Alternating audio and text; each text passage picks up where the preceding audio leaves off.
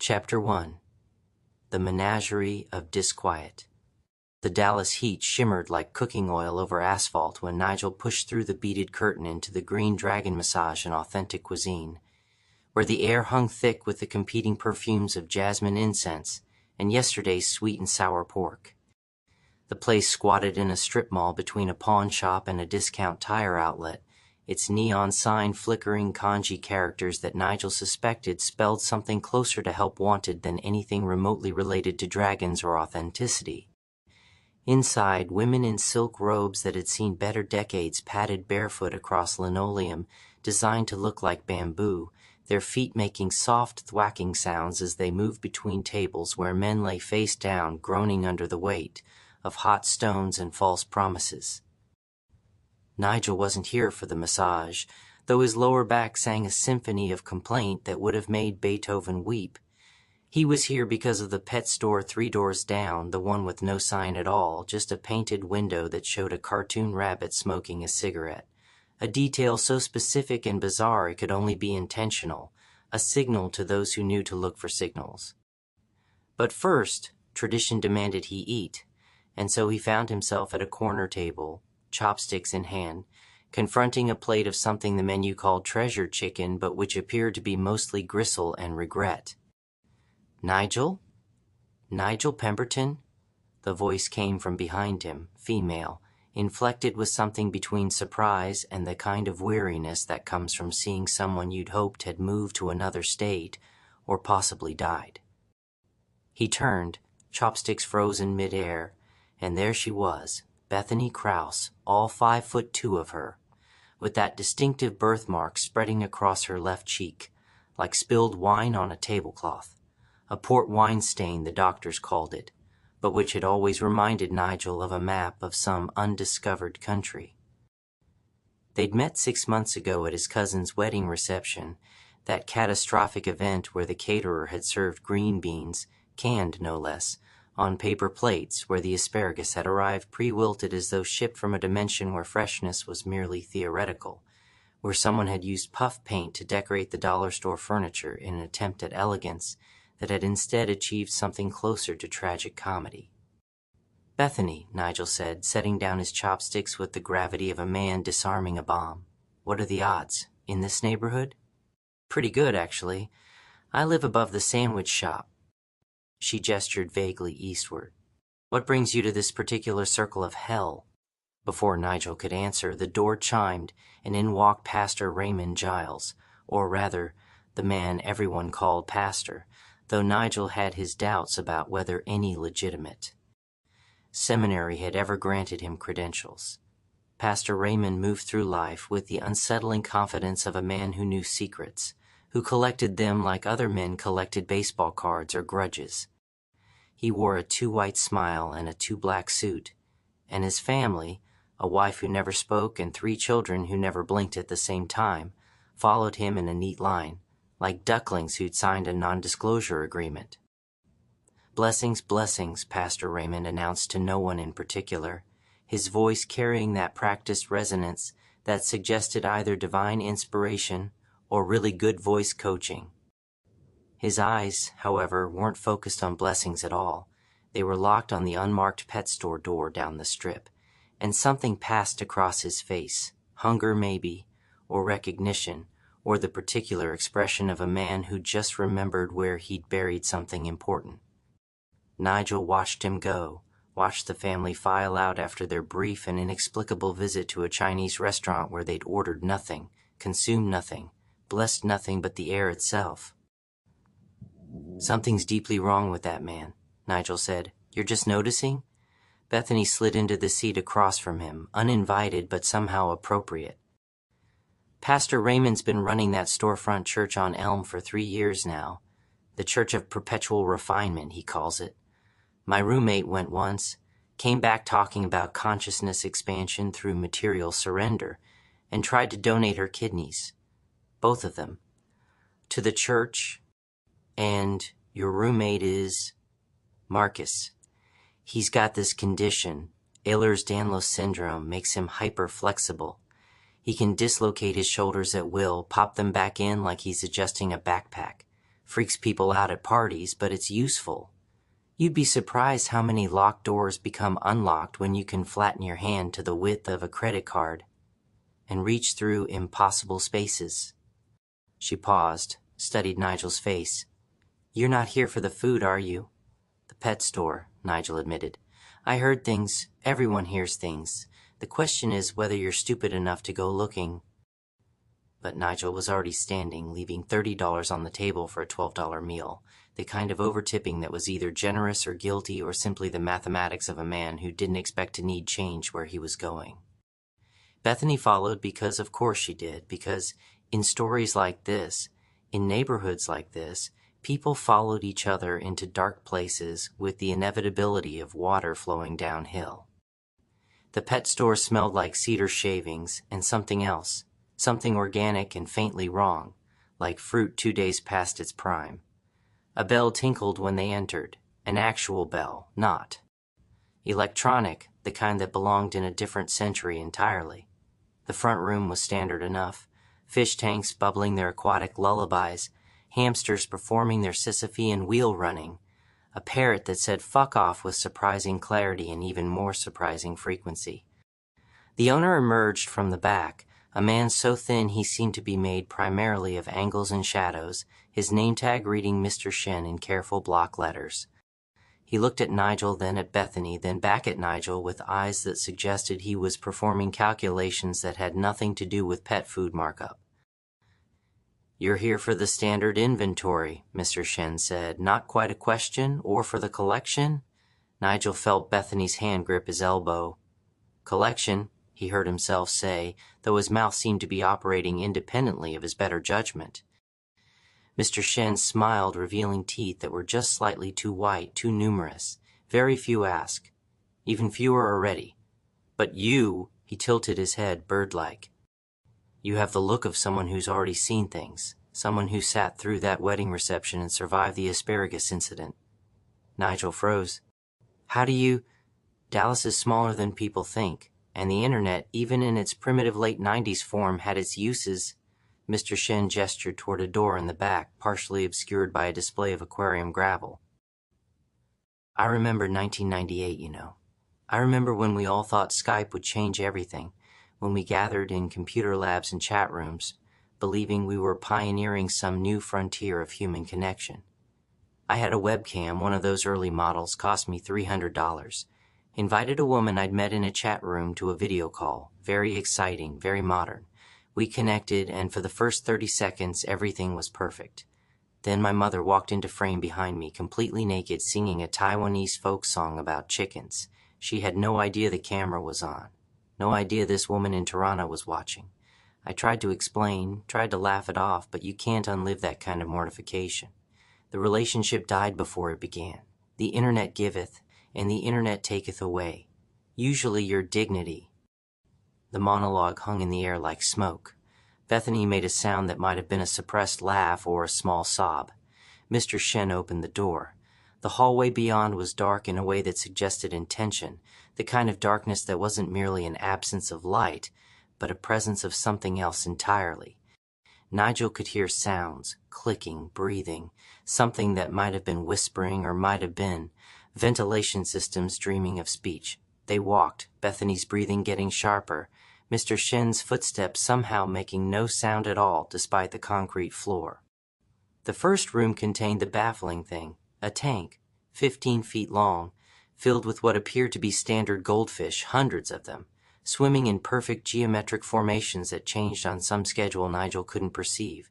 Triangles became hexagons, became spirals, became symbols from no alphabet he recognized.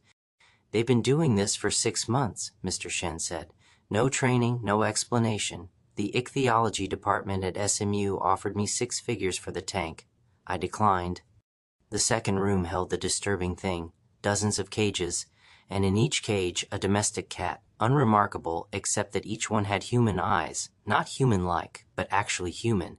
Donor eyes surgically implanted, grafted, somehow made functional, and those eyes tracked their movement with an intelligence that was profoundly, aggressively wrong. A client's experiment, Mr. Shen explained. He asked if I'd house them temporarily. That was 14 months ago. He stopped answering his phone. The cats keep growing. The eyes keep watching. The third room was the mind-boggling thing, and here Nigel stopped breathing for a full 5 seconds, because what he was seeing couldn't be real but was a woman, nude, suspended in a tank of clear fluid, her eyes open, her chest not moving, and around her swam what appeared to be eels but were too symmetrical, too purposeful, entering and exiting her body through ports that had been installed in her abdomen, her thighs, the base of her skull. She volunteered, Mr. Shen said quietly. Said she wanted to evolve beyond breathing. It's been 3 years. Her family thinks she's teaching English in Vietnam. But it was the fourth room that stopped them all, even Mr. Shen, who approached the door with something like reverence or possibly fear.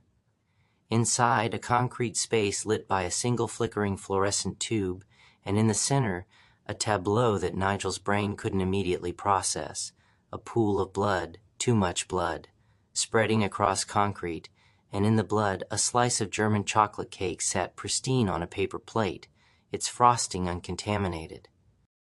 Beside it, a click clamp still attached to a string of pearls that led to a workbench where someone had been building something, a sculpture maybe, or a weapon, made from what appeared to be vintage Benoit balls welded to a frame. On the bench, a foam ball split open to reveal not foam inside but tissue, something organic, something that had been growing. A pickaxe leaned against the wall, its blade clean but its handle wrapped in what Nigel recognized with horrible certainty as human hair. Beside it, arranged with the care of a museum display, marzipan shaped into tiny screaming faces, Turkish delight in a pile like severed thumbs, and a mirror with red drum written in what might have been lipstick or might have been something worse. And standing in the corner, motionless until this moment, a man who looked so much like Jack Nicholson that Nigel's first thought was understudy, his second thought was clone, his third thought was run. The man smiled, and Bethany made a sound like a small animal dying. But it was the fifth person in the room who spoke, who'd been there all along, camouflaged by stillness, Pastor Raymond's wife, no longer silent, her voice raw from disuse or maybe from screaming. He thinks the animals will talk if we give them enough human parts, she said. And her eyes, green, genuinely green, not colored contacts but the real genetic impossibility of it, locked onto Nigel's. He thinks God speaks through tissue and blood. He thinks consciousness is transferable like a virus. And the worst part? Sometimes in this room, at 3 a.m., when the animals start making sounds they shouldn't be able to make, sometimes I think he's right. Mr. Shen closed his eyes. I told him not to bring guests to the fourth room. I told him there were boundaries even here. Wait, Nigel said, his voice coming from somewhere distant, somewhere his body had been 3 minutes ago. You said fourth room. We were in 3 rooms before this? Yes, Mr. Shen agreed. So this is the 5th room, Bethany whispered. We've been in 5 rooms. But you said 4th. The Jack Nicholson understudy's smile widened. Counting is for people who think sequence matters. Linearity is just another cage, friends. Another constraint. We're beyond that here. He reached down, picked up the German chocolate cake with his bare hands, blood mixing with frosting. Anyone hungry? It's quite good. The woman who made it had very steady hands right up until the end. In the corner something moved. Marcus, Bethany's roommate, emerging from shadows Nigel hadn't noticed, his shoulders doing that impossible thing, dislocating and relocating as he squeezed through a gap in the concrete wall that shouldn't have existed. Found it, Marcus said, holding up what looked like a ledger. The real inventory, the things they're really buying and selling. And that's when Pastor Raymond's wife, Nigel realized with sick certainty that he'd never learned her name, that she'd existed for 3 years in his peripheral vision as simply the pastor's silent wife, began to laugh, a sound like breaking glass, and said, You think this is the worst of it? You think this is where it ends? My husband's church isn't on Elm Street. My husband doesn't have a church. My husband's been dead for 6 months, in the tank in room 2, feeding the cats in room 3, suspended in room 4, dreaming the dreams that make the goldfish swim in patterns. I'm the pastor now. I'm the one who takes confessions. I'm the one who knows what everyone in this neighborhood has buried, what they've done, what they'll do again given sufficient motivation and inadequate supervision.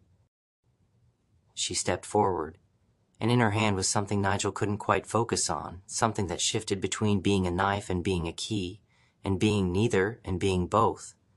The question isn't what you've seen tonight. The question is what you'll do with the seeing. Whether you'll run, she gestured to the door, or whether you'll stay and learn what comes next, what comes after seeing, what evolution looks like when you stop thinking of humanity as a destination and start thinking of it as a temporary condition. Mr. Shen sighed, pulled out his phone, scrolled through what appeared to be a very long contact list. I need to call the cleaner. This always gets messy when people start philosophizing. Bethany grabbed Nigel's arm, but her grip was weak, distracted because she'd noticed what Nigel had just noticed. In the pool of blood, letters were forming, the liquid moving against physics, against sense, spelling out words that Nigel could read but couldn't accept. Your turn to choose. And then, from the hallway behind them, footsteps, multiple pairs moving fast, and a voice Nigel recognized from the wedding reception 6 months ago, from the bean plate incident, from the moment when everything in his life had started tilting toward this inevitability. His cousin Derek shouting, I told you not to go looking. I told you some family secrets are doors you can't close again. The Jack Nicholson understudy laughed, took a bite of blood-soaked cake, and in that moment of distraction, Marcus moved, that impossible flexibility letting him flow like water toward the workbench, toward the pickaxe, toward the lights went out. In the darkness, Nigel heard breathing, multiple sources, some human, some definitively not. He heard Mr. Shen's voice, calm and professional. Now we wait to see who has real green eyes. They're the only ones who can see in the dark down here. They're the only ones who can tell us who's who, what's what, whether we're predators or prey or something that hasn't been named yet. A click, a spark, the smell of marzipan burning. And then a voice Nigel had never heard before, deep and resonant, and coming from everywhere and nowhere, saying words that made his teeth ache and his vision blur. The weapon you're thinking of is called a mattock, not a pickaxe. Though the distinction matters less than people assume, a pickaxe has a point on one end and a chisel on the other, designed for breaking rock, for mining, for extraction. While a hatchet is lighter, meant for wood, for camping, for the quick violence of splitting, kindling, or skulls depending on necessity and jurisdiction, and a mattock combines features of both but adds a third element, an adze blade, making it the most versatile tool for digging, for trenching, for breaking ground, literal and metaphorical, and I know this because I've used all three. In this room, in rooms you haven't seen yet, in rooms that exist in the spaces between the numbered rooms, and the real question isn't which tool is best for which job, but rather why you're all so obsessed with taxonomy, with naming, with categories, when the work itself, the cutting, the breaking, the opening of closed things, transcends nomenclature entirely, when blood flows the same whether you call the implement a pickaxe or a mattock or a simple length of sharpened steel, when the German chocolate cake tastes the same whether you eat it in darkness or light, whether you know the name of the woman who baked it, or simply appreciate the craft, the precision. The way the frosting peaks suggests someone who cared about presentation, even knowing presentation wouldn't matter in the end. The voice stopped. Nigel realized he'd been holding his breath so long his lungs burned. Light returned, but different now, dimmer, redder, and what Nigel saw in that crimson illumination made his stomach attempt to escape through his throat. The pool of blood had grown, had reached the walls, had begun climbing upward in defiance of gravity, and in its reflective surface he could see not the room they were in, but another room, identical but inverted, where figures moved in mirror reverse of their own movements, where the Jack Nicholson understudy stood revealed as the original, where Pastor Raymond's wife wore a collar that suggested possession, where Marcus's flexibility wasn't a syndrome but a choice, a modification, where Bethany's port wine stain moved, shifted, revealed itself as not birthmark but tattoo, but brand, but map of territories Nigel couldn't name, and where he himself, Nigel Pemberton, stood holding the pickaxe, no, the mattock, no, the thing that was both and neither, its blade dark with recent use, his hand steady despite everything, his expression not horror but satisfaction, completion, the look of a man who'd finally found the thing he'd been looking for since the wedding reception, since the bean plate catastrophe, since the moment he'd realized that normal life was a performance he'd never quite mastered. And maybe, just maybe, there were other scripts, other stages, other ways of being human, or post-human, or whatever came next in the evolution of appetite and action. And standing in the doorway, briefcase in hand, professional smile in place, impossibly clean despite the carnage, his cousin Derek, saying in a voice that suggested this was all very routine, very expected, gentlemen, ladies, entities of indeterminate classification. Shall we begin the orientation? There's paperwork, naturally. There's always paperwork. And Nigel, I'm afraid you're going to need to make a choice about the string of pearls. They're spoken for, but the previous owner is willing to negotiate, provided you can match her offer. She's very reasonable. For someone who technically stopped existing in conventional terms last Tuesday. The floor beneath Nigel's feet felt uncertain, felt like it might open, felt like it already had, and he was falling through layers of reality like a stone through water, each layer stranger than the last, each one more familiar than the previous, until he couldn't remember which level was the dream and which was the waking, and whether the distinction had ever mattered in a city like Dallas, in a neighborhood like this, in a pet store that sold more than pets, in a world where massage parlors doubled as something else, where pastors weren't pastors, where cousins betrayed and protected in the same breath, where blood pooled and spelled and knew things, where cakes waited patiently in the evidence of violence, where weapons had names and names had power and power was just another commodity for sale to anyone with steady hands and insufficient fear, and the willingness to see what lay behind the beaded curtain, past the numbered rooms, in the spaces where Dallas heat met human hunger, and something new and terrible and possibly beautiful was being born in the darkness between the fluorescent flickers. The Jack Nicholson understudy, or original, or avatar, or whatever he was, took another bite of cake, chewed thoughtfully, swallowed, and said, "You know what the real punchline is? The person most likely to betray you isn't in this room. They're still at the Chinese restaurant, finishing your treasure chicken, wondering why you left such a generous tip, already planning how they'll tell this story at the next family reunion, already editing out the parts that matter, the parts that would make people believe, the parts that would make them understand that transformation isn't a metaphor, that evolution happens in pet stores and massage parlors and strip malls across suburban Texas, that the future isn't coming, it's here, it's been here, it's always been here, waiting for people with eyes green enough to see in the dark, with flexibility enough to reach through impossible spaces, with hunger enough to eat blood-soaked cake and ask for seconds, with faith enough to follow strangers down dark hallways, even knowing, especially knowing, that hallways like these don't lead back to where you started, that you can't unring bells or unknown things or return to the innocent ignorance of believing pet stores only sell pets.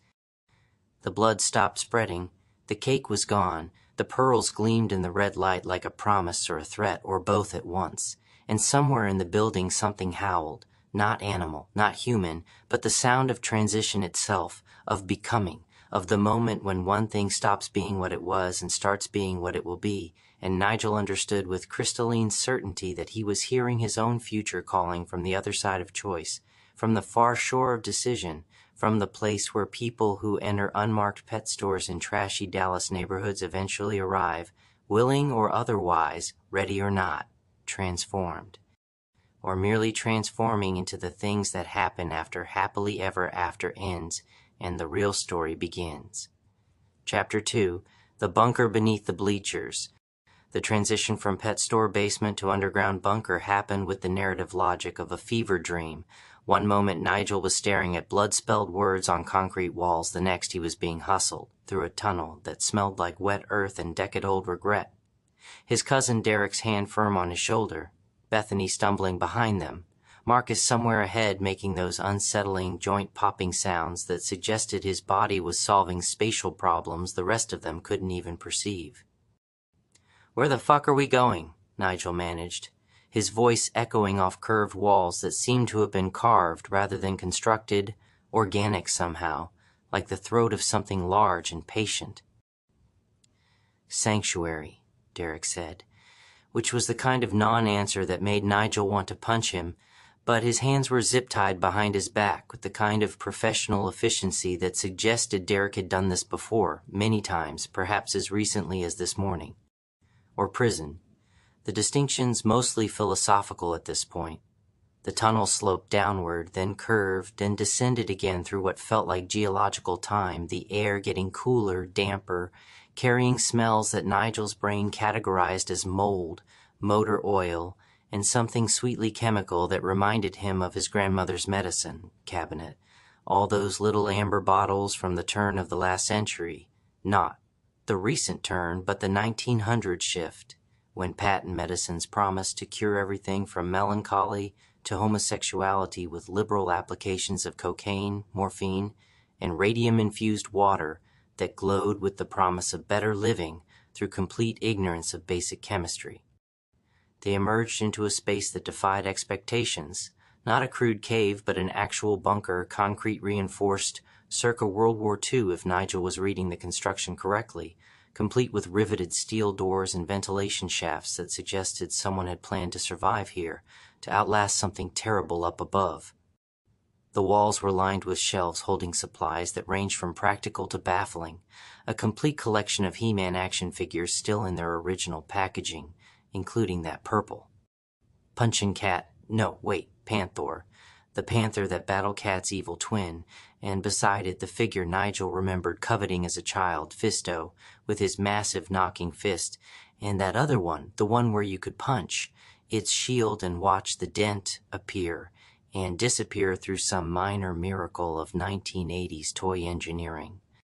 "The fuck is this?" Bethany said, voicing what they were all thinking. "Someone's apocalypse playhouse? Baseball field's right above us," Derek explained, cutting Nigel's zip ties with a pocket knife that appeared from nowhere. "Ghetto side of town, been abandoned since the 90s. City forgot about it. Everyone forgot about it. Makes it perfect for forgetting things, for storing things people want forgotten." He gestured to a corner where a massive ham radio setup hummed quietly, tubes glowing like malevolent fireflies. "Communication hub for the network." "What network?" Nigel rubbed his wrists, circulation returning in painful pulses.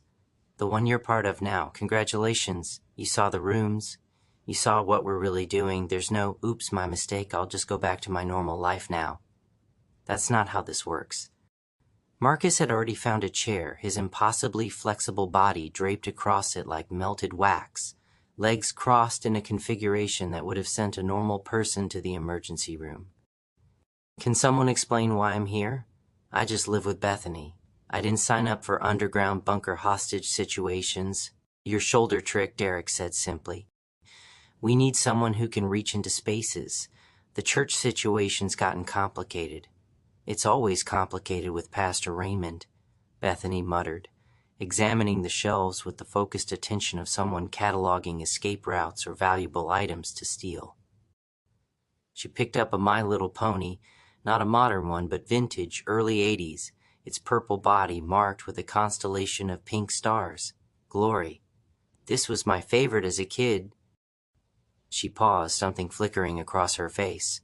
"Also the name of the girl from my gymnastics class who always had that clearish fluid in her underwear after balance beam practice. We all thought she was peeing herself, but the coach said it was normal, just the body's response to pressure and friction and sustained muscle engagement. Glory quit after 6 months. Last I heard she was selling essential oils on Facebook and claiming they cured her hammer toe." Derek snorted. "Hammer toe. Now there's a condition. My uncle had it, refused to see a podiatrist because he was convinced doctors were government spies. Walked like a goddamn duck for 15 years before gangrene made the choice for him." The conversation had taken a turn into the surreal mundanity that Nigel was beginning to recognize as defense mechanism, the way people in terrible situations start talking about anything except the terrible situation. He walked the perimeter of the bunker, noting details: a terry cloth robe hanging on a hook, a collection of cheap cologne bottles arranged with museum-like precision, A poster from the Texas State Fair circa 1987 featuring big text before the fire, his grin wider and more sinister than Nigel remembered. "So what's the church situation?" Nigel asked, because someone had to ask, because Derek had mentioned it twice now, and that meant it mattered. Meant it was the real reason they were here and not still in the pet store watching bloodspell sentences and Jack Nicholson's Mabiclone eat evidence. Derek's expression went carefully neutral, which was worse than if he'd looked worried. Pastor Raymond, or rather, the thing using Pastor Raymond's identity, has been running experiments. Not just theological experiments, biological ones. You remember his wife? The green-eyed one? Hard to forget someone who claims her husband's been dead for 6 months while he's simultaneously running a church. She wasn't lying, not exactly. The man who walks into that church every Sunday, who gives sermons about consciousness expansion and material surrender, who takes confessions and offers absolution, he's not Raymond Giles. He's what's left after Raymond Giles was processed. Bethany had gone very still. Processed. There's a machine in the church basement. Raymond's wife built it. She's got a doctorate in bioengineering from MIT. Did you know that? No one does. Everyone thinks she's just the silent pastor's wife. She's been running an experiment in consciousness transfer, in personality extraction and reconstitution. Raymond was the first successful subject. She took him apart, put him back together, but different. Better, she claims. More evolved.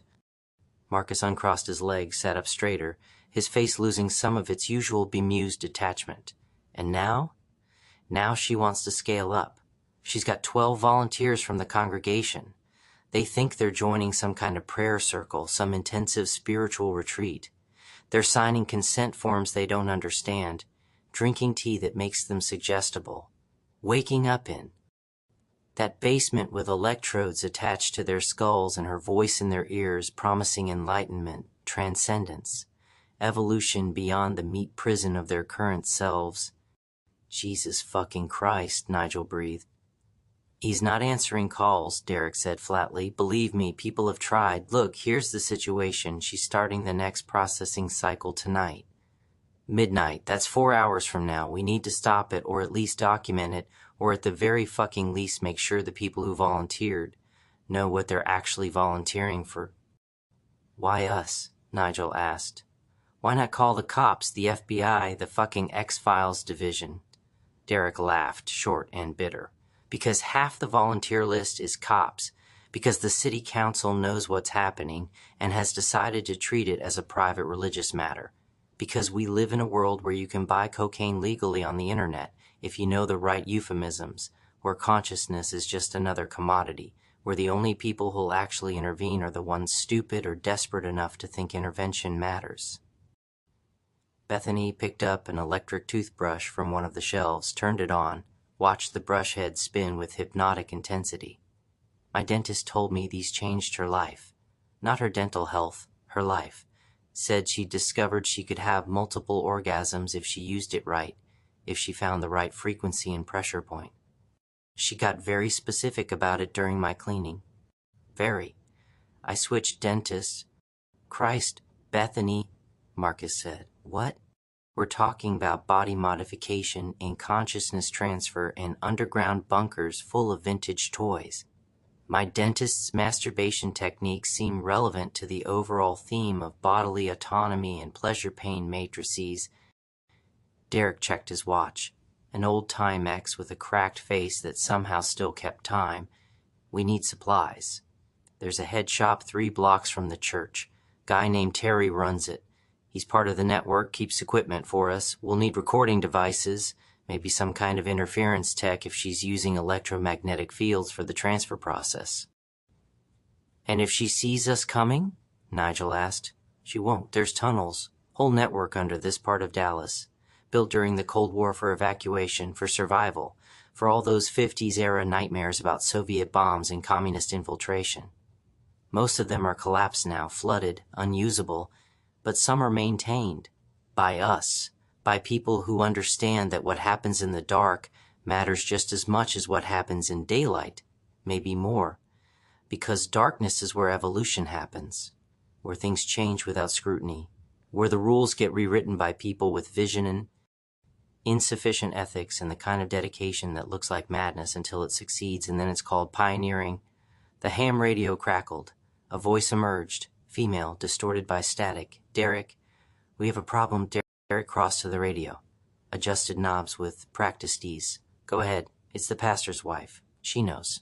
Someone told her about the network, about the surveillance, about the plan to interrupt tonight's processing. She's moved up the timeline. It's happening now. Right now. And she's added a name to the volunteer list." "Who? Herself. She's processing herself.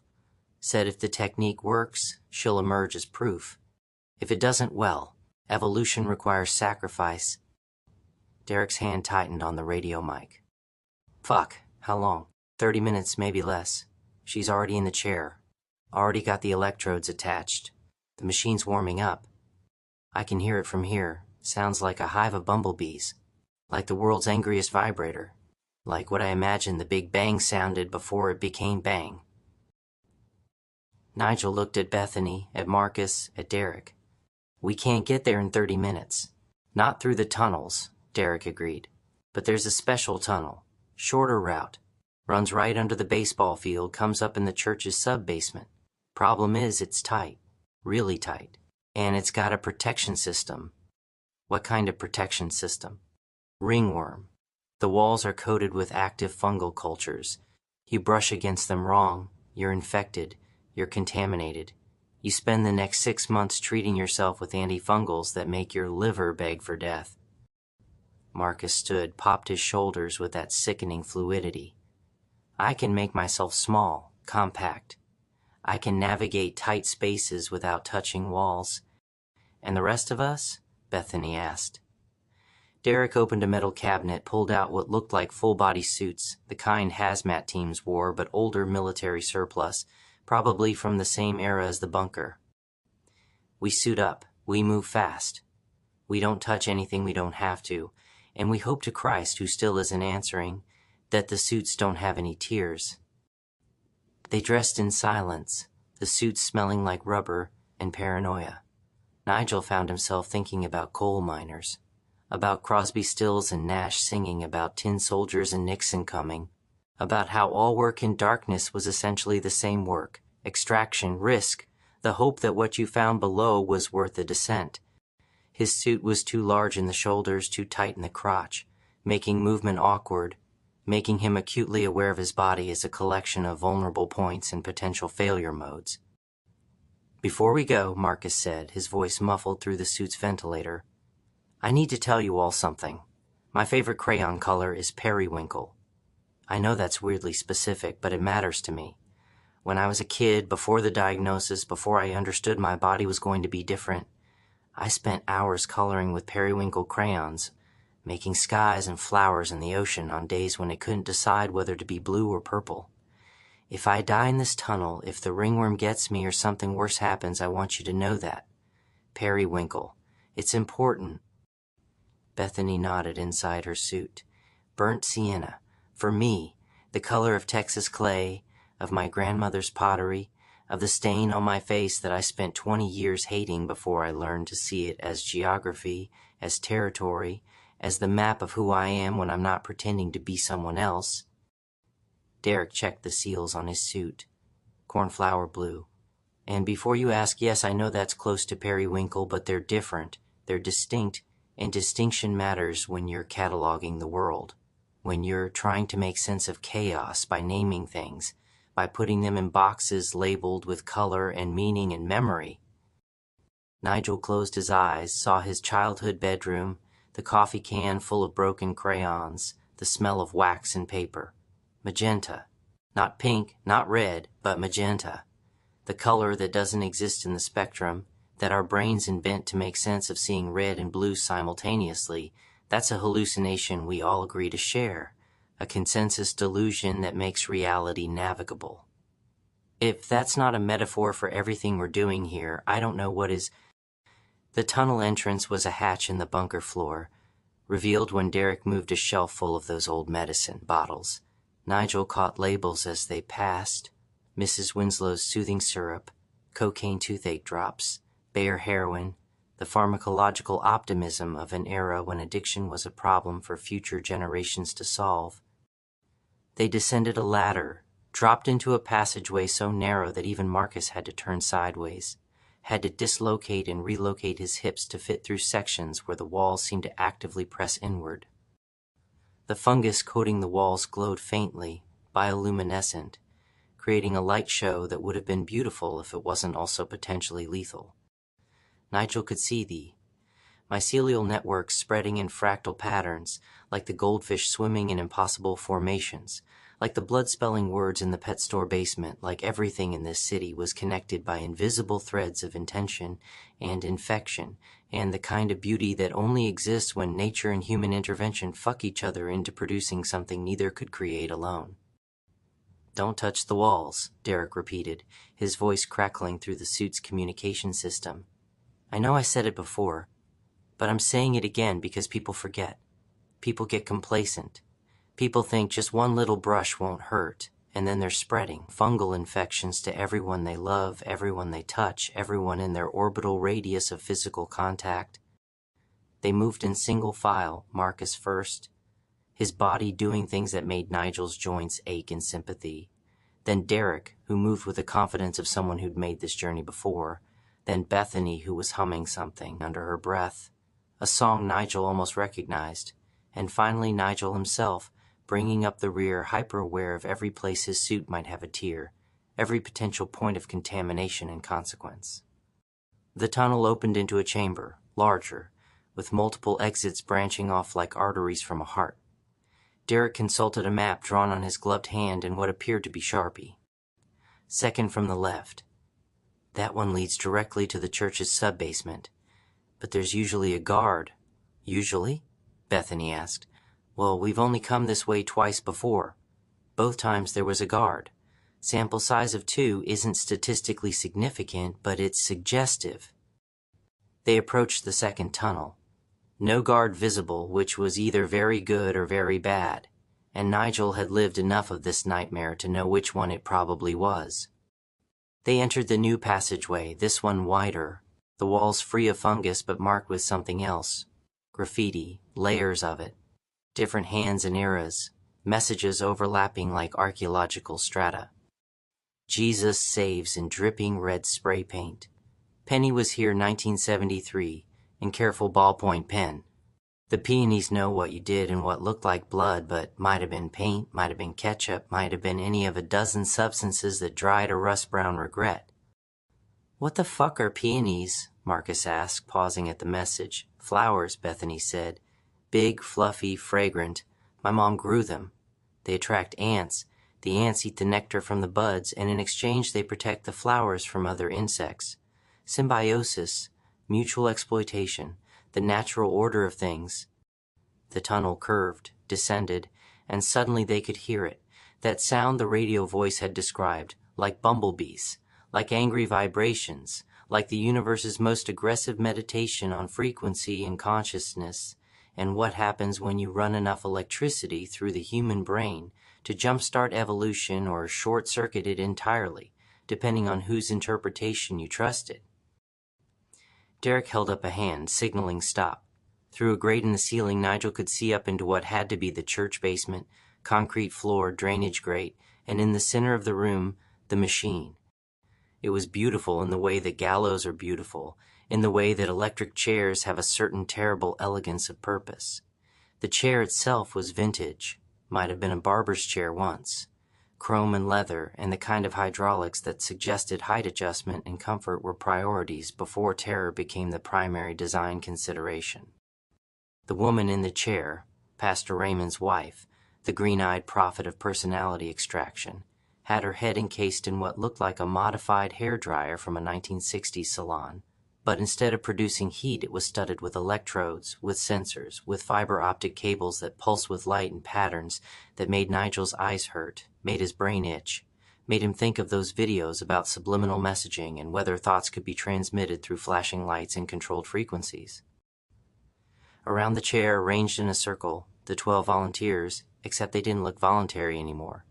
They looked drugged, eyes dilated, swaying slightly like wheat in wind, and Nigel recognized 3 of them from around town. the guy who ran the 7-Eleven on Commerce Street, the woman who taught yoga at the YMCA, and impossibly, surreally, the Jack Nicholson understudy from the pet store, now dressed in coveralls and wearing an expression of beatific anticipation. Pastor Raymond, or the thing wearing Pastor Raymond, stood at a control panel, adjusting dials, consulting readouts on screens that showed what Nigel guessed were brainwave patterns, neural activity, the electrical storms of consciousness mapped and measured and prepared for extraction like oil from shale, like coal from mountains, like anything valuable that required destruction to access. She's really doing it, Bethany whispered. She's really going to process herself. More than that, Derek said, pointing to a secondary machine, smaller, connected to the first by cables so thick they look like industrial anacondas. That's the reconstitution chamber. She's planning to transfer herself into it, rebuild herself from extracted consciousness, emerge as whatever comes next in the evolutionary sequence. It's insane. It's genius, Marcus corrected. Insane genius, but genius nonetheless. She's using the volunteers as witnesses, as validation, as proof of concept that can walk around and testify to the experience. The machine's humming intensified, and Pastor Raymond's wife began to speak, her voice amplified by speakers Nigel couldn't see. Consciousness is not singular. Identity is not fixed. We are patterns, we are processes, we are information encoded in meat, and waiting for better storage media, for more efficient processing power, for the upgrade from biological to something beyond. What I do tonight, I do not just for myself, but for all of us, for everyone who has ever felt trapped in the wrong body, the wrong mind, the wrong configuration of neurons in nostalgia. I am the bridge. I am the proof. I am the future arriving 4 hours ahead of schedule, because the future doesn't wait for anyone's permission or comfort or carefully constructed timeline of acceptable transformation. She nodded to Pastor Raymond. He flipped a switch. The world went white, then purple, then a color Nigel didn't have a name for because it existed somewhere between ultraviolet and migraine, somewhere in the spectrum, that human eyes weren't designed to process, but consciousness could taste anyway, could feel like electricity on the tongue, like the moment before orgasm stretched into eternity, like every nerve ending firing simultaneously in a symphony of sensation that was neither pleasure nor pain, but the raw fact of being aware, of existing, of having a self that could observe itself observing itself in an infinite regression of attention and identity. The woman in the chair convulsed. The volunteers moaned in unison. The lights in the basement flickered, and through the grate, Nigel could see something impossible.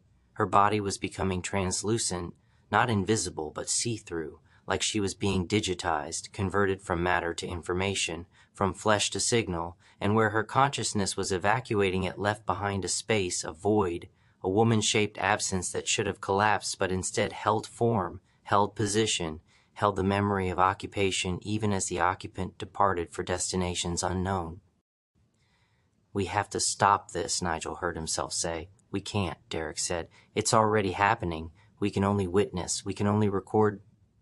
But Bethany was already moving, her hands on the grate, lifting, pushing, and before anyone could stop her, she dropped through into the basement, landed in a crouch that suggested gymnastics training never really left your body.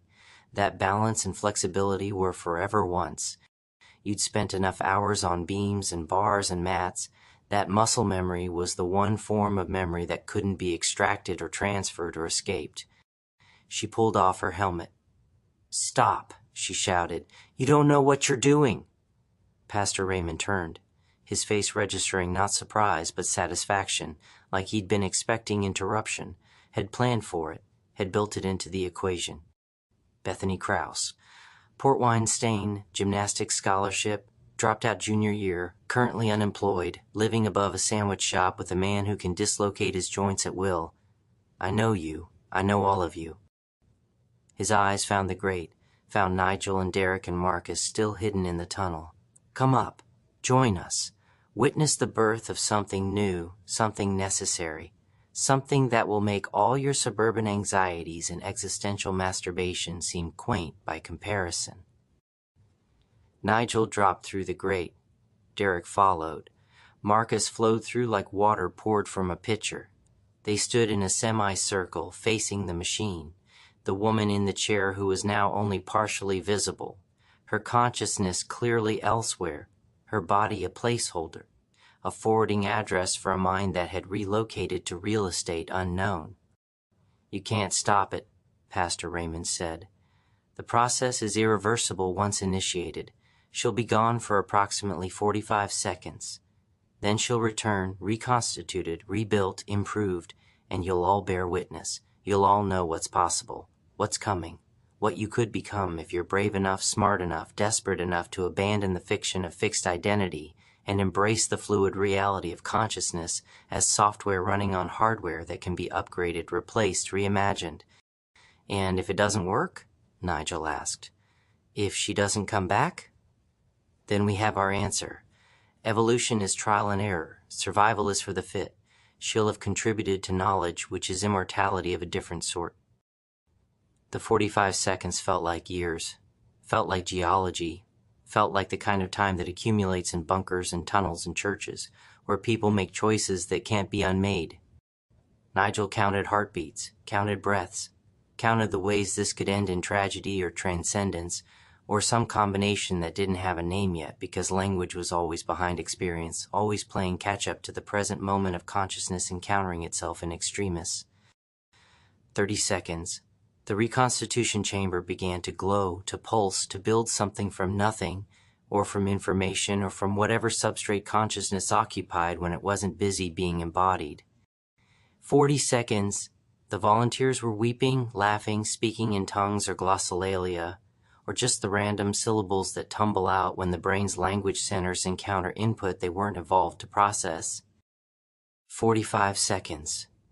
The chair's machinery powered down with a whine like a dental drill giving up on a particularly difficult tooth. The woman's body solidified, became opaque again, became present. Her eyes opened. They were still green, but brighter somehow, more luminous, like someone had turned up the saturation in post-production, like reality had been enhanced for clarity and dramatic effect. She smiled. "It worked," she said, and her voice was different, layered, like multiple versions of herself speaking simultaneously from different points in her own timeline. "I can feel everything. I can see everything. I am—" She paused, frowned, looked down at her body with an expression that shifted from triumph to confusion to concern. "Wait, something's wrong. What?" Pastor Raymond moved toward her, cables in hand, ready to reconnect, to adjust, to fix whatever glitch had emerged in the perfection of his wife's transformation. "My vulva," she said, and despite everything, the danger, the insanity, the cosmic implications of consciousness transfer and identity reconstruction, Nigel felt a laugh bubble up in his throat because of course, in the middle of transcendence and evolution and the redefinition of human potential, the problem was gynecological. It doesn't feel right. It feels like it belongs to someone else.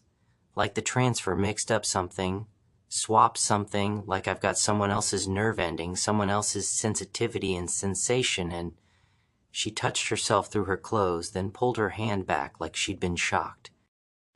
"This isn't mine. This is wrong. The process was supposed to preserve everything, was supposed to transfer consciousness completely, but something got scrambled." Bethany stepped forward, that port wine stain on her face seeming to pulse in the strange light.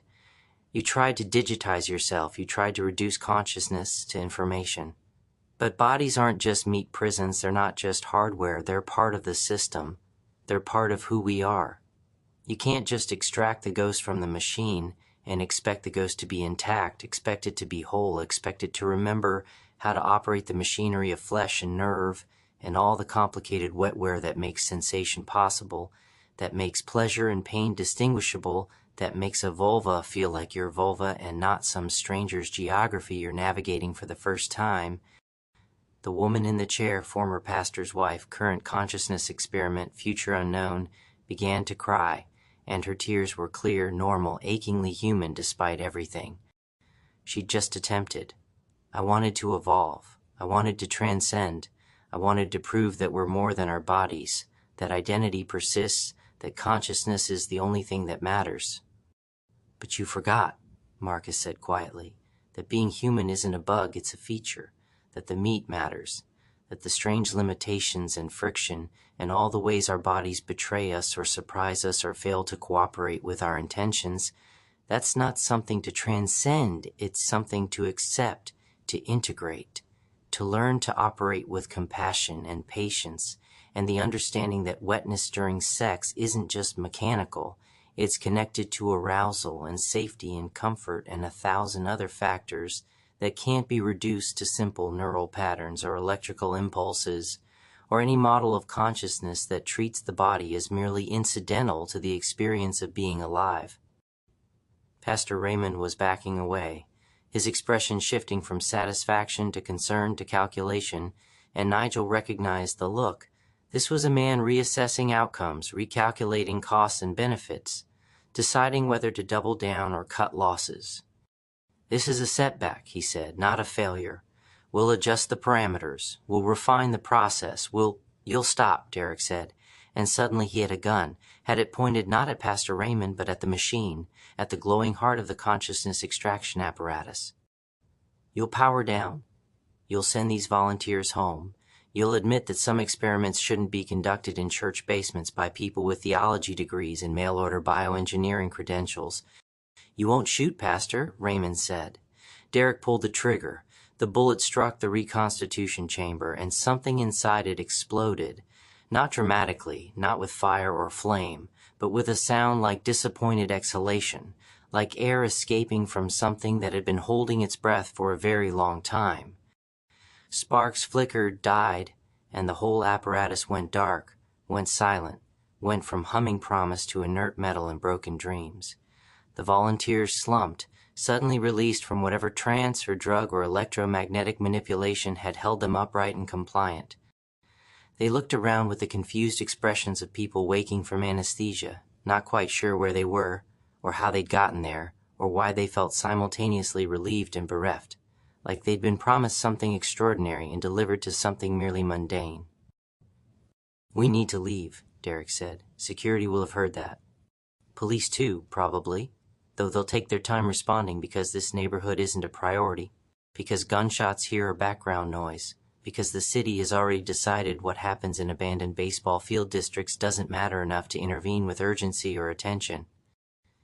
They moved toward the grate, toward the tunnel entrance, but Nigel paused, looked back at the woman in the chair, at Pastor Raymond standing beside her with his hands loose at his sides and his expression unreadable.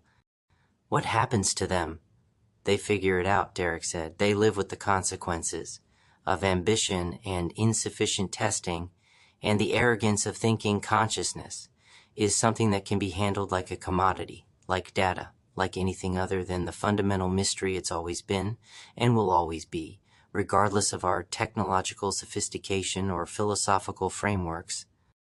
They climbed back into the tunnel, Marcus first, then Bethany, then Nigel, and finally Derek, who paused at the grate to look back one more time. For what it's worth, he called down to Pastor Raymond, "My wife left me because I couldn't grow a decent handlebar mustache. Said a man who couldn't commit to facial hair couldn't commit to anything. She was wrong, but also right. I spent 2 years trying to cultivate those handlebars. 2 years applying oils and waxes and reading forums about mustache training and optimal growth nutrients. And all I ever achieved was something that looked like a caterpillar had died on my upper lip and was being slowly mummified by time and disappointment. Some things we want, we're just not built for. Some evolutions we're not ready for. Some transformations we should leave to the future, to people with better equipment and fewer ethical shortcuts and the wisdom to know that just because you can extract consciousness doesn't mean you should, doesn't mean the universe is improved by the ability, doesn't mean progress and catastrophe aren't sometimes the same event viewed from different angles of desperation and hope." He dropped the grate closed, sealed them back in the tunnel, and they moved through darkness toward the bunker, toward surfaces coated with ringworm and choices coated with consequence, toward a world that was exactly as strange as it had been an hour ago, but which they now understood differently, understood better, understood with the kind of clarity that comes from watching someone try to transcend humanity, and end up instead confronting the very specific, very mundane, very human problem of a vulva that no longer felt like home, that had become foreign territory in the process of trying to map consciousness onto anything other than the meat and electricity and strange chemistry that had been housing it all along, that had been sufficient all along, that had been enough if only we could learn to love the limitations as much as we love the dreams of escape, of transformation, of becoming something other than what we are in these bodies, in this moment, in this city where pet stores sell more than pets and churches promise transcendence and deliver only the same old human problems in new and terrifying configurations. The walk back through the fungal tunnel was silent except for breathing, except for the occasional pop of Marcus's joints, except for the hum of Bethany still humming that song Nigel finally recognized, an old one, something about teaching the world to sing in perfect harmony. Jingle from a Coke commercial repurposed as hymn, as prayer, as the kind of music you make when words fail and meaning escapes and all you have left is melody, and the hope that someone else recognizes the tune, joins in, harmonizes with your particular frequency of fear and wonder, and the exhausted realization that every adventure into the unknown is also an adventure into yourself, into the parts you didn't know existed, into the territories you hadn't mapped because you were too busy, looking outward, looking forward, looking anywhere except at the mirror where your own strange face stares back with green eyes or brown eyes, or periwinkle crayon eyes, or however you choose to color the iris of your self-perception when you finally sit down with the big box of Crayola possibilities and start filling in the outline of who you might be if you stop trying to be anyone else, anything else, anywhere else but here, now, in this moment of descent and return, of going down and coming back up, of witnessing what happens when people play God and discover that God is just another human, with better marketing and worse impulse control, and a tendency to fuck up the details while getting the big picture approximately right, in the way that all creation is approximately right and absolutely wrong and somehow functional despite the errors, despite the glitches, despite the vulvas that don't feel like home and the consciousnesses that can't quite transfer cleanly, and all the other small catastrophes that accumulate until they become the texture of existence, the grain of reality, the truth we live with, when the fever dream fades and we're left with just the fever, just the dream, just the morning after when you have to decide whether to call it nightmare or vision, and whether the distinction even matters when you're covered in hazmat, suit sweat, and existential vertigo, and the knowledge that somewhere above you a baseball field sits abandoned with grass growing through chain link, and memories of Little League games where kids named Tyler and Brandon struck out or hit home runs while their parents screamed encouragement that sounded like threats, and threats that sounded like love, and nobody, not one single person in those bleachers, suspected that beneath their feet ran tunnels full of Cold War paranoia and ringworm and people trying to decide whether consciousness was worth saving if saving it meant losing the very sensations that made consciousness worth having in the first place. They emerged back into the bunker breathing hard, peeling off the hazmat suits with the kind of urgency that suggested either claustrophobia or the simple human need to feel air on skin, to remember that bodies were porous, were designed for exchange with the environment, were not meant to be sealed away in rubber and paranoia, even when rubber and paranoia were the only thing standing between you and a fungal infection that would make the next 6 months a symphony of itching and shame. Nigel sat heavily in a folding chair that creaked under his weight, the metal complaining in a way that felt appropriate, that felt like the universe's editorial comment on the entire evening. So what now? Derek was at the ham radio again, reporting into whoever was on the other end of the network, using code words that Nigel didn't understand, but could parse the emotional content of failure, partial success, complications, need for extraction, need for cleanup, need for the kind of help that came in unmarked vans and asked no questions and billed to accounts that didn't appear on any legitimate ledger. Bethany had found a first aid kit, was examining her hands for tears in the suit for potential exposure, for any sign that the ringworm had found purchase. "I think I'm clean," she said. "I think we all are. But we should still get checked. There's a clinic on Haskell, guy named Dr. Patel. He's part of the network. He understands discretion in unusual medical situations.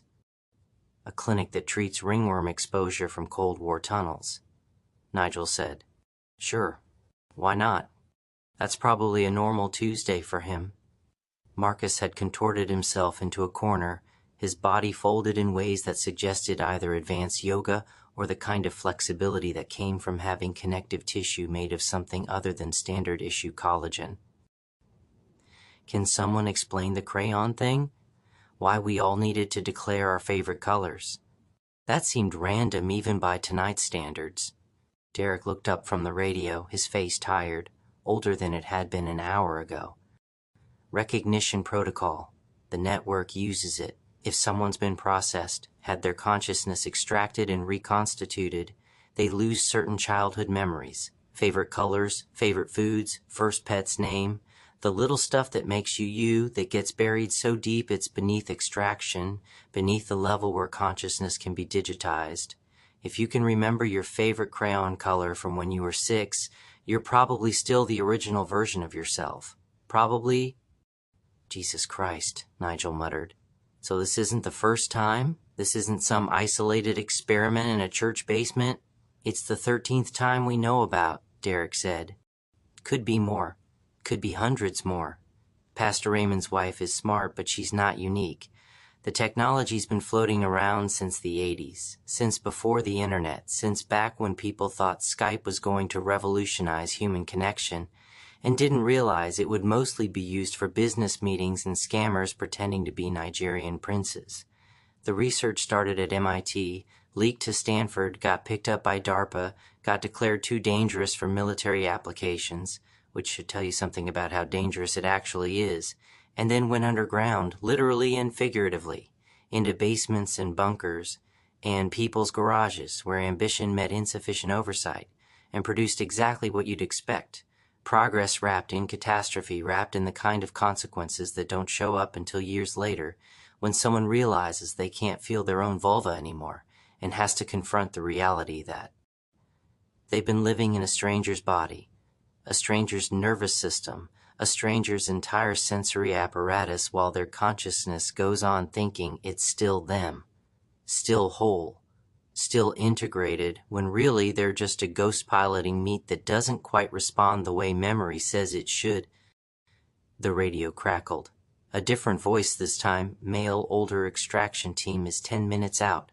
Secure the subjects, prepare for debrief, and for fuck's sake tell me nobody got exposed to the tunnel fungus, because the last time we had to treat that, it cost us $40,000 in antifungals and one very uncomfortable conversation with a CDC investigator who wanted to know why we were ordering industrial quantities of medication typically reserved for immunocompromised AIDS patients.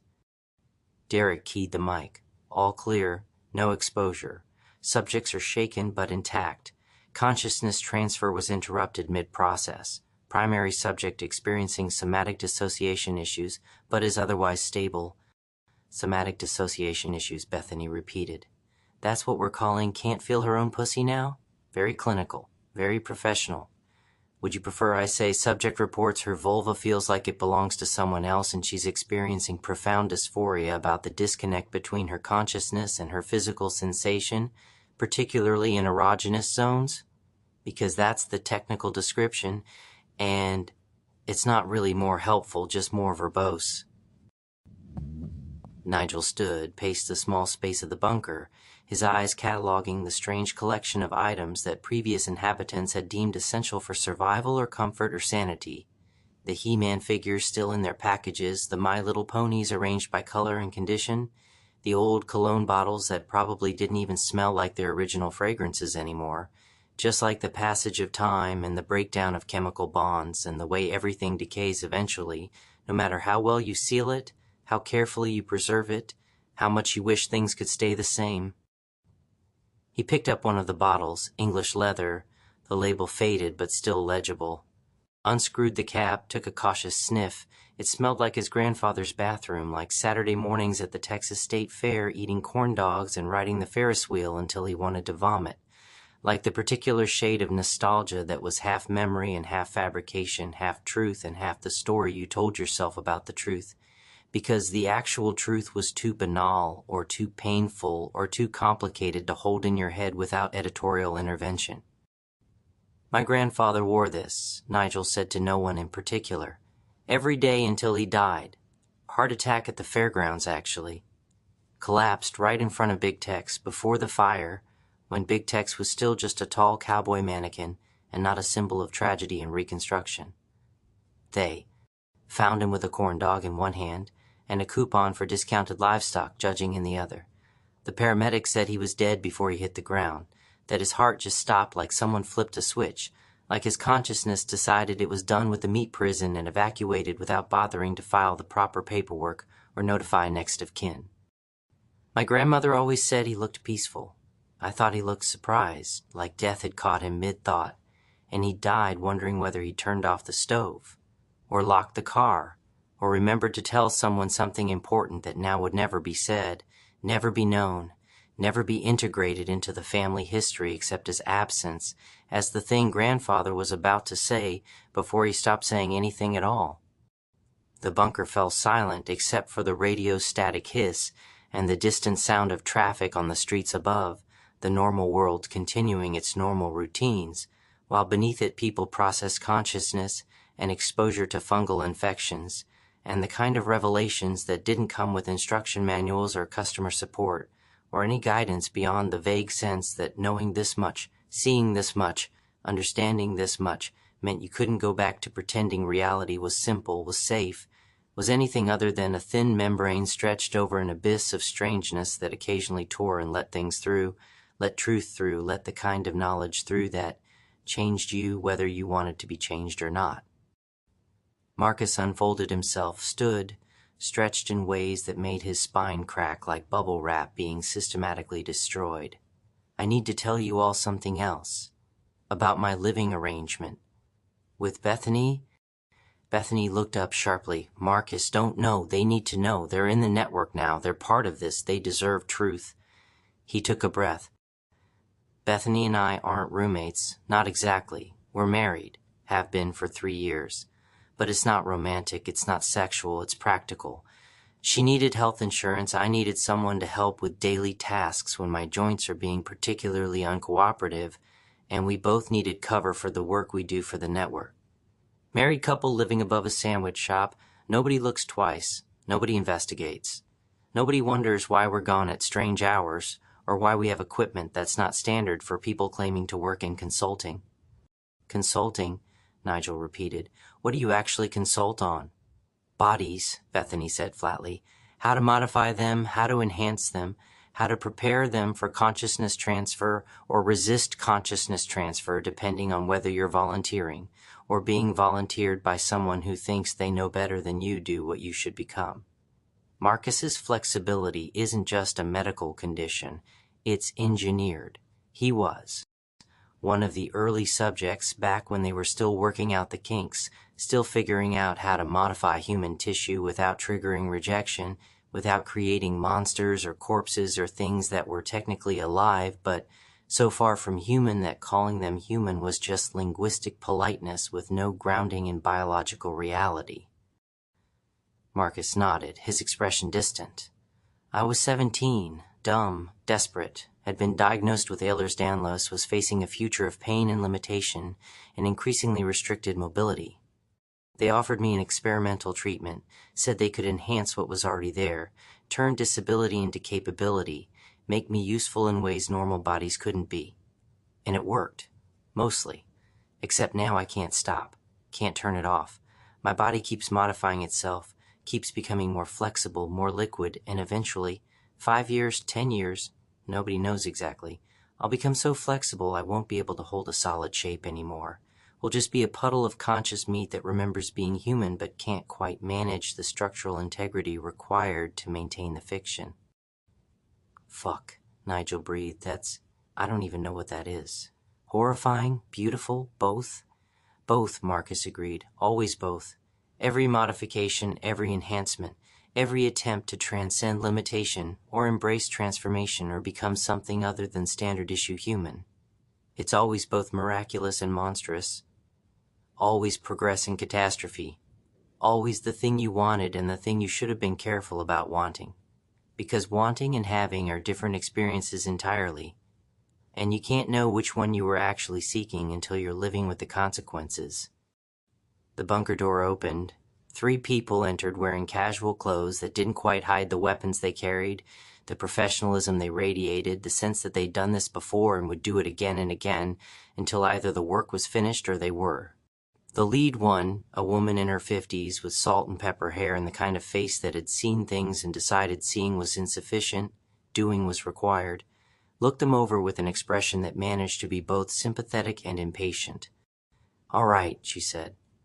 "Let's get you all to Dr. Patel for the exposure check, then to debrief, then to the decision point where you either commit to the network fully, or we make arrangements for you to forget tonight, happen through methods that are effective, if not entirely ethical, but which we've all agreed are preferable to the alternative of having loose ends wandering around Dallas, knowing about consciousness transfer and tunnel systems and the various ways human ambition intersects with human frailty to produce outcomes nobody planned for, but everyone should have anticipated if they'd been paying attention to history or literature or any of the cautionary tales we tell ourselves, and then immediately ignore because we always think we're different. We're smarter. We're the ones who'll transcend the pattern and achieve the dream.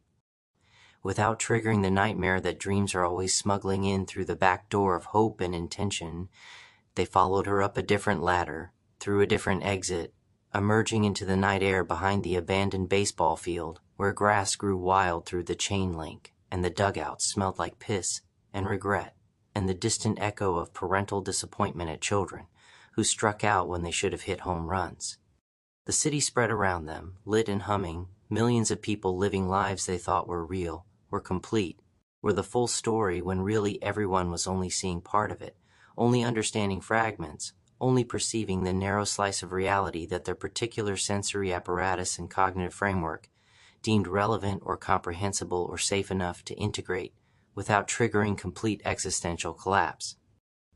A van waited, nondescript, the kind that could be contractor's vehicle or serial killer's lair or government operation depending on context and imagination.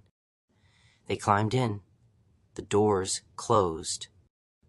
The van moved through streets Nigel recognized but which looked different now, looked like stage sets, like facades, like the visible part of an iceberg while beneath it stretched the real mass, the real depth, the 90% of reality that stayed hidden because exposing it would sink ships, would capsize certainty, would flood the comfortable illusions people needed to get through Tuesday afternoons and Thursday mornings and all the mundane moments that constituted most of life even when underneath those moments ran tunnels full of ringworm and consciousness transfer experiments, and people like Marcus who were slowly liquefying, and people like Bethany who wore port wine stains like maps of territories they'd learned to inhabit, and people like Derek who couldn't grow handlebar mustaches but could shoot consciousness extraction machines with the kind of precision that suggested practice preparation, the acceptance of violence as sometimes necessary tool for preventing worse violence, for stopping the experiments that should stop, for drawing lines in basements and bunkers and all the underground spaces where human curiosity became human catastrophe, became human evolution, became whatever came next in the sequence that nobody could predict but everyone could see coming if they just paid attention to the patterns, to the repetition, to the way every generation thought. It invented transformation while really just discovering the same old truths in new packaging, the same old tragedies in contemporary settings, the same old story of people trying to transcend the meat, and discovering the meat was never the problem. The trying was the problem. The assumption that consciousness was separable from flesh was the problem.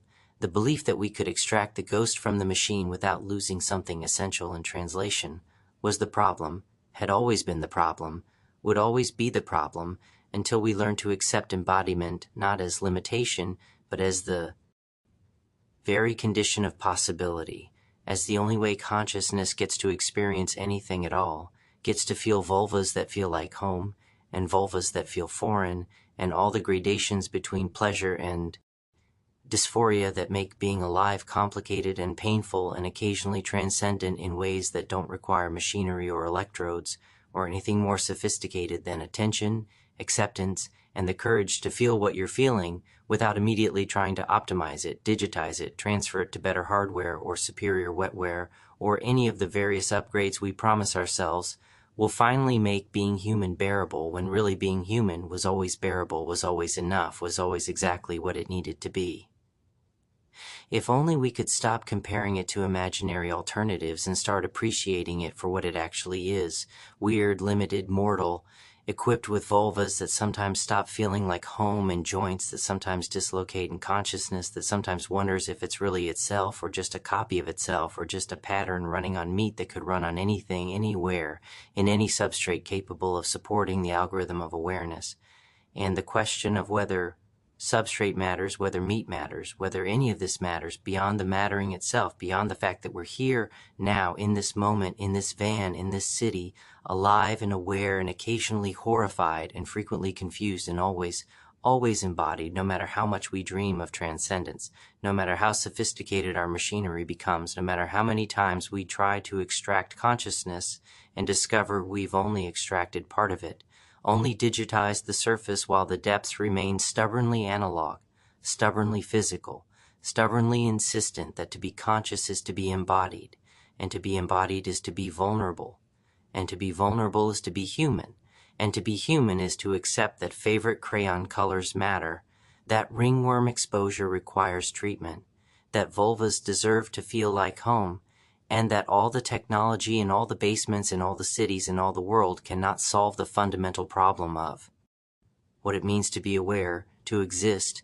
to occupy space and time and meat, while consciousness rides along like a passenger who sometimes forgets it, needs the vehicle, needs the flesh, needs the strange chemistry and electrical storms and all the messy biology that makes thinking possible, feeling possible, being possible in the first place. The van stopped.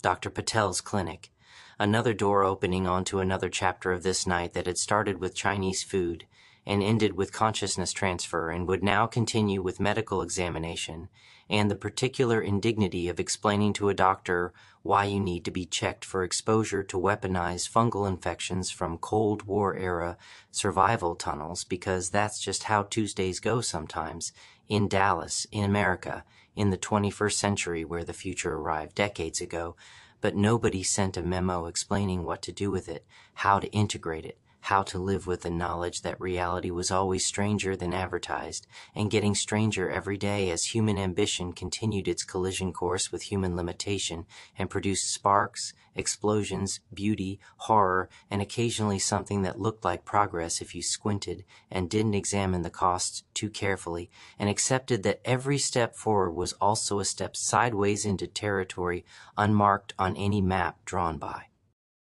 People who thought maps could capture truth, could represent reality, could do anything more than gesture toward the shape of things while the things themselves remained stubbornly resistant to representation, to reduction, to any framework that pretended understanding was the same as knowing, that knowing was the same as wisdom, that wisdom was the same as acceptance, that acceptance was the same as peace, when really none of them were the same. All of them were different stages in an endless process of encountering reality and being changed by the encounter, and encountering the changed self, and being changed again in infinite recursion until you either embraced the vertigo or went mad from trying to find solid ground in a universe that was mostly empty space and probability clouds in consciousness, wondering what the hell it was doing occupying meat in the first place, and whether there was any alternative, and whether alternative would be better or just different, and whether different and better were even meaningful categories when applied to something as fundamentally strange as awareness, examining itself, examining itself, examining itself, until the examining became the only thing worth examining and everything else, the pet stores, the churches, the bunkers, the tunnels, the consciousness transfer machines, the vulvas that felt foreign, the crayon colors we remembered, the cologne our grandfathers wore, the mustaches we couldn't grow, the flexibility we couldn't control, the networks we joined without meaning to, the knowledge we gained without wanting to, all of it became just context, just setting, just the elaborate stage where the real drama unfolded, the drama of being conscious, being embodied, being here, being now, being whatever we were in this moment, before the next moment arrived and changed everything again, as it always did, as it always would, world without end, amen, periwinkle magenta, burnt sienna, cornflower blue, and all the other colors we, chose to remember when asked to prove we were still ourselves, still original, still the same meat-based consciousness that started this journey, and would end it too, eventually, when the heart stopped, or the joints liquefied, or the consciousness extracted itself one final time and discovered there was nowhere left to transfer to, nothing left to become, only the silence that came after the last heartbeat, and before whatever came next, if anything came next, if next was even a meaningful concept outside of time and embodiment, and all the structures consciousness used to organize experience into something resembling narrative, resembling meaning, resembling anything other than the beautiful, terrible chaos. It actually was underneath all our attempts to map it, name it, color it with crayons from the big box of possibilities, and hope that someone else recognized our choices, validated our selections, confirmed that yes, periwinkle was a real color, a real memory, a real part of who we were when we were 6 and who we still were now, despite everything, despite modification and transfer and transformation and all the ways we tried to become something other than the children we'd been when color still mattered, and the world still made sense and consciousness was still new enough to be wonder rather than burden, gift rather than curse, miracle rather than the stranger problem it became once you started examining it too closely, once you started asking questions that didn't have answers, once you started looking for truth and found only more questions and more examining and more consciousness encountering itself in mirrors and tunnels and church basements and all the other dark places where humans go looking for meaning and find instead only themselves, again and again, eternally recurring, forever embodied, always already home, even when home felt foreign, felt wrong, felt like someone else's vulva, in someone else's body, in someone else's story that we'd somehow wandered into and couldn't find our way out of because there was no out, there was only through, only forward, only the next moment and the next and the next, until the moment stopped coming and the story ended, not with resolution but with silence, not with understanding but with acceptance, not with transcendence but with the simple biological fact of a body stopping, a consciousness evacuating and the tunnels going quiet again, waiting for the next person to descend, to discover, to learn what everyone eventually learned, that the rabbit hole had no bottom, the mystery had no solution, and consciousness was just meat asking questions about meat until the meat stopped asking and became compost, became food for worms, became the raw material for whatever came next in the endless cycle of matter becoming aware, and awareness discovering it was matter, and matter insisting it was more than matter, while simultaneously being nothing but matter, arranged temporarily into patterns that could ask these questions, could seek these answers, could color themselves periwinkle or magenta or any shade they wanted from the infinite spectrum of possibility that consciousness painted onto the blank canvas of meat and time, and the strange gift curse of being alive at all in a universe that didn't care, wouldn't remember, and continued its expansion, regardless of whether anyone was watching, whether anyone understood, whether anyone's vulva felt like home or not. Dr. Patel opened the clinic door with a tired smile and said, "Come in, all of you. And someone please tell me this doesn't involve the tunnels again, because the last time someone came in with tunnel exposure I had to order medications I couldn't pronounce from suppliers I didn't trust, and the whole thing ended with a CDC visit that I really truly never want to repeat."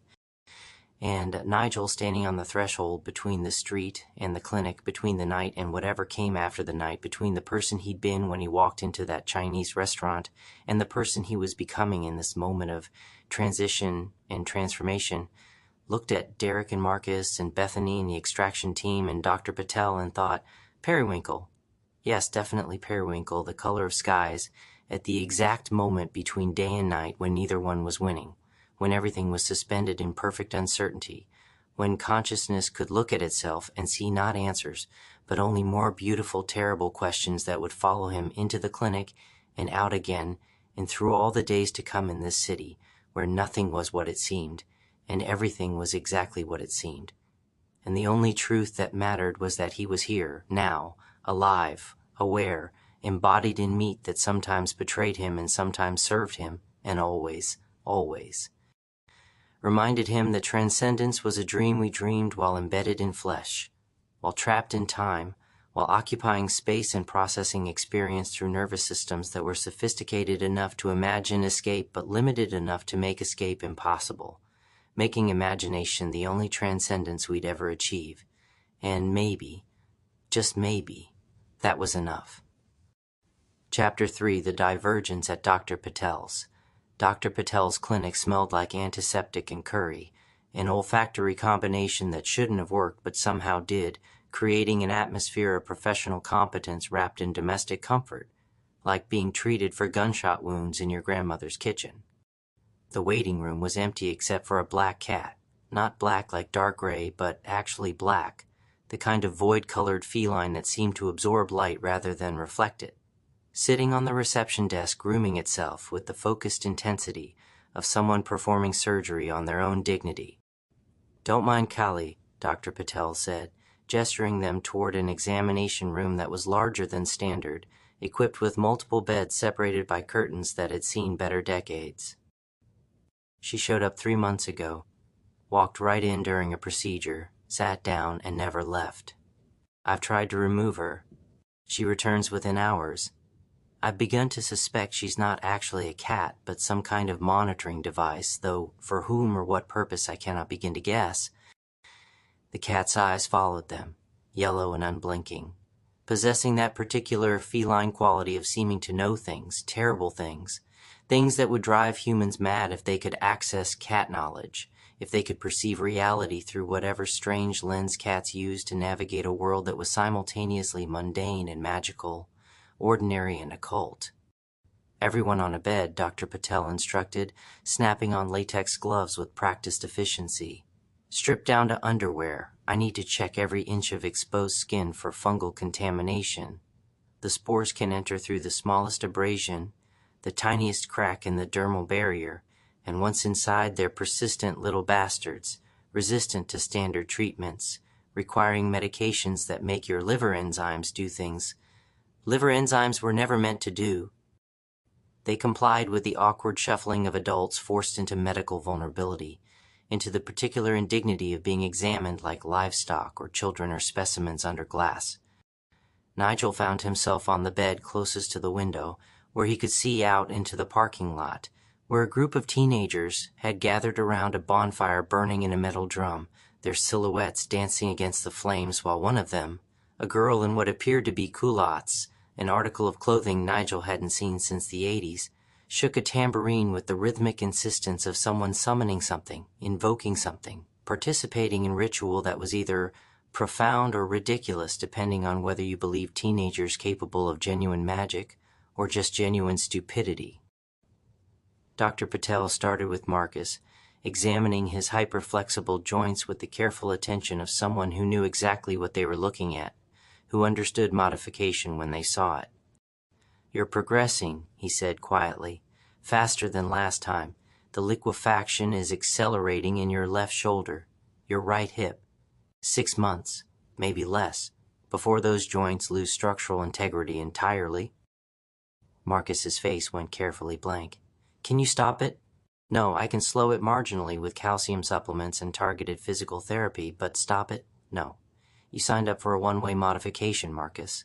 You knew that, or should have known that, if you read the consent forms instead of just signing them in desperation and hope." "I was 17. I didn't read anything. I just wanted to stop hurting, and now you're hurting in different ways. Evolution of pain, not elimination of it. That's always the bargain, isn't it? New problems for old, different suffering for familiar suffering, the illusion of progress when really it's just lateral movement through a landscape of limitation and constraint." Dr. Patel moved to Bethany, examined her port wine stain with interest, touched it gently with gloved fingers. "This is growing," he observed, "spreading. Was it always this extensive?" Bethany shook her head. "It stopped at my jawline when I was 12, stayed that way for 20 years, but in the last 6 months it's been creeping down my neck across my shoulder. I thought I was imagining it." "You're not. This isn't a regular port wine stain anymore. Someone's modified you, recently, without your knowledge or consent." He pulled out a magnifying device, examined the edges of the stain more closely. "There's a pattern here, a purpose. Someone's encoded information into your skin using the capillary structure as storage medium.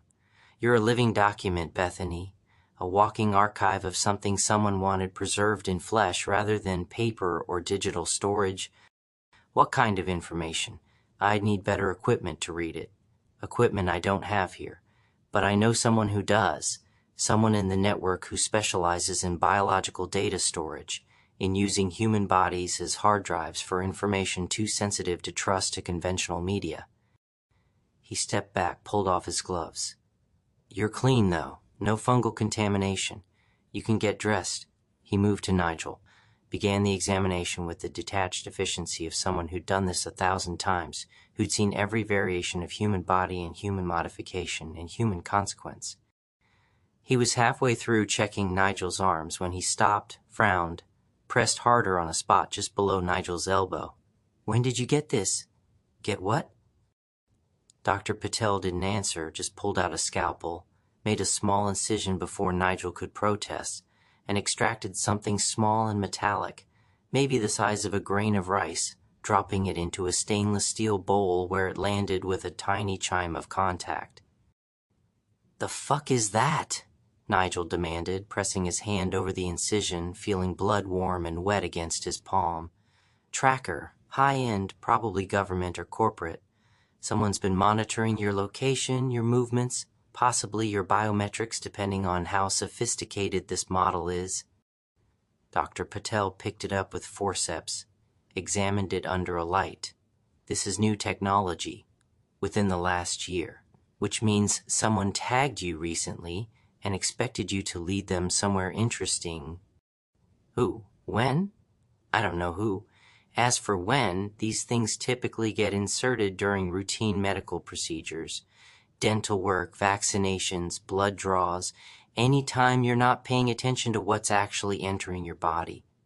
Any time you trust someone in a white coat to do what they say they're doing instead of what they're actually doing.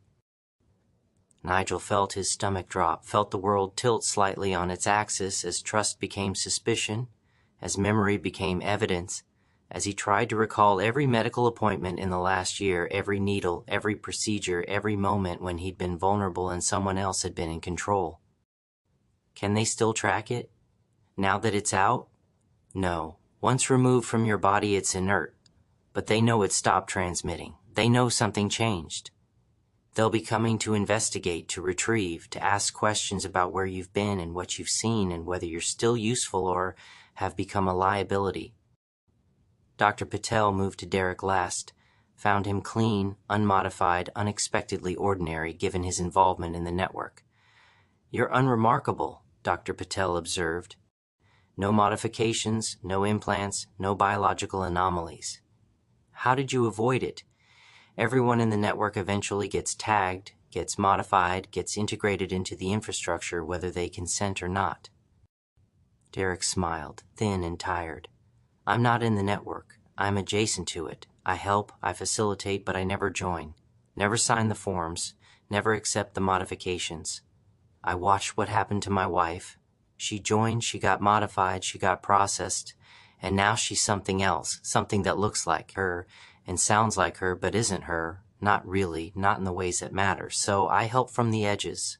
I assist, but I never cross the threshold, never let them inside. Smart, Dr. Patel said. Also lonely. The edges are cold places. Safe maybe, but cold.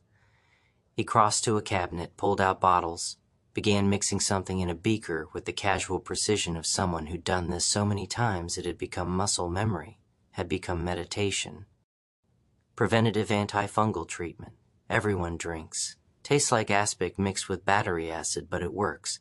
Better to treat exposure that didn't happen than to wait and discover exposure that did. He poured 4 glasses of something that looked like liquid gelatin, cloudy and vaguely pink, handed them out like communion wine at a very strange church.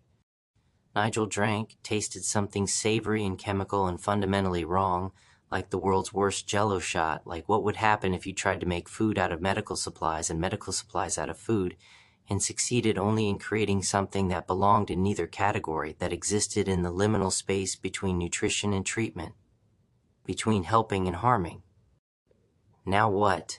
Bethany asked, wiping her mouth with the back of her hand.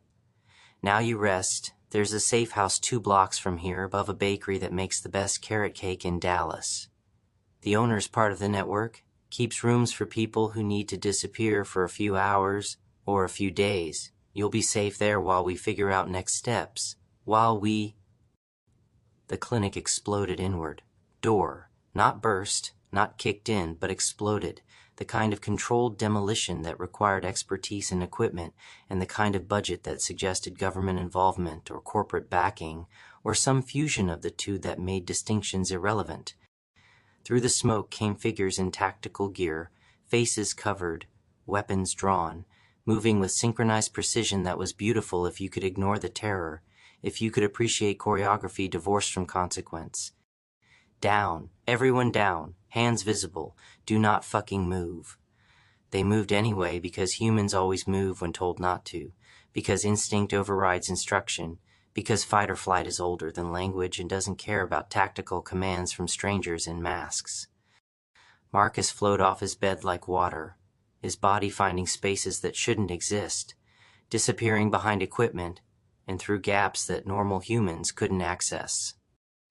Bethany grabbed the nearest object, the stainless steel bowl containing Nigel's tracker, and threw it with the accuracy of someone who'd spent years in athletics, in gymnastics, in activities that taught you how bodies move through space, and how space could be weaponized if you understood trajectories and momentum and the physics of violence. The bowl hit the lead tactical officer in the face, his mask cracking, his head snapping back. Derek had a gun in his hand. Where had it come from? Had he been carrying it this whole time? And was firing not at the officers but at the ceiling, at the lights, plunging the room into darkness punctuated only by muzzle flash and the strobing emergency lights that activated automatically when primary power failed.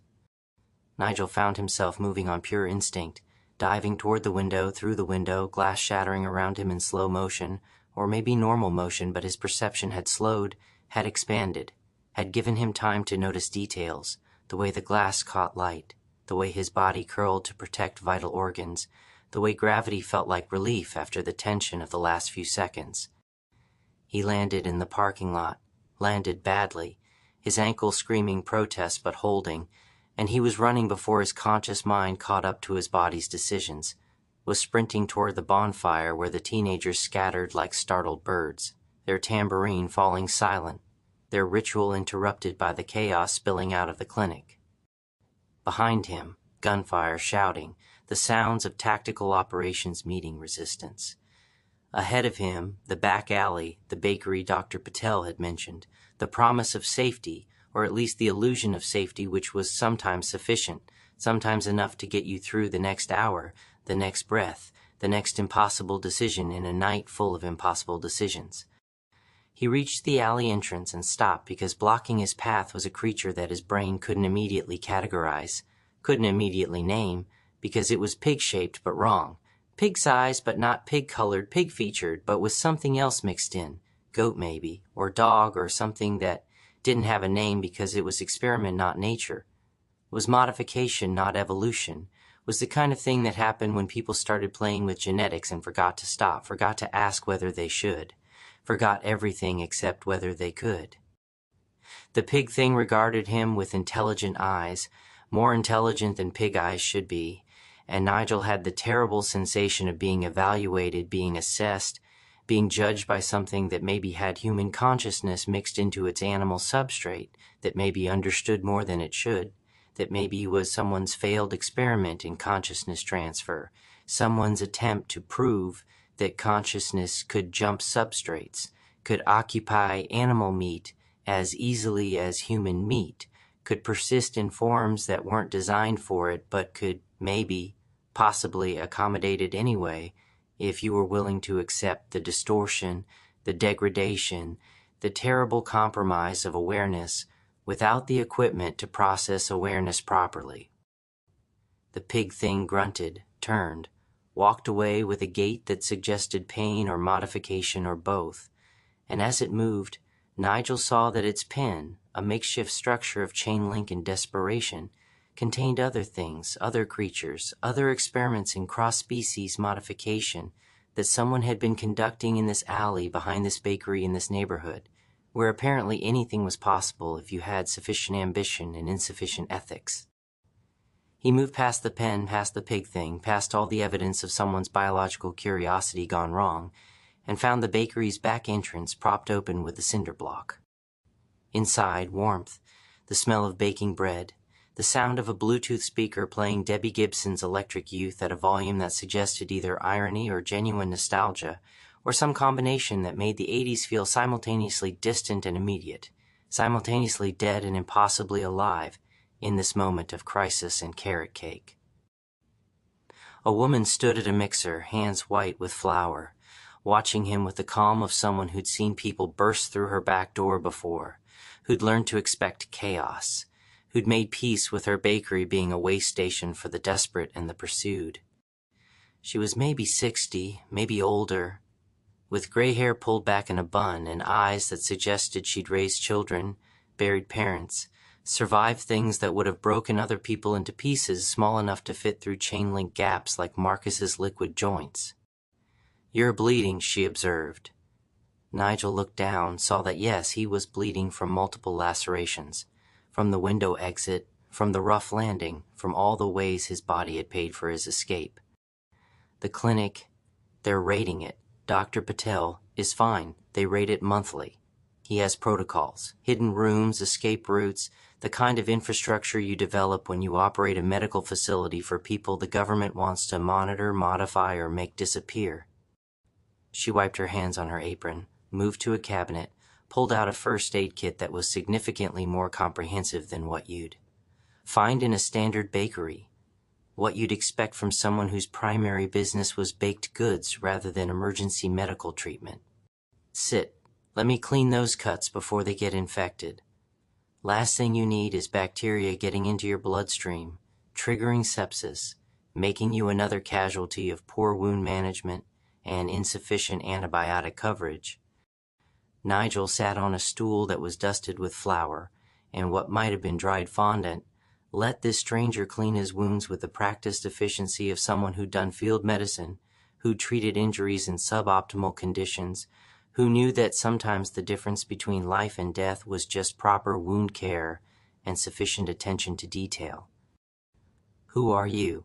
he asked as she worked, as she swabbed and bandaged and applied ointment that stung like righteousness.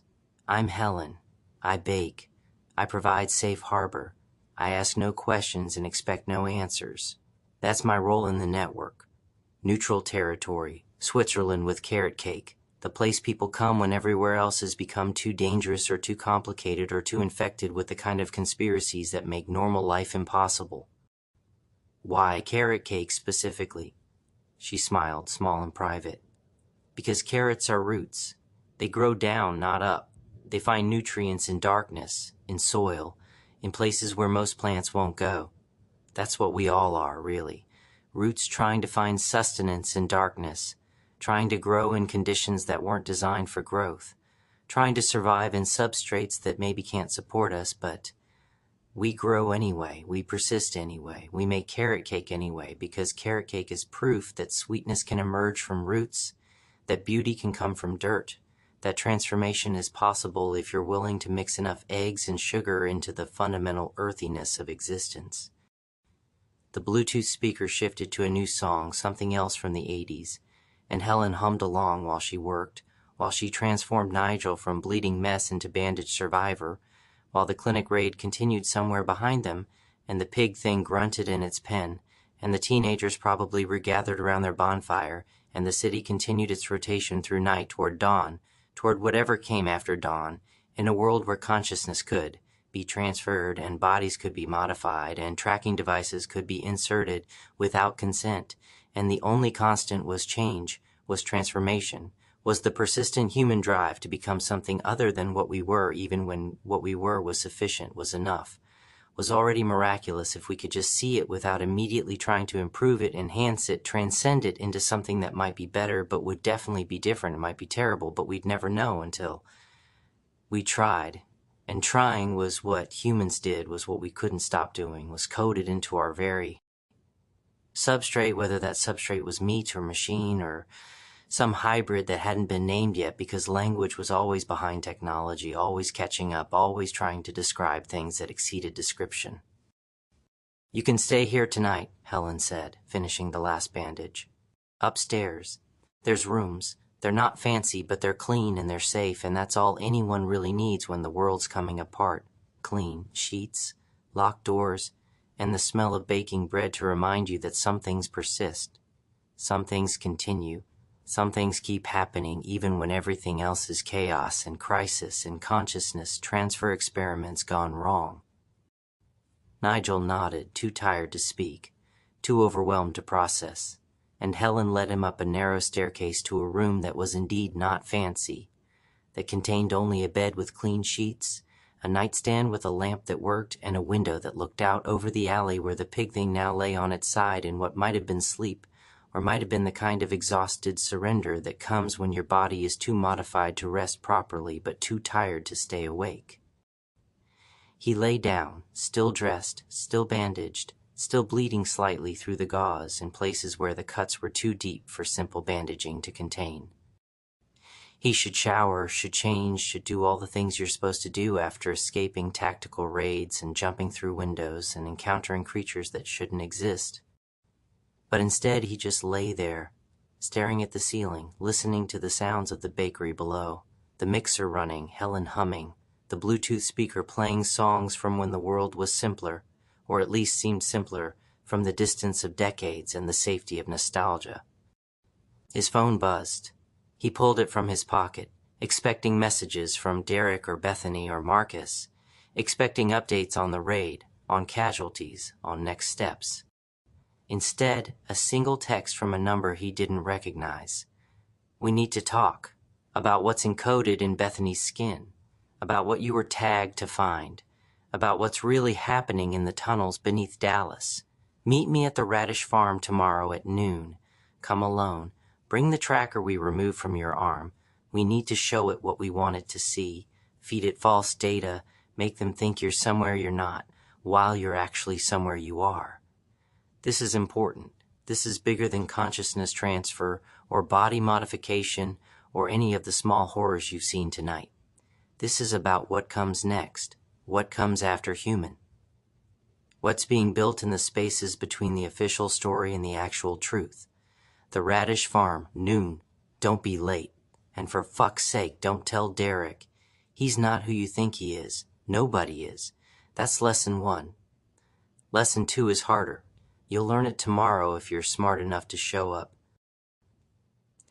The message deleted itself as Nigel watched, the words disappearing like they'd never existed, like consciousness evaporating from meat, like everything impermanent in a world that promised permanence but delivered only change, only transformation, only the endless cycling of matter through forms that briefly thought they were individuals, were persons, were entities with rights and agency and the ability to make choices, when really they were just patterns running on substrates that were already breaking down, already returning to component parts, already feeding the next iteration of whatever came after human, whatever emerged from the ruins of human ambition and human modification and human attempts to transcend limitation by building better prisons, prettier cages, more sophisticated confinement for consciousness that maybe never wanted transcendence, maybe only wanted to rest, to stop, to be allowed to dissolve back into the substrate, without being extracted and transferred and reconstituted into configurations it never asked for, never wanted, never would have chosen if choice had ever been real,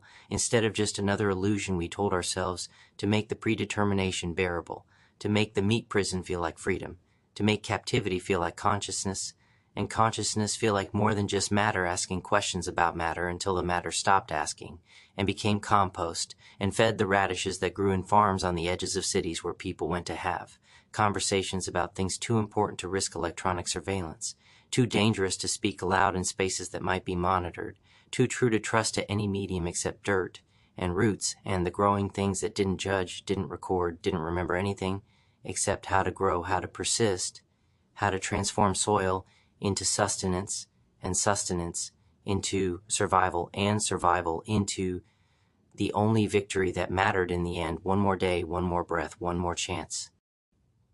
To see what happened next in this strange experiment called being alive in Dallas in the 21st century, when nothing made sense and everything made perfect, terrible sense if you just paid attention, if you just followed the patterns, if you just accepted that carrot cake and consciousness transfer and tracking devices and pig hybrids We're all parts of the same story, all expressions of the same fundamental human drive to create, to modify, to transform, to fuck with the natural order until it fucked back and fucked harder and showed us exactly what we'd been asking for all along, even if we'd never consciously asked, even if we'd never wanted it, even if our conscious minds recoiled while our deeper drives, the ones coded in substrate and meat, in the fundamental architecture of being entities that could notice our own existence and couldn't stop noticing, couldn't stop examining, couldn't stop trying to understand what this all meant, even though meaning was just another illusion, just another pattern we imposed on chaos to make it navigable, to make it bearable, to make it anything other than the beautiful, terrible randomness it actually was beneath all our maps and meanings,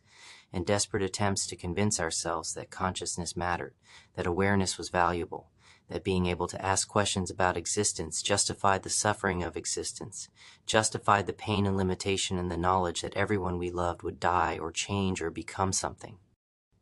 Unrecognizable given enough time and modification and exposure to the networks that ran beneath cities, promising evolution but delivering only mutation, only variation, only the same old human problems and new configurations that were perhaps more honest, more transparent, more willing to admit that we'd always been experiments, always been prototypes, always been works in progress that would never be completed because completion wasn't the point, continuation was the point, persistence was the point, the stubborn refusal to stop being conscious even when consciousness hurt, even when awareness was burdened, even when the meat betrayed us and the substrate failed us and all we had left was the memory of favorite crayon colors and the hope that memory was enough, was sufficient, was proof that we'd been here, we'd existed, we'd mattered to ourselves, if to no one else, if to nothing else, if to none of the vast and different universe that spun on, without noticing our brief flicker of awareness in the darkness between Big Bang and heat death, and all the time in between, when consciousness briefly emerged from matter, and looked around and asked why, and didn't get an answer but kept asking anyway, because asking was what we did, was what we were, was the only thing that separated us from the radishes growing in farms on the edges of Dallas where tomorrow Nigel would go to learn lesson 2, to discover what came after the small horrors of tonight, to encounter whatever waited in the spaces between official story and actual truth, and perhaps, possibly, to finally understand what he'd really signed up for when he walked into that pet store, when he followed Derek into tunnels, when he let his curiosity override his survival instinct and led him here, to this room above a bakery, where carrot cake baked below, and pig hybrids grunted outside, and Debbie Gibson sang about electric youth on a Bluetooth speaker that was already obsolete, already outdated, already a relic of a technological moment that had passed while we weren't paying attention, while we were busy modifying consciousness and transferring awareness and trying to transcend meat, when really we should have been learning to love the meat, to accept the substrate, to make peace with embodiment before we tried to escape it, before we tried to upload ourselves into better storage media, and discovered that storage wasn't the problem, consciousness was the problem, awareness was the problem, the ability to notice our own existence was the problem, and no amount of modification or transfer or technological sophistication could solve it because it wasn't a bug, it was a feature, it was the price of admission to the party of being alive, and the only question that mattered was whether the party was worth the price, whether consciousness was worth the suffering, whether being able to remember your favorite crayon color justified all the pain and limitation and eventual dissolution that came with being embodied, being temporary, being human, or post-human, or whatever we were becoming in the darkness beneath Dallas where experiments continued and networks operated and people like Helen baked carrot cake and people like Dr. Patel treated fungal exposure and people like Marcus liquefied slowly. And people like Bethany carried encoded data in their skin. And people like Nigel woke up to discover they'd been tagged, tracked, monitored by forces they didn't understand for purposes they couldn't guess serving. Agendas they would learn about tomorrow at the Radish farm if they were brave enough or stupid enough or desperate enough to show up and ask the questions that maybe shouldn't be asked, because once asked they couldn't be unasked, and once answered they couldn't be unanswered. And knowledge was just another form of contamination, another type of exposure, another infection that spread through consciousness, changing everything it touched, transforming knowing into burden, understanding into weight, wisdom into the heaviest thing of all, responsibility for what comes next, for what we do with the knowledge, for how we respond when we learn that Derek isn't who we thought, and nobody is, and nothing is, and the only truth is that there is no truth, only layers, only depths, only the endless descent into tunnels that branch and twist and lead not toward answers but toward more questions, more mysteries, more strange encounters with pig hybrids and consciousness transfer, and all the beautiful, terrible things humans create when we stop being satisfied with being human and start reaching for whatever comes next, even though next is just another form of now, just another configuration of the same old consciousness trapped in substrate, asking questions, seeking answers, and finding only itself reflected back in mirrors and monitors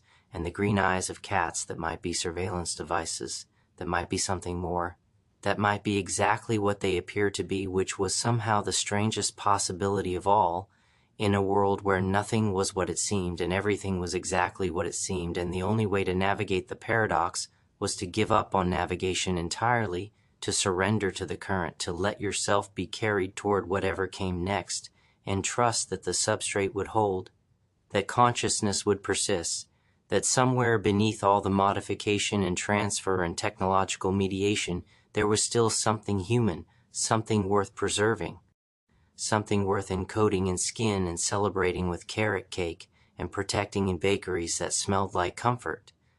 Even when comfort was an illusion, even when safety was temporary, even when the only guarantee was that tomorrow would come and bring with it new horrors, new wonders, new reasons to keep asking questions that had no answers but demanded to be asked anyway, because asking was prayer, asking was hope, asking was the fundamental act of being conscious in a universe that didn't care whether we asked or not, but we asked anyway.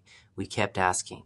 We would always keep asking until the asking stopped and the consciousness evaporated, and the meat returned to dirt and fed the radishes that grew in the dark, that transformed soil into sustenance, that proved that even in darkness, even in dirt, even in the spaces beneath cities where light never reached, something could still grow, still persist, still reach upward toward a sun it might never see but believed in anyway, trusted in anyway, grew toward anyway because growing was what living things did, was what they couldn't stop doing, was coded into their very substrate, whether that substrate was plant or animal or human or post-human or any of the infinite variations that consciousness might occupy in its endless experiment with embodiment, with existence, with the strange gift curse of being aware in a universe that was mostly unaware and getting along just fine without awareness, without consciousness, without any of the problems that came with being entities that could notice their own existence and couldn't stop noticing and carried that noticing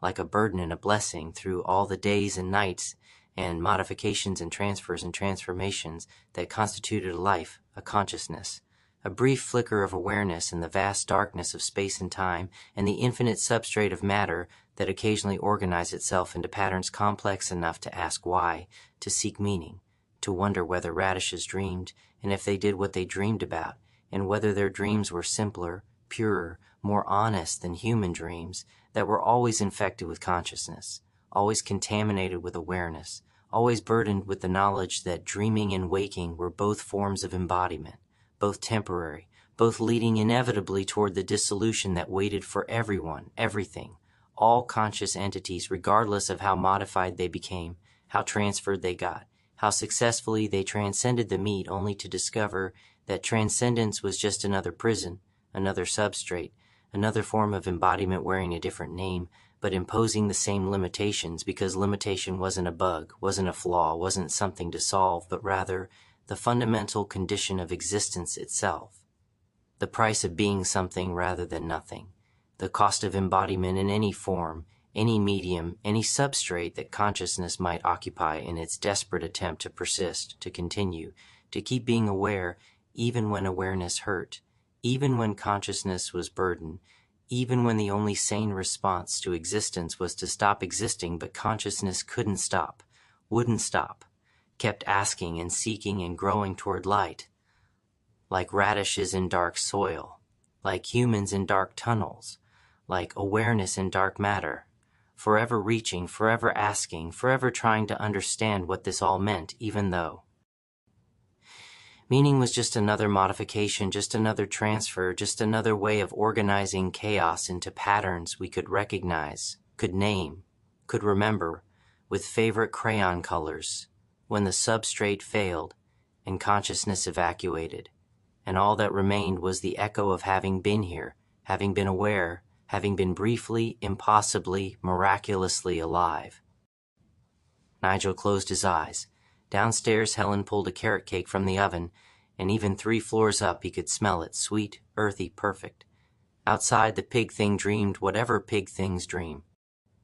In the clinic, Dr. Patel was already erasing evidence, cleaning surfaces, preparing for the next patient, the next modification, the next person desperate enough to accept transformation without understanding cost.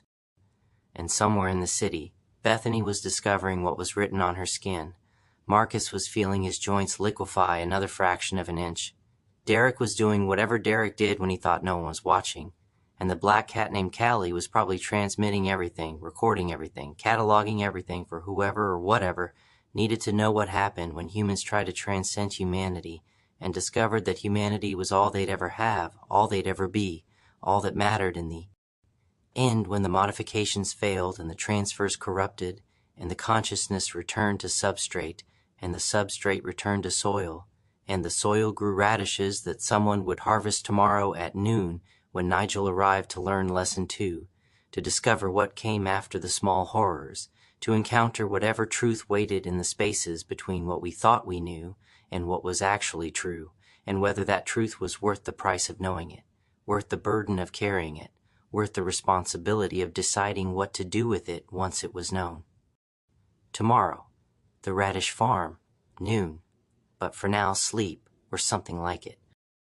Rest, or the approximation of rest that came when your body was too exhausted to stay awake, but your mind was too stimulated to fully shut down, creating that liminal state between consciousness and unconsciousness, where dreams and thoughts blurred together and you couldn't tell which was which, and maybe it didn't matter, maybe the distinction was arbitrary, maybe sleeping and waking were both just different modes of embodiment, different frequencies of consciousness, different ways of being aware that we'd learned to categorize and separate, but which were really part of the same continuum, the same spectrum, the same endless variation of what it meant to be conscious in a substrate, to be awareness in meat, to be the universe examining itself through the temporary configuration of matter we called Nigel, we called human, we called consciousness, when really it was just complexity, just organization, just pattern formation in substrate that would inevitably decay, dissolve, and reform into new patterns, new organizations, new consciousness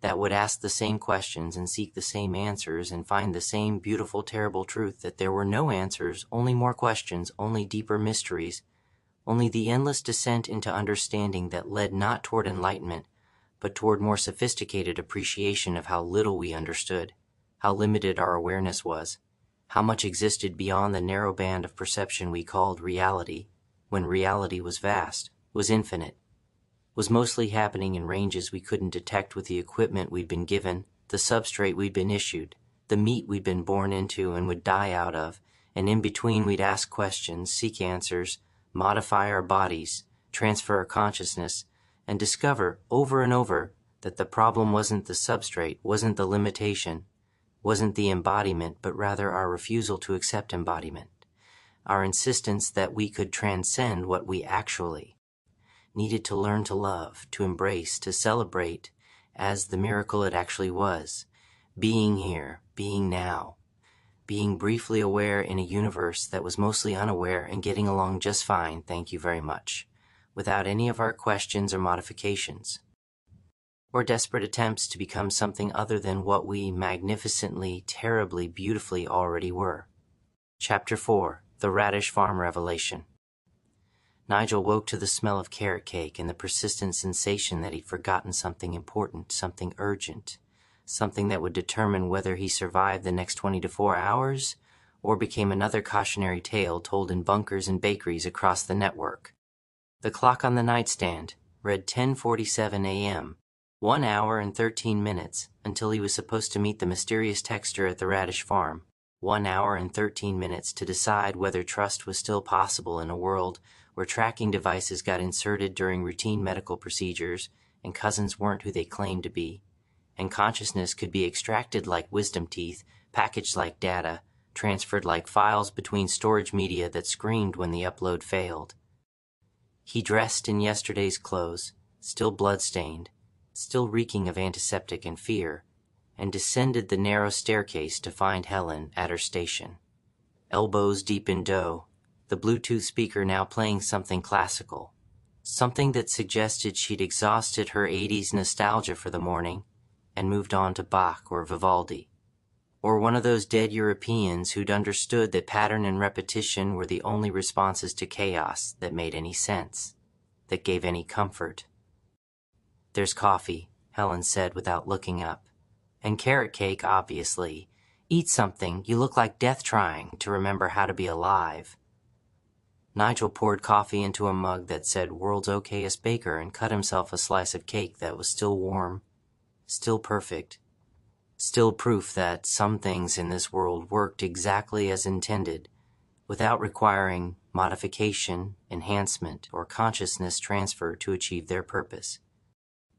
He ate standing at the counter, watching Helen work, watching her hands transform flour and butter and sugar into something that would bring comfort to strangers, that would provide safe harbor to people fleeing raids and modifications, and all the various ways the network extracted value from human substrate. "The others?" he asked between bites. "Safe, scattered. Mario's in a place where his condition can be monitored, where they can slow the liquefaction if not stop it. Kanishu Opportunities with the skin readers, the people who can decode what's been written on her, what she's been carrying without knowing. Dean's doing what Dean does, cleaning up, covering tracks, maintaining the fiction that last night was just another Tuesday in a city where nothing unusual ever happens, and consciousness stays put where it belongs. And Dr. Patel? Arrested, released, already back at work. They raid him, he cooperates just enough to seem compliant. They leave, he continues. It's a dance they've been performing for years. Everyone knows the steps. Nobody breaks character. The system sustains itself through mutual pretense and carefully calibrated levels of interference that suggest oversight without providing actual accountability. Nigel finished his cake, drained his coffee, checked his phone. No new messages, which meant either the mysterious texter was confident he'd show up, or had already decided he wasn't worth the effort and moved on to other assets, other tracked individuals, other people whose arms contained rice grain surveillance devices that had seemed like normal tissue until Dr. Patel's scalpel revealed otherwise. "I need to borrow a car," Nigel said. Helen wiped her hands on her apron, pulled a set of keys from a drawer. 1989 Caprice Classic, T-tops, mint condition despite its age. It's in the lot behind the building, parked next to the creature pens. Don't let the pig thing near it. Last person who did came back to find the upholstery chewed and a smell that no amount of detailing could eliminate. What is that thing? The pig hybrid? Failed experiment in cross-species consciousness transfer. They tried to upload a human mind into pig substrate, thought maybe animal brains were simpler, easier to colonize, more amenable to foreign consciousness. Turns out pig brains aren't simpler, just different. And different doesn't mean compatible. The result is something that's neither pig nor human, but some third thing that shouldn't exist but does, that suffers constantly but can't die because the human consciousness fragment keeps the body alive past its natural expiration, keeps it breathing and eating and existing in a state that's neither life nor death but some horrible middle ground that we don't have a word for because we've never needed a word for it until now. Until we started playing with consciousness like it was Legos, like we could just snap pieces together and expect coherent structures instead of the nightmare amalgamations we actually produce when we forget that consciousness and substrate co-evolved, that they're matched pairs, that you can't just swap one for another without consequences that ripple through every aspect of being, of awareness, of what it means to exist in meat that was designed for your particular flavor of consciousness and nothing else. Nigel took the keys, felt their weight, their reality, their promise of motion and escape. "If I don't come back..." "You'll come back. Everyone comes back. That's the problem with this city, with this network. With this whole operation, there's no exit, only deeper entry, only further involvement, only more knowledge that makes leaving impossible, because once you know what you know, you can't unknow it, and knowing makes you responsible, and responsibility makes you complicit, and complicity makes you part of the machine you thought you were fighting against. The Caprice Classic was indeed mint condition, burgundy paint gleaming in late morning sun, tops removed and stored in the trunk, the interior leather cracked but clean, smelling like the 80s, like a time when cars were still metal and freedom, when driving meant something other than being tracked by GPS and license plate readers and all the various surveillance systems that turned every journey into data, every trip into evidence, every movement into something the network could monitor, analyze, and store for future reference when they needed to know where you'd been, who you'd seen, what you'd done in the moments before you discovered something they'd rather you hadn't. He drove through streets he recognized, but which looked different now, looked staged, looked like sets constructed for a movie about normal life rather than actual normal life.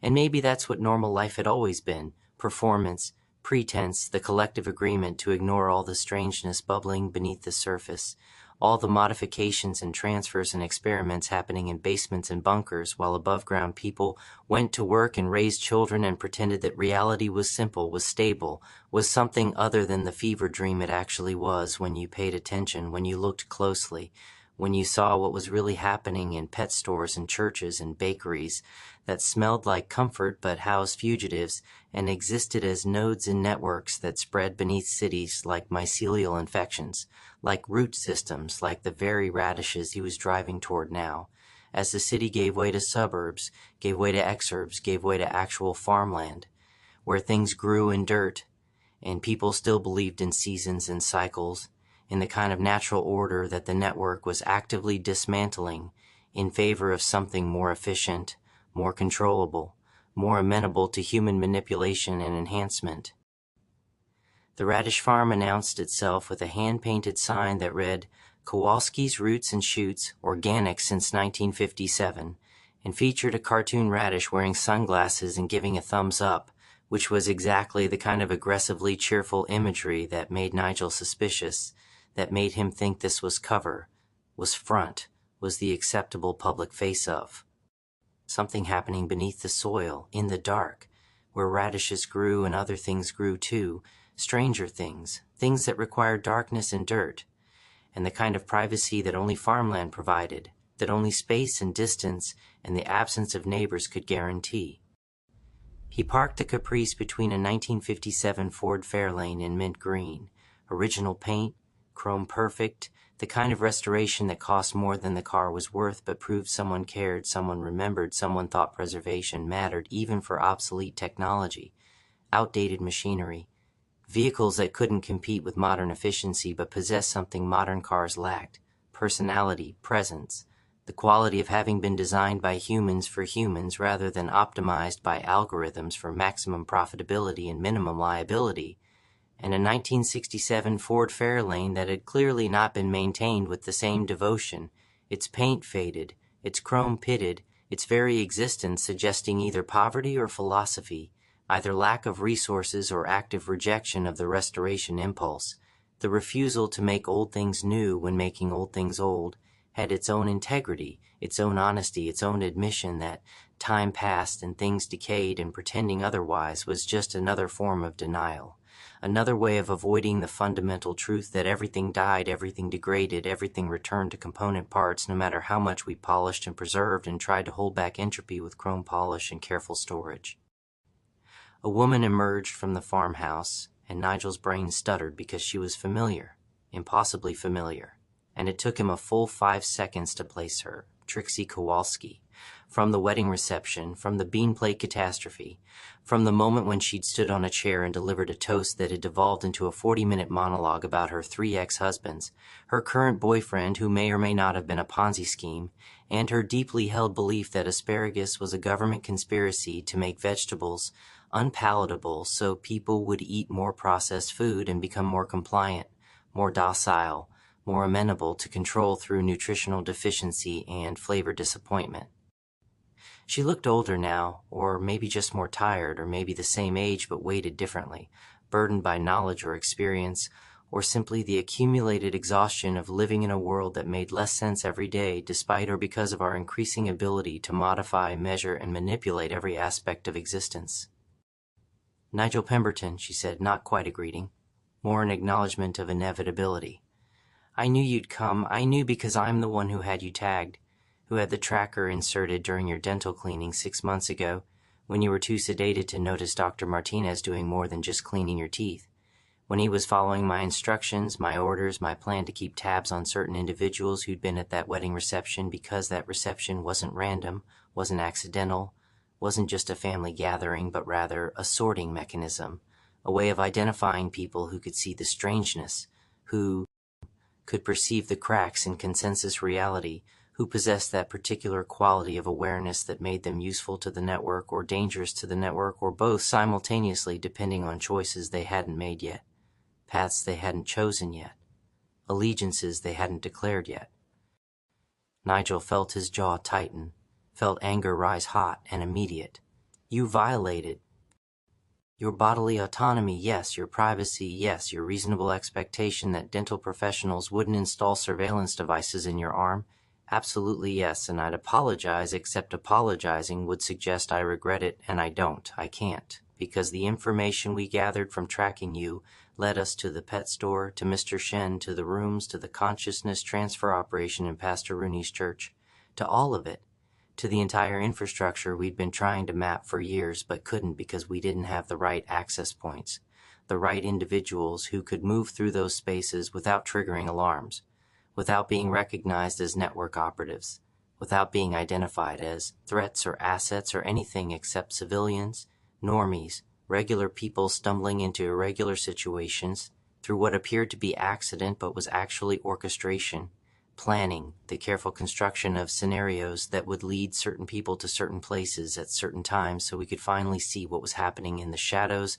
in the basements, in all the spaces where the real work of transformation was occurring, while above ground, everyone pretended Dallas was normal, Texas was normal, America was normal, the world was normal, when really normal had ended sometime in the late 80s, 1989 specifically, though nobody noticed because the changes were gradual, were incremental, were the kind of thing you only perceived in retrospect when you look back and realized that 1989 was the last year things made sense, the last year before the internet started rewiring human consciousness, before genetic modification became routine, before we started treating bodies like hardware and consciousness like software, and forgot that the metaphor wasn't reality, that flesh wasn't circuitry, that awareness wasn't code but something stranger, something that emerged from substrate in ways we still didn't understand despite all our scanning and mapping, and measuring despite all our attempts to reduce consciousness to neurology and neurology, to chemistry and chemistry, to physics and physics, to mathematics and mathematics, to the pure abstraction of pattern recognition when really consciousness was the pattern recognition, was the abstraction examining itself, was mathematics becoming aware of its own mathematical nature, and being simultaneously amazed and horrified by the discovery that it was both equation and solution, both question and answer, both the thing doing the examining and the thing being examined, in an infinite loop of self-reference that should have collapsed into meaninglessness, but instead produced meaning, produced awareness, produced this moment right here where I'm standing on a radish farm explaining to you that 1989 was the pivot point, was the moment when human consciousness started its transition into whatever comes next, when we stopped being the species we'd been for 10,000 years and started becoming something else, something that hasn't been named yet because we're still in transition, still in the process, still becoming rather than being. And maybe that's the truth nobody wants to admit, that humanity isn't a state, isn't a fixed category, isn't something we are, but rather something we were and are moving away from whether we want to or not. Because evolution doesn't care about consent, doesn't respect boundaries, doesn't ask permission before it starts modifying substrate and rewiring consciousness and pushing species toward futures they didn't choose and wouldn't choose if choice was real. But choice isn't real. Choice is just another illusion we maintain to make determinism bearable, to make the predetermined feel like agency, to make captivity feel like freedom, when really we're all just riding rails toward destinations we can't see and couldn't change if we could see them, because the rails were laid before we were born. We're built into the substrate.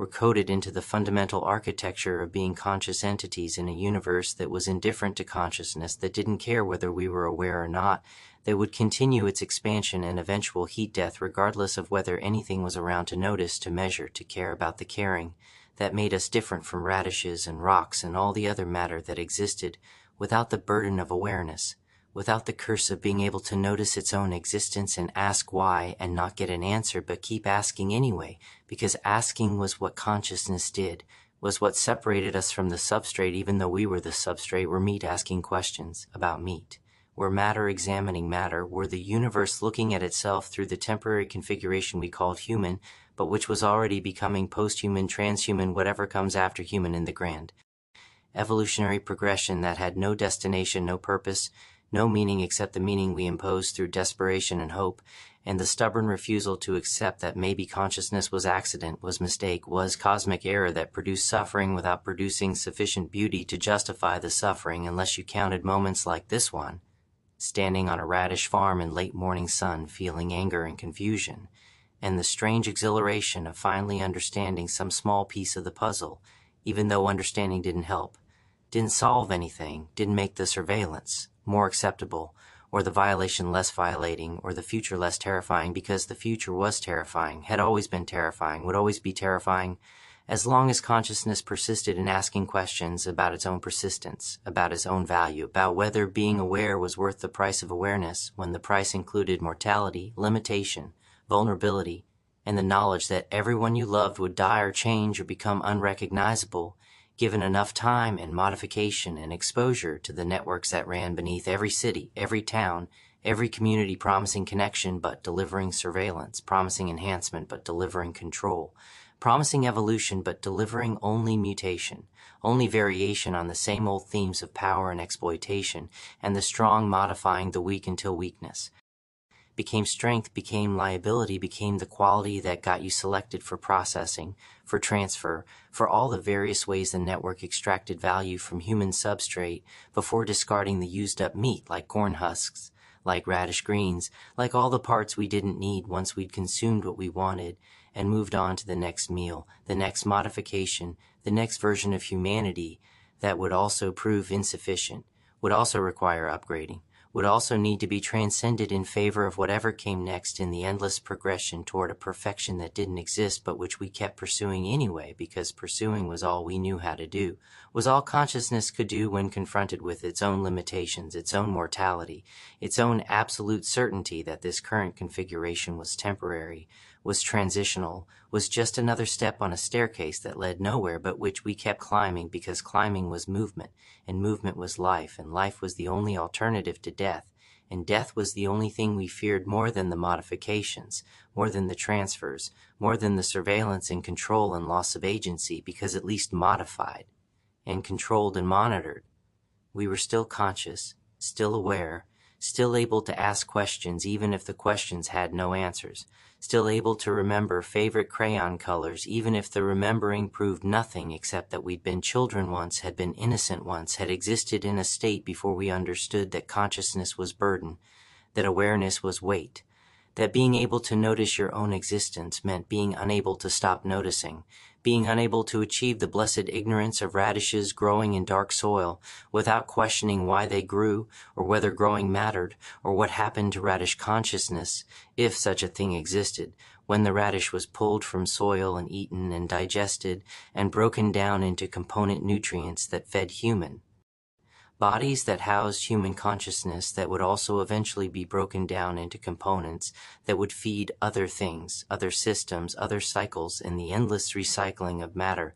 through configurations that briefly thought they were individuals, were persons, were entities with rights and futures, and the ability to make choices when really they were just temporary organizations of atoms that had been other things before, had been stars, had been dinosaurs, had been ancient seas, and would be other things after, would continue existing in some form even after the form we called Nigel or Trixie or consciousness or humanity had dissolved back into the substrate from which it had emerged, and to which it would inevitably return, because substrate was eternal, but configurations were temporary. And we were configurations, were patterns, were the substrate's brief dream of being aware before the dream ended, and the substrate returned to its usual state of existing without examining existence, of being without questioning being, of matter moving through space and time without the burden of consciousness, without the curse of awareness, without any of the beautiful, terrible complications that came with being able to notice that you existed, and being unable to stop noticing until existence itself stopped, and even then maybe the noticing continued in some form we couldn't perceive, couldn't measure, couldn't prove but couldn't disprove either which, left us suspended between belief and doubt, between hope and despair, between the comfort of thinking consciousness persisted and the terror of thinking it didn't, both possibilities equally unbearable, equally impossible to accept, equally true depending on which framework you use to interpret the data, which metaphors you trusted, which stories you told yourself about what this all meant when meaning itself was just another pattern we imposed on randomness, just another way of organizing chaos into something navigable, something bearable, something other than the beautiful, terrible truth that we existed briefly in a universe that didn't care, that we were conscious temporarily in a cosmos that was mostly unconscious, that we mattered intensely to ourselves, and not at all to the vast machinery of space and time and matter that would continue grinding forward long after we'd been ground up and fed back into the cycle, long after our atoms had been redistributed into new configurations that might or might not be conscious, but would definitely not be us, would definitely not remember our favorite crayon colors, or our fears or our hopes, or any of the things that made us feel like individuals, like persons, like entities whose existence mattered beyond our own subjective experience of mattering.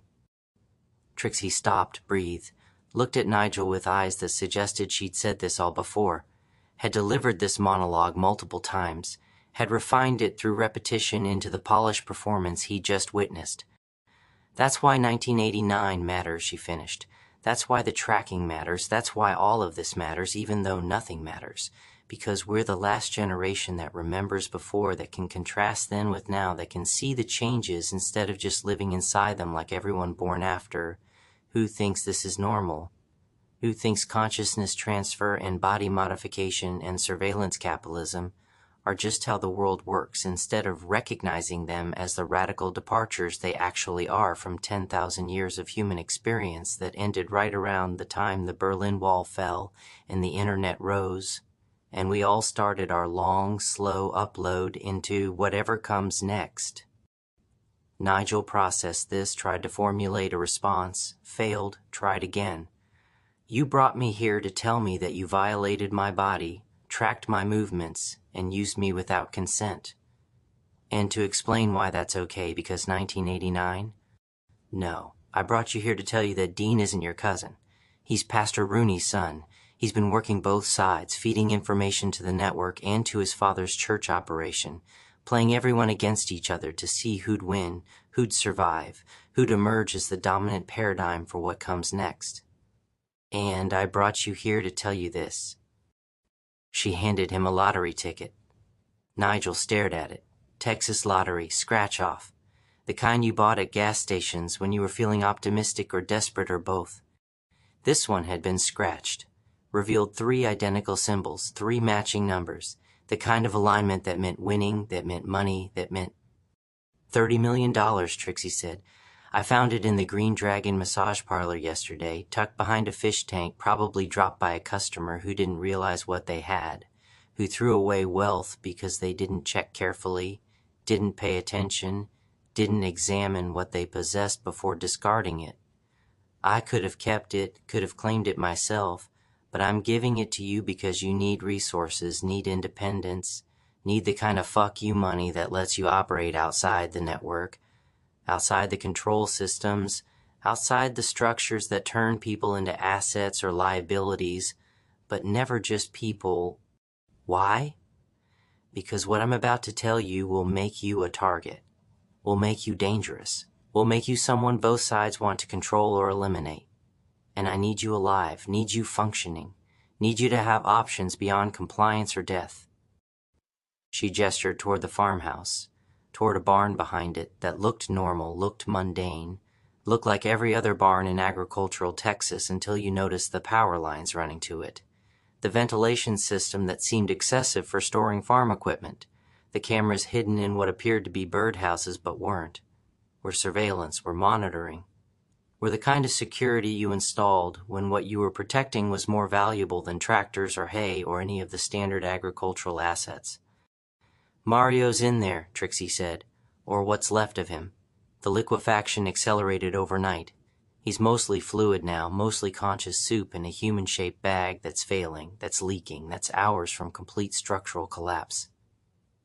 He's asking for you.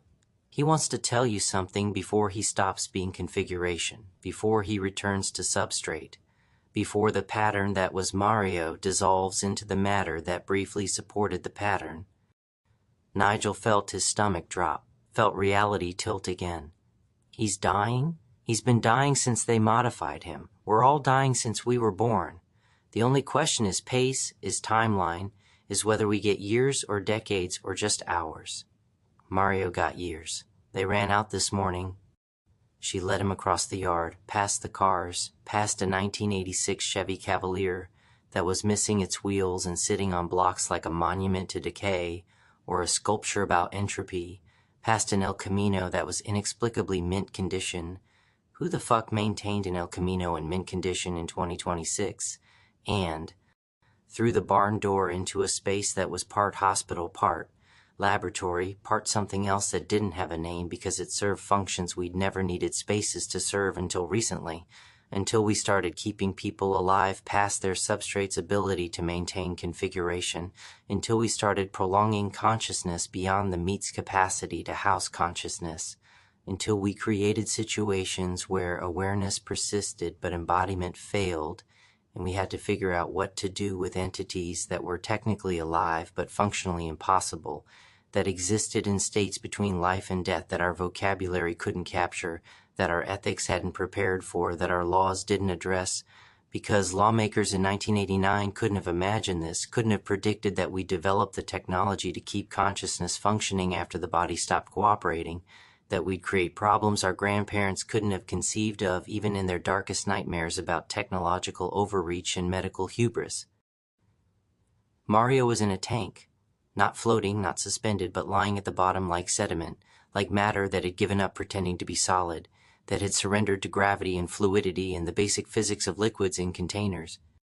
But his eyes were open, were aware, were tracking movement with the kind of attention that proved consciousness persisted even when configuration failed, even when the substrate lost integrity, even when the matter stopped maintaining the pattern, but the pattern kept insisting it was still there, was still real, was still Mario, despite no longer being Mario-shaped. Nigel, the sound came not from Mario's mouth, which was mostly dissolved, mostly reintegrated into the fluid that had been his body, but from a speaker connected to a device that monitored brain activity, that translated neural patterns into phonemes, that gave voice to consciousness that no longer had vocal cords, that let thought become speech without requiring the meat that speech usually required. "I'm here," Nigel said, approaching the tank, trying not to look too closely at what Mario had become, trying to see the person rather than the horror, trying to maintain the fiction that this was still conversation, still communication, still two conscious entities exchanging information rather than one conscious entity watching another conscious entity dissolve in real time, while equipment translated the dissolution into words, into meaning, into the desperate final transmission of a pattern that knew it was ending, that wanted to say something before silence, that needed to pass information forward before the information became irretrievable, lost forever in the substrate's return to unconsciousness, to matter without awareness, to the default state of the universe, which was to exist without examining existence, to be without questioning being. "The skin," Mario's translated voice said. "Kanishawapatuni's skin. I decoded it. Before this, a sound that might have been laughter if laughter was possible for liquid entities. It's not information. It's a map. Coordinates. Locations of every consciousness transfer facility in North America. Every church, every clinic, every basement where they're processing people, extracting awareness, trying to upload humanity into better storage media. She's been marked as the archive, as the living record of the network's infrastructure, as the one person who carries the complete map in her flesh, because flesh can't be hacked, can't be corrupted by malware, can't be accessed without physical access, and physical access leaves traces, leaves evidence, leaves the kind of proof that digital surveillance doesn't leave, because digital can be erased, but scars are forever. Modifications are permanent. Information encoded in skin stays there until the skin burns or rots or returns to component elements. Why are you telling me this? Because I'm dying and the dead have obligations to the living. Because you need to know that Kanisha Wapatuni is the most valuable person in this entire operation. That both sides will kill to possess her or kill to prevent the other side from possessing her. Because Dean knows. Because Pastor Rooney knows. Because the fire at the Green Dragon Massage wasn't random. What fire? There hasn't been. There will be. In approximately. The voice paused, like Mario was checking an internal clock that was also liquefying, also failing, also running out of time in the literal sense of no longer being able to process temporal sequence properly. 4 minutes. Dean said it. Trying to destroy evidence, trying to eliminate the location where too many threads intersect, too many people witness too many things. But it won't work because some threads can't be burned.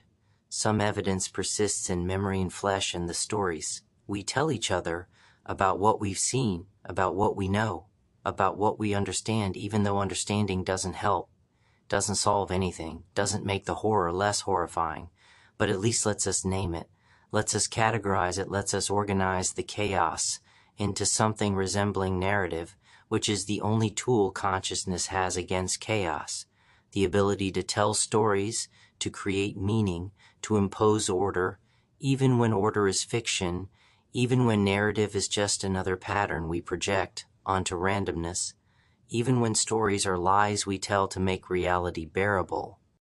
Nigel heard sirens in the distance getting closer. The massage parlor is burning. Right now, yes. And in the fire they'll find a body. Badly burned, unidentifiable. Everyone will assume it's Mr. Shen, that he died in the blaze, that the pet store owner was caught in the flames and perished. But it's not him. It's a substitute. It's... Mario's voice glitched, stuttered, like the neural translation was failing, like consciousness was fragmenting, like the pattern was finally losing cohesion. It's the Jack Nicholson understudy, the original. He wanted to die. He asked Dean to arrange it, said he'd been alive too long, had been too many versions of himself, had been modified and transferred so many times he couldn't remember which substrate was. Original, which consciousness was primary, which version was real, and which were copies of degraded source files. He wanted to end, wanted the fire, wanted to become something other than the loop of being Jack, or being Jack's understudy, or being the consciousness that thought it was Jack but might have been someone else entirely who'd been processed and transferred and fed false memories about being Jack because false memories were easier to install than true memories, and truth was expensive, was rare, was the first thing to go when you started optimizing consciousness for transfer efficiency rather than accuracy. The sirens were closer now.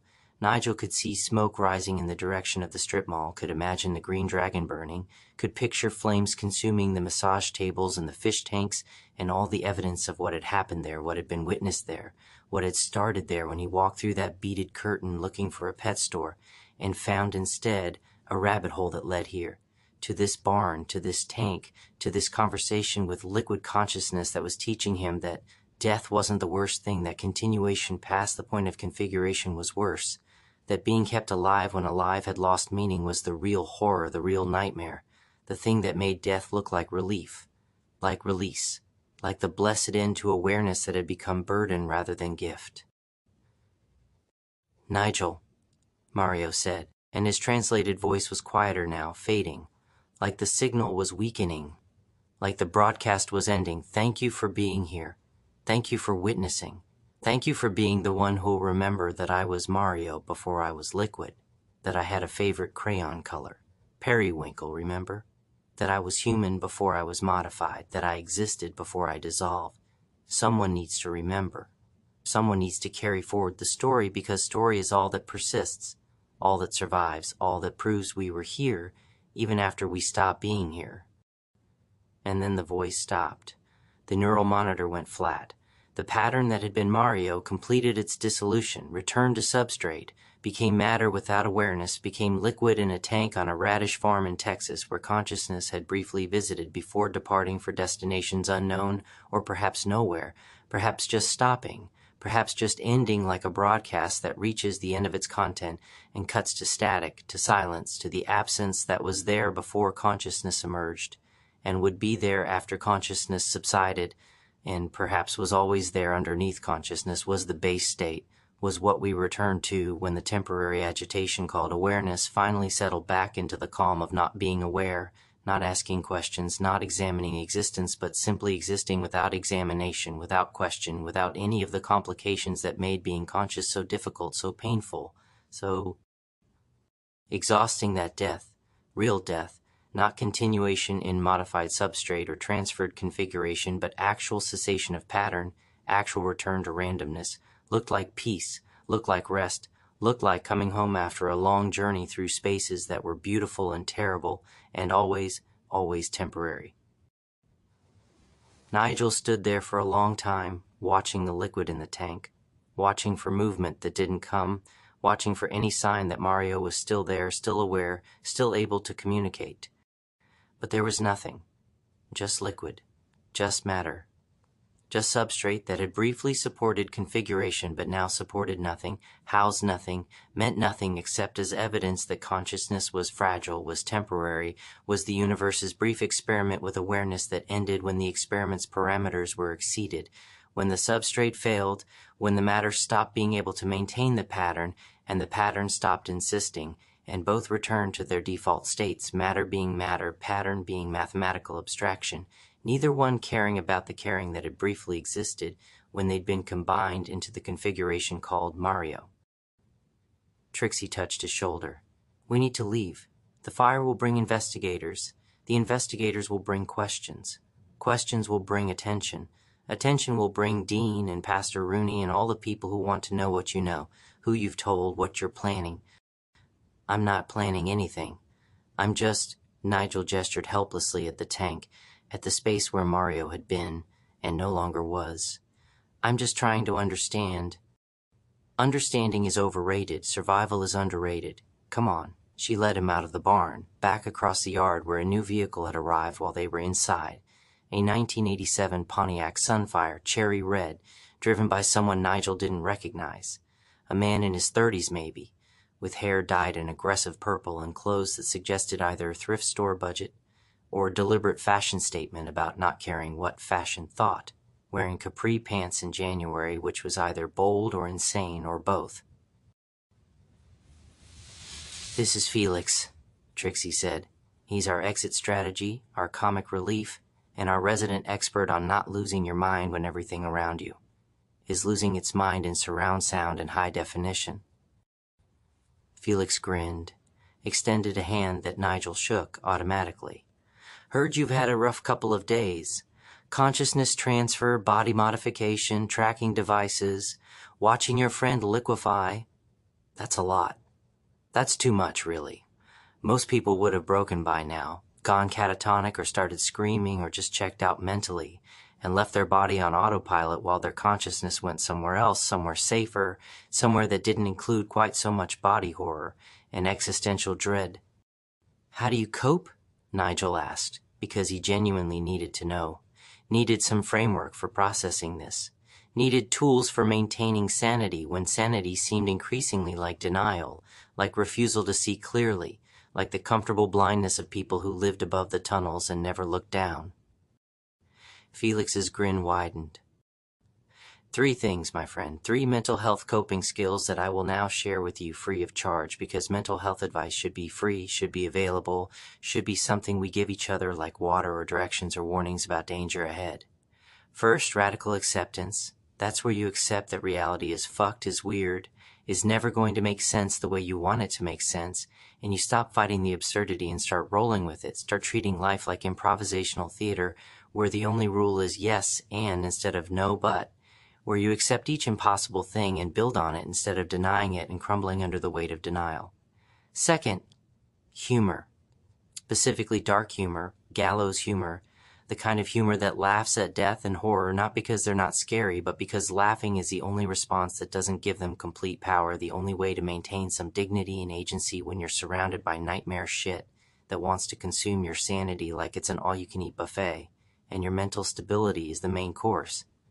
You gotta find the funny and the fucked up, the absurdity and the horror, the cosmic joke underlying the cosmic terror, because if you can't laugh at consciousness transfer experiments gone wrong, and people liquefying in tanks and pig hybrids grunting in alleys behind bakeries, then you're giving all the power to the darkness, you're letting it win, you're becoming its victim instead of its critic, its comedian, its heckler in the audience shouting, "This show sucks, but at least it's entertaining," while the universe performs its tragedy-comedy mashup that we call existence.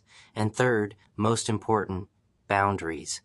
You gotta know what you can control and what you can't, what's your responsibility and what's not, what you need to engage with and what you need to walk away from, because trying to fix everything, trying to save everyone, trying to process every horror and solve every mystery and understand every conspiracy will destroy you faster than any consciousness transfer machine or body modification or tracking device.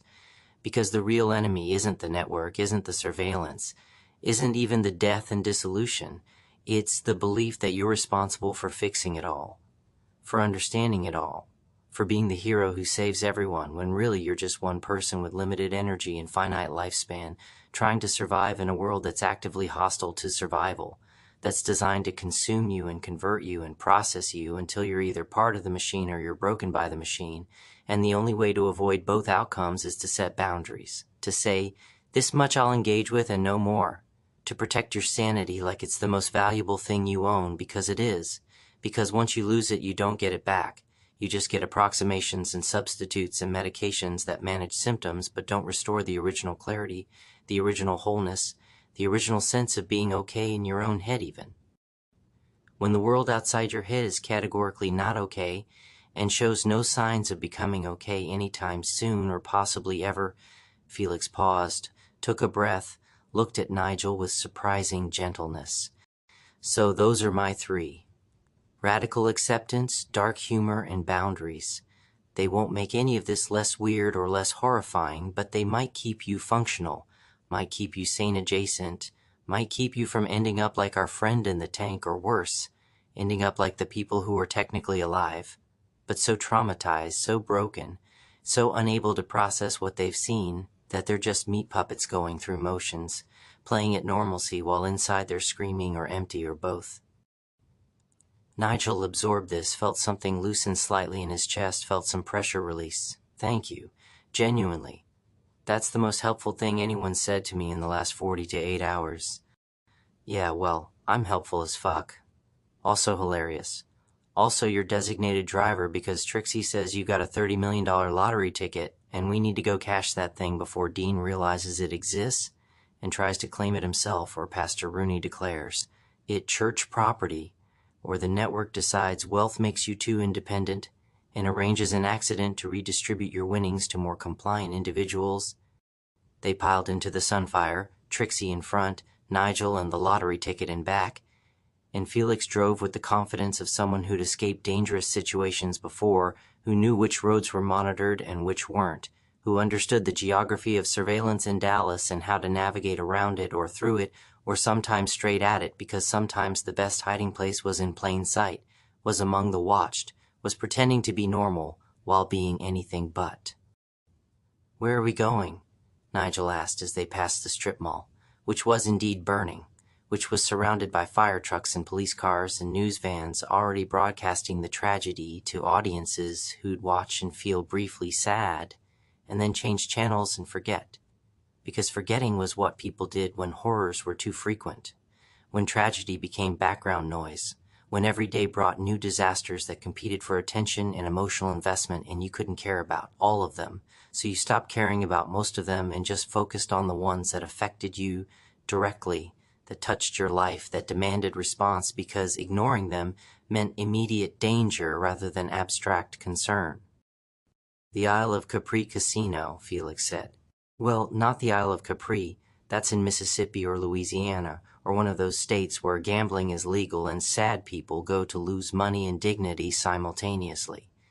We're going to Capri's, a local club that has casino night on Tuesdays, which is technically illegal, but the cops don't care because the owner's brother-in-law is the police chief, and corruption is just another word for family helping family in ways that happen to violate multiple statutes, but everyone agrees to ignore because ignoring is easier than enforcing, and enforcement would require admitting that the whole system is compromised from the bottom up. How does that help me cash a lottery ticket? It doesn't. But the owner of Capri's, guy named Vincent, he's also a licensed lottery retailer. Has a machine in the back, totally legit, completely legal, one of his many revenue streams that includes the bar, the gambling nights, and a side business selling Capri Sun juice pouches out of a vending machine because he thought the name Synergy was hilarious and would attract customers who appreciated wordplay and light commerce. Trixie turned in her seat. Vincent is network adjacent, like Dean was pretending to be. Except Vincent's actually adjacent, actually neutral, actually someone who'll process your lottery ticket without asking questions or reporting the win to anyone who might want to know that you suddenly have resources, have independence, have fuck you money. Why is he helping? Because I'm calling in a favor. Because he owes me for not reporting that his casino nights are using rigged equipment, that his dealers are dealing from the bottom, that his roulette wheel has a magnetic system that lets the house control outcomes when they need to recoup losses or punish players who've won too much or are suspected of counting cards in blackjack, which you can't actually do effectively in roulette, but Vincent is paranoid and thinks everyone's trying to cheat him, even though he's the one doing the cheating, projecting his own dishonesty onto customers who are mostly just desperate people trying to win enough money to pay rent or fix their cars, or escape lives that feel like prisons but are actually just the normal human condition of economic precarity and existential dread in late-stage capitalism. They pulled up to Capri's, which occupied a standalone building that had been a Pizza Hut in its previous life. You could tell by the distinctive roofline, by the shape that said this used to serve mediocre Italian-American food to families in the 80s and 90s before pizza chains moved to strip malls and standalone buildings became available for repurposing into bars and clubs, and places where adults went to pursue vices that were illegal, or legal adjacent, or technically legal but morally questionable, depending on your framework.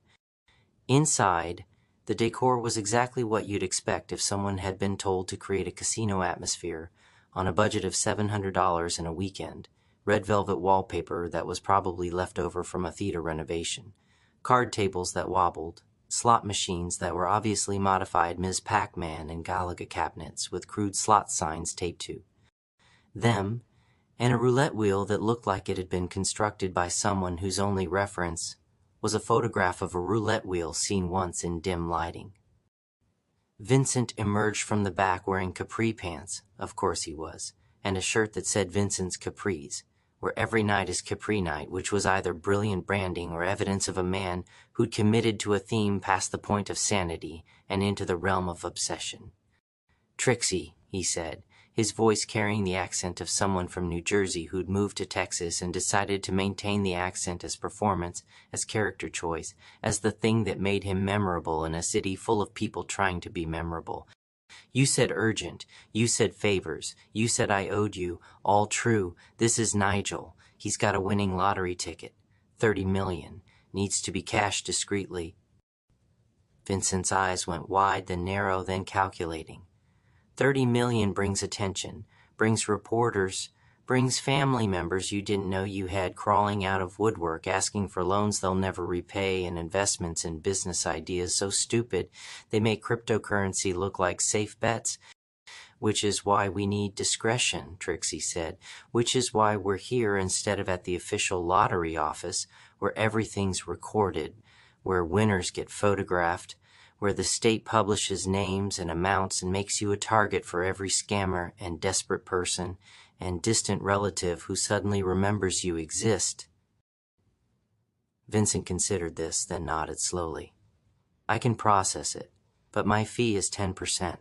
3 million, that's the cost of anonymity, of discretion, of making sure this transaction happens off-book and stays off-book." "That's robbery," Nigel said. "That's market rate for criminal facilitation," Vincent corrected. You want legal, transparent, official processing? Go to the lottery office. You want to stay invisible, to keep your windfall secret, to avoid becoming a target for everyone who wants a piece of your 30 million. You pay the invisibility tax and you say thank you because 3 million is cheap compared to what you'd lose to lawsuits and scams and relatives and all the various parasites that attach themselves to sudden wealth. Nigel looked at Trixie, who nodded. Looked at Felix, who shrugged. Looked at the lottery ticket in his hand and thought about Mario dissolving in a tank, about consciousness that persisted past substrate failure, about the price of everything, in a world where nothing was free, and someone was always extracting value, always taking their cut, always monetizing transactions. That should be simple, but never were because simplicity was extinct, had died sometime around 1989, had been replaced by complexity and intermediaries and layers of exploitation that made every exchange a negotiation, every transaction a battle, every simple thing complicated by the infrastructure of control and surveillance and profit-seeking that had metastasized through every aspect of life, until you couldn't even cash a lottery ticket without paying protection money to someone who'd figured out how to insert themselves into the process and extract value for services that shouldn't need to exist but did, because the official systems had become so compromised, so surveilled, so hostile to privacy that criminal alternatives had become more trustworthy than legal options, that unofficial channels had become safer than official ones, that asking a mobbed-up club owner to process your lottery ticket was actually the smart play, the rational choice, the best available option in a world where best was relative and available was rare, and options were mostly illusory.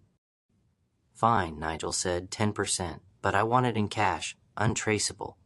Nothing that connects me to this money. Vincent grinned. Now you're thinking like someone who wants to survive. Cash is in my office safe.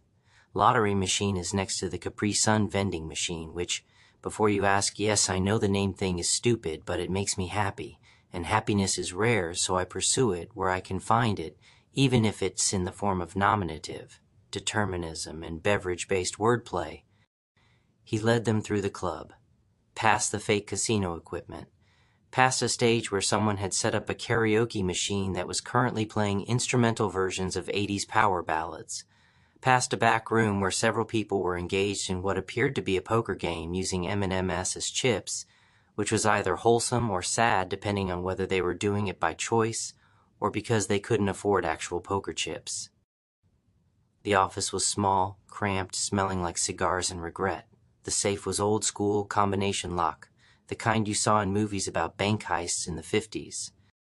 Vincent spun the dial with practiced ease, opened it to reveal stacks of cash that suggested his various illegal and semi-legal enterprises were quite profitable, quite successful, quite capable of generating the kind of revenue that made 10% of 30 million feel like rounding error, like chump change, like the kind of money he probably made on a busy weekend running his rigged casino and selling overpriced drinks to people desperate enough to gamble in a converted Pizza Hut. The lottery machine was indeed next to the Capri Sun vending machine, both of them wedged into a corner like awkward cousins at a family reunion. Vincent fed the ticket into the machine, waited while it processed, while it verified, while it connected to whatever state database tracked lottery tickets and confirmed winning combinations and authorized payments. The machine beeped, printed a receipt. Vincent read it, nodded, and began counting cash. $27 million in hundreds takes a while to count. Takes even longer when the person counting is being careful, is double-checking, is making sure they're not shorting themselves or overpaying the customer or miscounting in any way that would require recounting, which would be embarrassing and time-consuming, and Vincent clearly had a professional reputation to maintain, even though his profession was criminal facilitation, and reputation in criminal contexts was measured differently than in legitimate business, but was somehow more important, more valuable, more carefully guarded because legitimate businesses had contracts and courts and legal recourse, while criminal enterprises had only reputation, only word of mouth, only the understood agreements that bound people who operated outside the law and therefore needed even stronger codes, even stricter ethics, even more rigorous adherence to promises because promises were all they had. "27 million, Vincent finally said, gesturing to several duffel bags he'd filled during the counting process. "In hundreds, non-sequential, unmarked, untraceable as cash can be in a world where every bill is theoretically tracked, but practically just another piece of paper that changes hands and enables transactions and disappears into the vast ocean of currency that flows through the economy, leaving traces that are too faint to follow unless someone's really looking.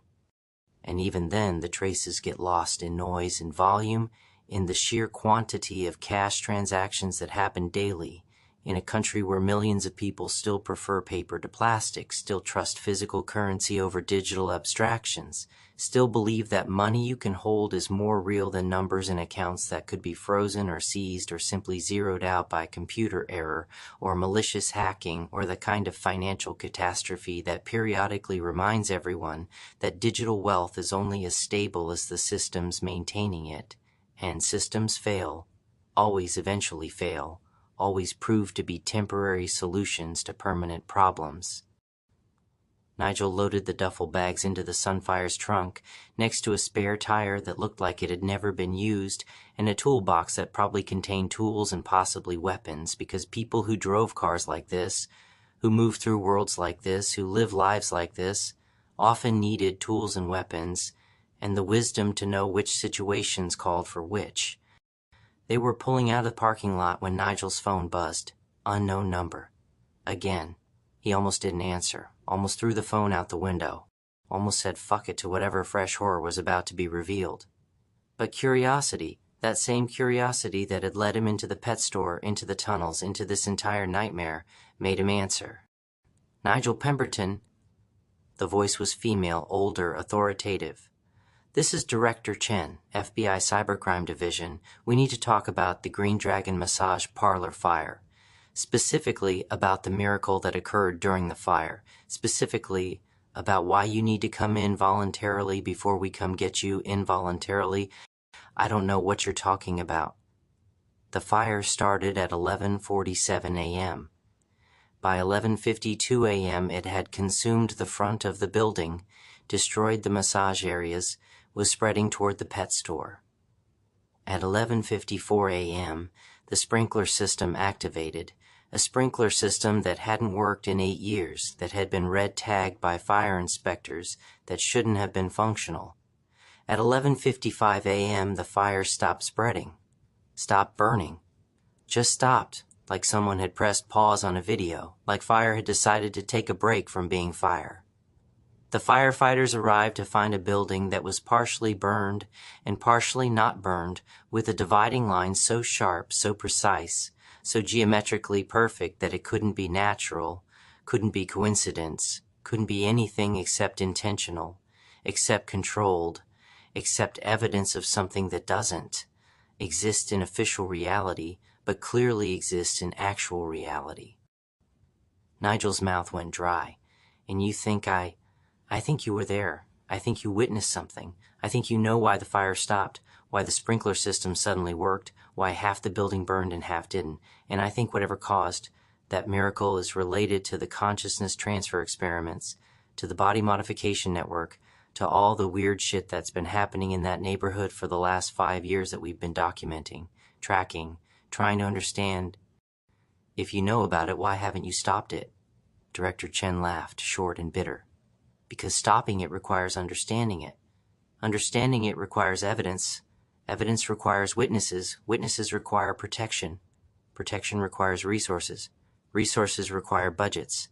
Budgets require justification. Justification requires explaining to Congress that consciousness transfer is real, body modification is happening, there's a network operating beneath American cities conducting experiments that violate every ethical guideline and most laws, but we can't prosecute because the laws were written before this technology existed, and our legal framework can't process crimes that didn't have names until last year. So instead, we document, we track, we wait for someone to fuck up badly enough that we can intervene without triggering constitutional crises or jurisdictional nightmares. Or the kind of legal battles that would expose how much weird shit is happening that the government knows about but can't or won't stop because stopping would require admitting, and admitting would cause panic. and panic would cause problems worse than the problems we're trying to solve. So what do you want from me? I want you to come in. I want you to tell me what you saw. I want you to help me understand what stopped that fire, because whatever stopped it is new, is something we haven't seen before, is possibly the thing that changes the equation from we're documenting to we can actually intervene.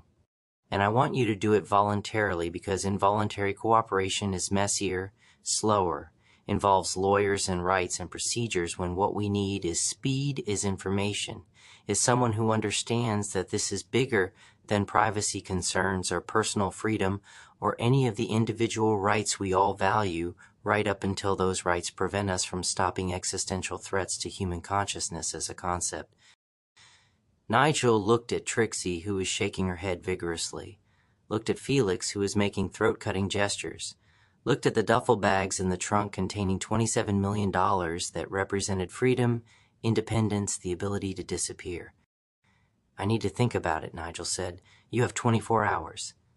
After that, the voluntary option expires and we move to involuntary, which you won't enjoy and I won't enjoy, but which will happen because this is too important to let slip away, because one civilian got scared or decided his personal freedom mattered more than understanding what's happening to human consciousness in the 21st century. She paused. Also, you should know, the body in the fire wasn't Jack Nicholson's understudy. It was Pastor Rooney. Someone killed him, staged his body in the massage parlor, burned the building to destroy evidence. Dean is missing. Kenichi Wapatuni is missing. And the miracle that stopped the fire, the sprinkler system that suddenly worked after 8 years of being broken, that water tested positive for compounds that don't exist, that aren't T in any database, that suggests someone's developed technology we don't understand, can't replicate, and desperately need to comprehend before someone weaponizes it or uses it to do something we can't undo. The call ended.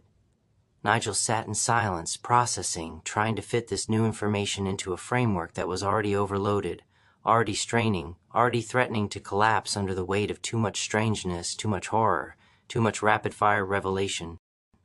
So, Felix said cheerfully, good news is you're rich.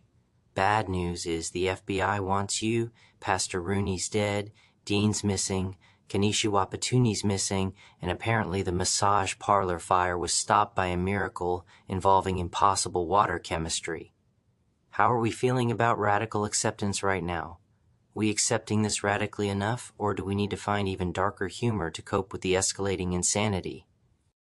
Trixie pulled out her phone, made a call, spoke rapidly in what sounded like Mandarin or Cantonese or some Chinese dialect Nigel couldn't identify. She listened, her face going pale, then paler, then the color of someone receiving news that was worse than bad, that was catastrophic, that changed everything. She hung up, turned to look at Nigel with eyes that were bright with tears or fury or both. Kenichi Wapatuni's at the actual Capri, she said. The island, in Italy, in the Mediterranean. Someone extracted her, literally extracted her, pulled her out of Dallas and transported her to Europe in the last 6 hours, because the map on her skin isn't just North American facilities, it's global. It's the entire network, every consciousness transfer site on Earth. And both sides want that map, want that information, want to either use it to expand operations or shut down operations depending on which side they're on and which outcome they're pursuing. How did she get to Italy in 6 hours? Nigel asked. That's not possible. There's no flight that fast, no commercial route that... Private jet, Trixie said. Military transport. Experimental aircraft that operate outside normal air traffic control. Take your pick. When you've got the resources of organizations that run global consciousness transfer networks, you've got transportation options that civilians don't know exist, that governments deny exist, that make 6-hour Dallas to Italy trips not just possible, but routine. Felix drummed his fingers on the steering wheel. So let me make sure I'm tracking the plot here. Mario's dead, liquefied in a tank. Pastor Rooney's dead, burned in a fire that was miraculously stopped by impossible water. Dean's missing, possibly fled, possibly captured, possibly dead. Can issue opportunities in Italy being fought over by competing factions who want the global map that's written on her skin.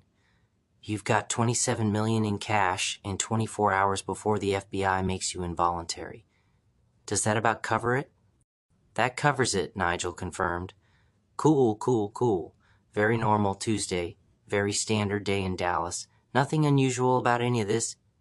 Felix started driving, heading toward the highway, toward directions unknown, toward whatever came next in a story that had stopped following any recognizable narrative structure and devolved into pure chaos, pure improvisation, pure yes, and taken to its logical extreme where logic had stopped applying and only momentum mattered, only forward motion, only the refusal to stop and think too carefully about what was happening, because thinking would lead to breaking, to shutting down, to consciousness protecting itself, by disconnecting from reality like circuit breakers tripping when the current gets too strong, when the voltage exceeds design parameters, when the system realizes that continued operation would cause damage more severe than temporary shutdown. They drove past the strip mall one more time.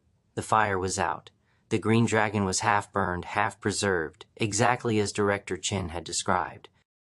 A crowd had gathered, not the usual disaster gawkers, but different people, purposeful people, people who looked like they knew something, who'd come not to watch but to witness, to participate in some ritual Nigel didn't understand. And in the middle of the crowd, in the space where burned building met unburned building, where fire had stopped for no reason that physics could explain, someone had set up a shrine. Candles, flowers, photos, objects that looked personal, meaningful, carefully chosen. And people were praying. Not to God, or not exactly to God, but to something else, to the miracle itself, to the force that had stopped the fire, to whatever power had intervened in a disaster and created a dividing line between destruction and preservation so perfect that it looked like proof, looked like evidence, looked like the kind of sign that people who were desperate for meaning, desperate for proof that something beyond human existed and cared and occasionally intervened, would interpret as divine, as sacred, as worthy of worship. The strip mall, that trashy collection of failing businesses and semi-legal operations in spaces where network experiments happened behind mundane fronts, had become a pilgrimage site, had become a public attraction, had become a place where people who knew came to acknowledge what they knew, where people who'd been processed came to remember being processed, where people who'd been modified came to show their modifications to others who understood, who'd been through it, who carried the same scars and the same knowledge and the same burden of being aware of things that official reality denied, but actual reality confirmed daily through experience, through suffering, through the strange joy of finding others who'd seen what you'd seen, who knew what you knew, who could confirm that yes, this happened, yes, it's real, yes, we're not crazy, even though the world we're describing sounds insane to anyone who hasn't been there, hasn't seen it, hasn't had their consciousness transferred, or their body modified, or their reality permanently altered by encounters with the infrastructure of transformation that ran beneath cities promising evolution but delivering mutation, promising transcendence but delivering only difference, only variation, only new configurations of the same old consciousness trapped in substrate that was always failing, always degrading, always trending toward the dissolution that Mario had reached this morning, and that everyone else was trending toward, some faster, some slower, but all moving in the same direction, all returning eventually to the substrate from which they'd emerged, all completing the cycle from matter to awareness back to matter, from unconsciousness through consciousness back to unconsciousness, from pattern formation through pattern maintenance to pattern dissolution, each cycle temporary, each configuration brief, each moment of awareness a small miracle that we took for granted until it ended, until someone we knew liquefied in a tank or burned in a fire, or simply stopped, simply ceased, simply completed their transition from being to not being and left us behind to ask why, to seek meaning, to build. Shrines at the sites where miracles occurred and hope that miracles meant something, proved something, promised something beyond the endless grinding cycle of emergence and dissolution that characterized all material existence, whether conscious or unconscious, whether aware or unaware, Whether asking questions or simply being the answer to questions nobody was asking because the universe didn't ask, didn't answer, didn't participate in the meaning-making that consciousness desperately needed to make existence bearable, to make awareness worthwhile, to make the suffering that came with being conscious seem like a price worth paying for the beauty, the wonder, the strange, terrible gift of being able to notice that you existed and being unable to stop noticing until you stopped existing, and the noticing ended and the pattern dissolved, and all that remained was the story, the memory, the tale told by others who'd witnessed your pattern before it dissolved, who'd carry forward some fragment of who you'd been into futures you wouldn't see, wouldn't experience, wouldn't participate in except as memory, as story, as the echo of having been someone who mattered to someone, even if that someone was just yourself. Even if the only witness to your significance was your own consciousness examining itself and deciding that yes, despite everything, despite the horror and the modification and the surveillance and the control and the dissolution, despite all of it, being conscious had been worth it, being aware had mattered, being briefly and possibly alive had been enough. Felix pulled into a motel parking lot, the kind of motel that rented by the hour but would also rent by the night if you paid cash and didn't ask for receipts, and accepted that the sheets had probably been cleaned, but the cleanliness was relative, and the best you could hope for was absence of visible stains rather than actual sterility or comfort. "We need to rest," he said. "We need to think. We need to decide whether we're going to Italy to rescue Kanishi Wapatuni, or talking to the FBI, or disappearing with $27 million, or some fourth option that hasn't occurred to us yet because we're too exhausted, too traumatized, too absolutely fucking done with today to think clearly about tomorrow." Nigel nodded, too tired to argue, too overwhelmed to make decisions, too aware that whatever choice he made would have consequences he couldn't predict, couldn't control, couldn't avoid, because choice in this world was never simple, was never clean, was never without cost. They got rooms. Nigel locked his door, checked the windows, wedged a chair under the doorknob like that would actually stop anyone who wanted to get in, but it made him feel marginally safer, marginally more in control, marginally less vulnerable in a world that had revealed itself to be hostile, predatory, constantly looking for opportunities to extract value from human substrate, whether that substrate was conscious or unconscious, willing or unwilling, alive or dead, or somewhere in between where Mario had ended up, where consciousness persisted just long enough to say goodbye before dissolving into the substrate. That had temporarily supported it, and would support other patterns next, other consciousness, other brief configurations of matter that thought they were individuals, were persons, were entities with futures, when really they were just present, just now, just this moment between emergence and dissolution that was all anyone ever had, all anyone would ever have, all that separated being from not being, and made the difference, made the story, made the whole elaborate performance of consciousness worth staging, even though the audience was small, the run was short, and the reviews were mostly written by other performers who were also temporary, also brief, also performing their own one-act plays in the grand theater of existence where everyone was both actor and audience, both subject and witness, both the pattern and the substrate examining itself in mirrors that reflected truth and lies simultaneously, that showed us who we were and who we pretended to be and who we might become if we survived long enough, changed enough, evolved enough to be recognizable as descended from, but fundamentally different than the humans we'd been in 1989, before the internet, before consciousness transfer, before the network started running beneath cities and offering transformations we couldn't resist because resistance required understanding and understanding required information and information was controlled by the very networks offering transformation, creating a closed loop, a perfect system of control that perpetuated itself through our desire for enhancement, for improvement, for evolution, into something better than the limited, mortal, vulnerable meat puppets we currently were and would always be, no matter how much we modified, how much we transferred, how much we tried to transcend the substrate that was never the prison we thought it was never the limitation we needed to escape, was always exactly what we needed if only we'd learned to love it instead of trying to leave it. If only we'd accepted embodiment instead of fighting it, if only we'd made peace with being human, instead of constantly reaching for post-human, transhuman, whatever comes next human, in the endless progression that had no destination except more progression, more transformation, more becoming, without ever achieving being, without ever resting in the present moment and saying, yes, this is enough, this meat is sufficient, this consciousness is adequate, this life is worth living not despite its limitations, but because of them, not in spite of mortality, but because mortality gives meaning to moments, makes choices matter, makes love precious and loss terrible, and all of it. All the beautiful, terrible experience of being conscious and substrate, worth it, worth the price, worth the suffering, because suffering proved we were alive, proved we could feel, proved we mattered, at least to ourselves. And maybe that was enough. Maybe mattering to yourself was the only mattering that was real, was lasting, was worth protecting against the networks that wanted to extract it, transfer it, process it into something more useful, more profitable, more controllable than the wild, unpredictable, gloriously messy consciousness that emerged when you left humans alone, left them unmodified, let them be what they'd always been.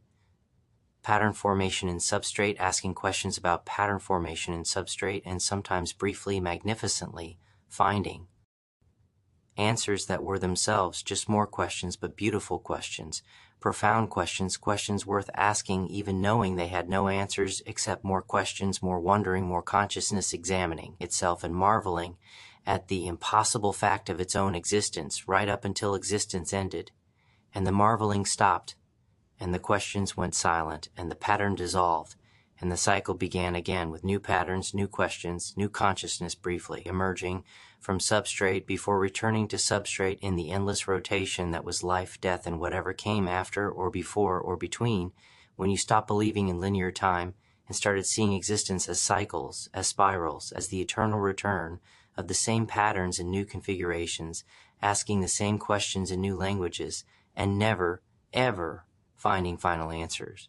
Because final answers would mean the end of questions, and questions were what consciousness did, what it was for, what justified its brief, impossible existence in a universe that was vast and old and mostly unconscious and getting along just fine, thank you very much, without any of our questioning or wondering or desperate attempts to find meaning in a cosmos that had none except what we created, what we imposed, what we insisted upon, because insisting was all we had, was all that separated us from the radishes growing in dark soil without asking why, without seeking purpose, without needing anything except dirt and water and time to transform into themselves, into their full radish nature, without modification, without transfer, without any of the complications we added because we couldn't help ourselves, couldn't stop ourselves, were built to ask and seek and question until the asking stopped and we returned to being answer rather than question, being matter rather than consciousness, being substrate rather than pattern, being the dirt that grew radishes rather than the consciousness that wondered why radishes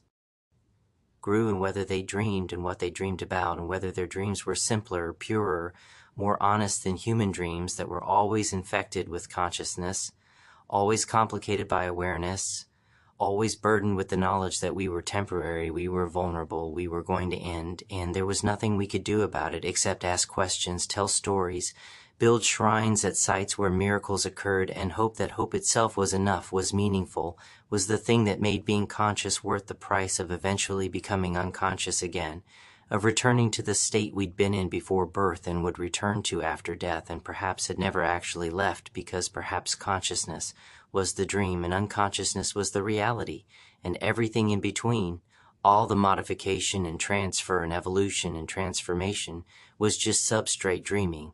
It was awake, was aware, was special, when really it was just matter doing what matter did, forming patterns, dissolving patterns, forming new patterns, repeating endlessly without purpose or destination, except the repetition itself, the cycle itself, the beautiful, terrible truth that nothing lasted but everything continued, nothing persisted but everything returned, nothing mattered, but everything mattered intensely to the temporary patterns that briefly thought they were persons, were individuals, were Nigel or Mario or Kanishi Wapatuni or anyone else who'd ever had a name, a story, a favorite crayon color that proved they'd been here, they'd existed, they'd been briefly, impossibly, magnificently aware before awareness ended and the story stopped, and someone else picked up the thread and continued the tale that had no beginning and no ending, only middle, only the eternal present of substrate forming patterns, forming substrate in cycles that would continue long after humans were gone, long after consciousness transfer was forgotten, long after the networks had collapsed, and the cities had crumbled, and the radish farms had returned to wild growth, and the universe had moved on to its next experiment, its next attempt to organize matter into awareness, its next brief flirtation with consciousness before inevitably, finally, eventually surrendering to the heat death that waited at the end of all things, when all patterns dissolved, all questions ceased, all consciousness evaporated, and only silence remained, vast and perfect and eternal, the silence that was there before anything existed and would be there after everything ended, the silence that was perhaps the only truth, the only constant, the only thing that mattered in a cosmos where everything else was temporary, transient, doomed to dissolution no matter how desperately it clung to form, to configuration, to the illusion of permanence that made consciousness bearable when bearing consciousness required believing it would last, would persist, would somehow transcend the meat even though the meat was all there was, all there would ever be, all that consciousness needed if it could just stop trying to escape itself and start accepting what it was, a pattern in substrate, a dream in matter, a brief flowering of awareness that bloomed and wilted and returned to soil like everything else, like radishes and humans and civilizations and stars, all of it temporary, all of it beautiful in its temporariness, all of it worth celebrating precisely because it ended, precisely because it was limited, precisely because the boundaries made it precious in ways that infinite would never be, that eternal could never match, that forever would render meaningless because meaning required contrast, required the difference between being and not being, required mortality to give life its value, its urgency, its terrible sweet intensity, that made every moment matter even when nothing mattered, that made every choice significant even when choice was illusion, that made love possible even when love was just another pattern in substrate that would dissolve when the substrate failed. But while it lasted, oh God, while it lasted, it was everything, was worth everything, was sufficient justification for the whole catastrophic experiment of consciousness in meat, of awareness in matter, of the universe examining itself through human eyes and human hearts and human minds that were flawed and limited and absolutely perfect exactly as they were. If only we could see it, if only we could accept it, if only we could stop reaching for more and start celebrating enough, start honoring sufficient, start loving the meat that housed us and the mortality that defined us and the limitations that made us human, instead of constantly trying to be post-human, transhuman, better than human, when human had always been enough, had always been adequate, had always been exactly what the universe needed when it needed something to notice, to wonder, to ask questions that had no answers except the asking itself, the wondering itself, the noticing itself as sufficient, as complete, as the entire point of consciousness, which wasn't to achieve or transcend or evolve, but simply to be aware, to notice, to bear witness to existence. And by bearing witness to make existence meaningful even when meaning was projection, was invention, was the thing we created to make bearable the unbearable truth, that we existed briefly in a cosmos that didn't care, wouldn't remember, and would continue its expansion toward heat death long after every human consciousness had dissolved back into substrate, back into matter, back into the fundamental particles that had formed us, and would form other things next, other configurations, other brief, impossible patterns that might or might not be conscious, but would definitely be temporary, definitely be mortal, definitely be subject to the same laws of thermodynamics and entropy and inevitable dissolution that governed everything from quarks to galaxies, from consciousness to cosmos, from the smallest pattern to the largest structure, all of it trending toward chaos, toward randomness, toward the heat death that was the only true end, the only final answer, the only destination that mattered because it was the only destination that was guaranteed, that was certain, that was absolutely unavoidable no matter how much we modified our bodies or transferred our consciousness or tried to upload ourselves into substrates that might last longer but would still eventually fail, still eventually decay, still eventually surrender to entropy, because entropy always won, always had won, always would win in the long game, even though the long game was so long that humans couldn't perceive it, couldn't imagine it, couldn't hold it in their minds without those minds breaking under the weight of deep time and vast scale, and the absolute insignificance of human consciousness in a universe that was billions of years old and would be billions of years older still after humanity, was just another fossil layer in Earth's geological record, Just another brief experiment in planetary evolution, just another species that had emerged and flourished and gone extinct like all the others before and all the others after, because extinction was the norm, was the rule, was what happened to every species eventually, no matter how sophisticated, how conscious, how certain they were that they were special, were different, were the ones who'd finally transcend the limitations that had doomed every other form of life that had ever existed on Earth or anywhere else in a universe that was hostile to life, indifferent to consciousness and completely unconcerned with whether humans survived or thrived or disappeared tomorrow, leaving nothing behind except archaeological evidence and the faint chemical traces of our industrial civilization pressed into rock layers that future geologists, if there were future geologists, if anything conscious evolved after us to study what came before, might find and wonder about and perhaps understand or perhaps misinterpret. Because interpretation required context, and context would be lost, would be unavailable, would have dissolved along with the consciousness that created it, leaving only artifacts, only evidence, only the material traces of having been here without the stories that explained why being here had mattered, why it had meant something, why we'd cared so. Desperately about persisting when persistence was always temporary and caring was just another pattern and substrate that would dissolve when the pattern dissolved. Nigel lay on the motel bed, sheets questionable, mattress lumpy, ceiling stained with water damage that suggested previous floods or leaks or the slow, inevitable decay of infrastructure that wasn't maintained, wasn't cared for, wasn't loved because love required resources and resources were scarce and scarcity made love selective, made care strategic, made maintenance a luxury rather than necessity, and thought about Mario liquefying in a tank, about Pastor Rooney burning in a fire that had stopped for reasons nobody understood, about Kanishiwapatuni in Italy with a map written on her skin that both sides wanted badly enough to kill for, badly enough to kidnap for, badly enough to start a war over if war was what it took to control the infrastructure of consciousness transfer that had spread globally, while everyone had been distracted by pandemics and climate change and political chaos and all the other crises that competed for attention in the 21st century,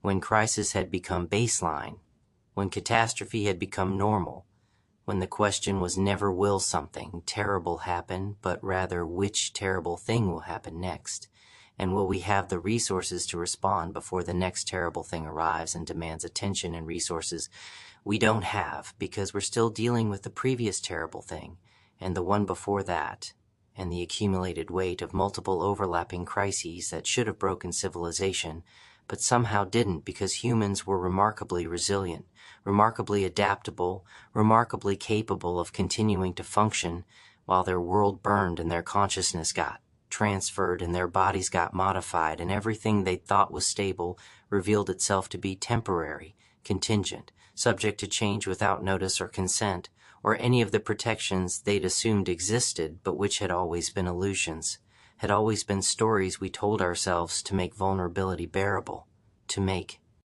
powerlessness tolerable, to make existence in a chaotic universe feel safe when safety was never guaranteed, never permanent, never anything more than temporary absence of immediate danger, rather than actual security, actual protection, actual assurance that tomorrow would come and would resemble today in ways that made planning possible, made hope rational, made building futures seem worthwhile even when futures were always uncertain, always contingent, always subject to disruption by forces beyond individual control like fires that stopped for impossible reasons, or friends who liquefied in tanks, or cousins who weren't cousins but were instead enemy operatives playing long games with human lives as pieces on boards that most players didn't know existed, didn't understand the rules of, couldn't win even if they played perfectly, because winning wasn't about skill or knowledge or preparation, but about being on the right side of power structures that were invisible to most people, that operated in darkness and basements and tunnels beneath cities where the real decisions got made,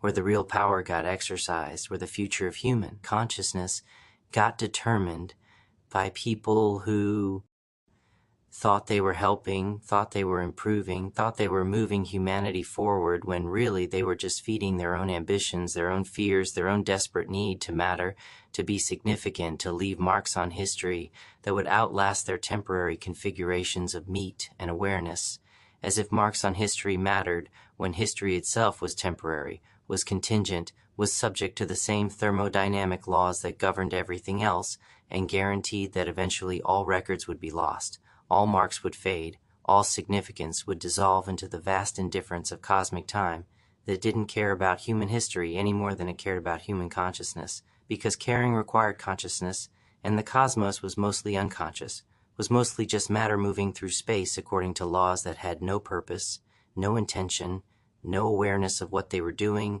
or what they were creating or destroying in the endless cycling of energy, through forms that temporarily cohered before inevitably dissolving back into the fundamental forces from which they'd emerged.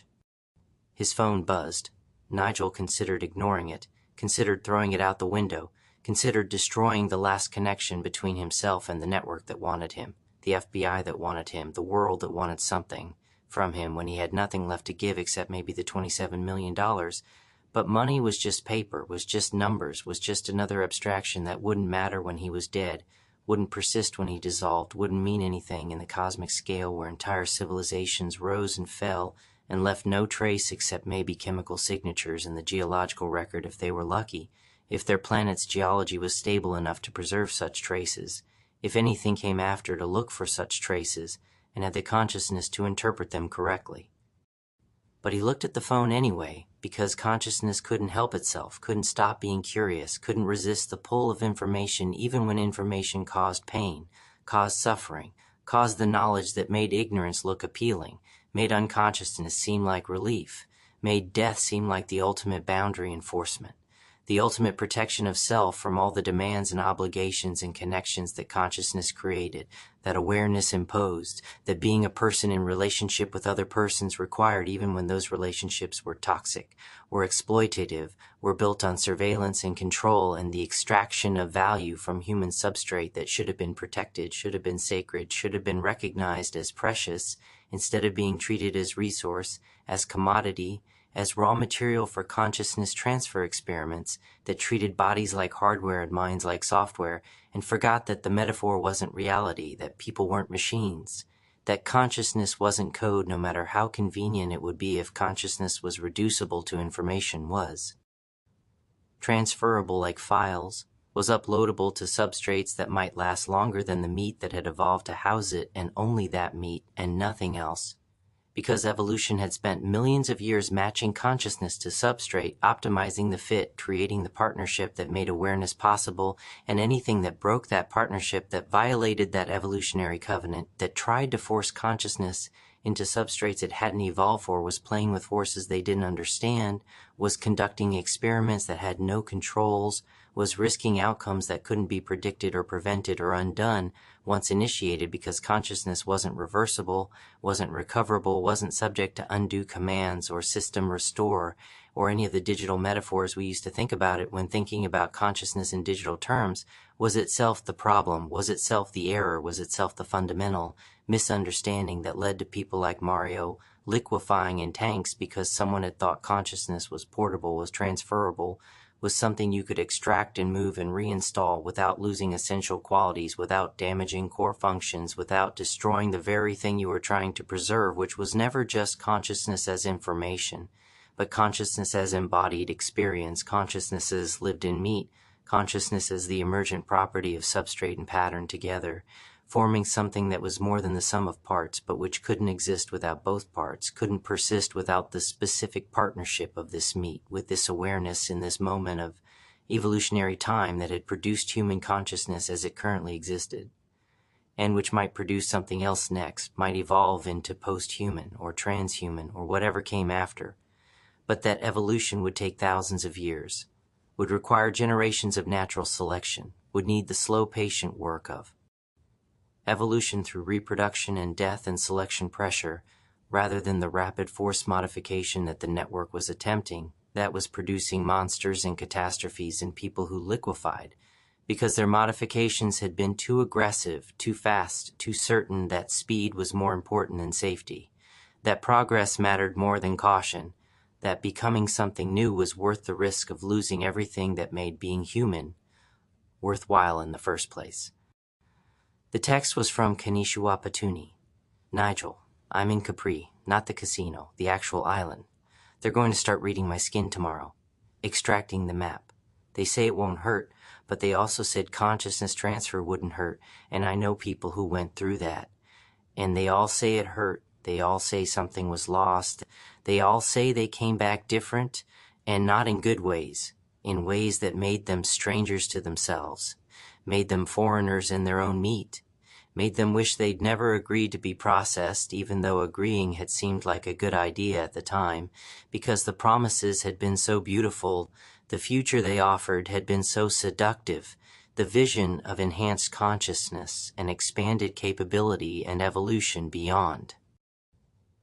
Limitation had been compelling enough to override caution, to silence doubt, to make them sign consent forms they didn't fully understand for procedures that hadn't been adequately tested because testing required time and time, was what they didn't have when they felt like their current consciousness was insufficient, was limited, was the cage they needed to escape, even though the cage was just being human, just being mortal, just being subject to the limitations that made us what we were.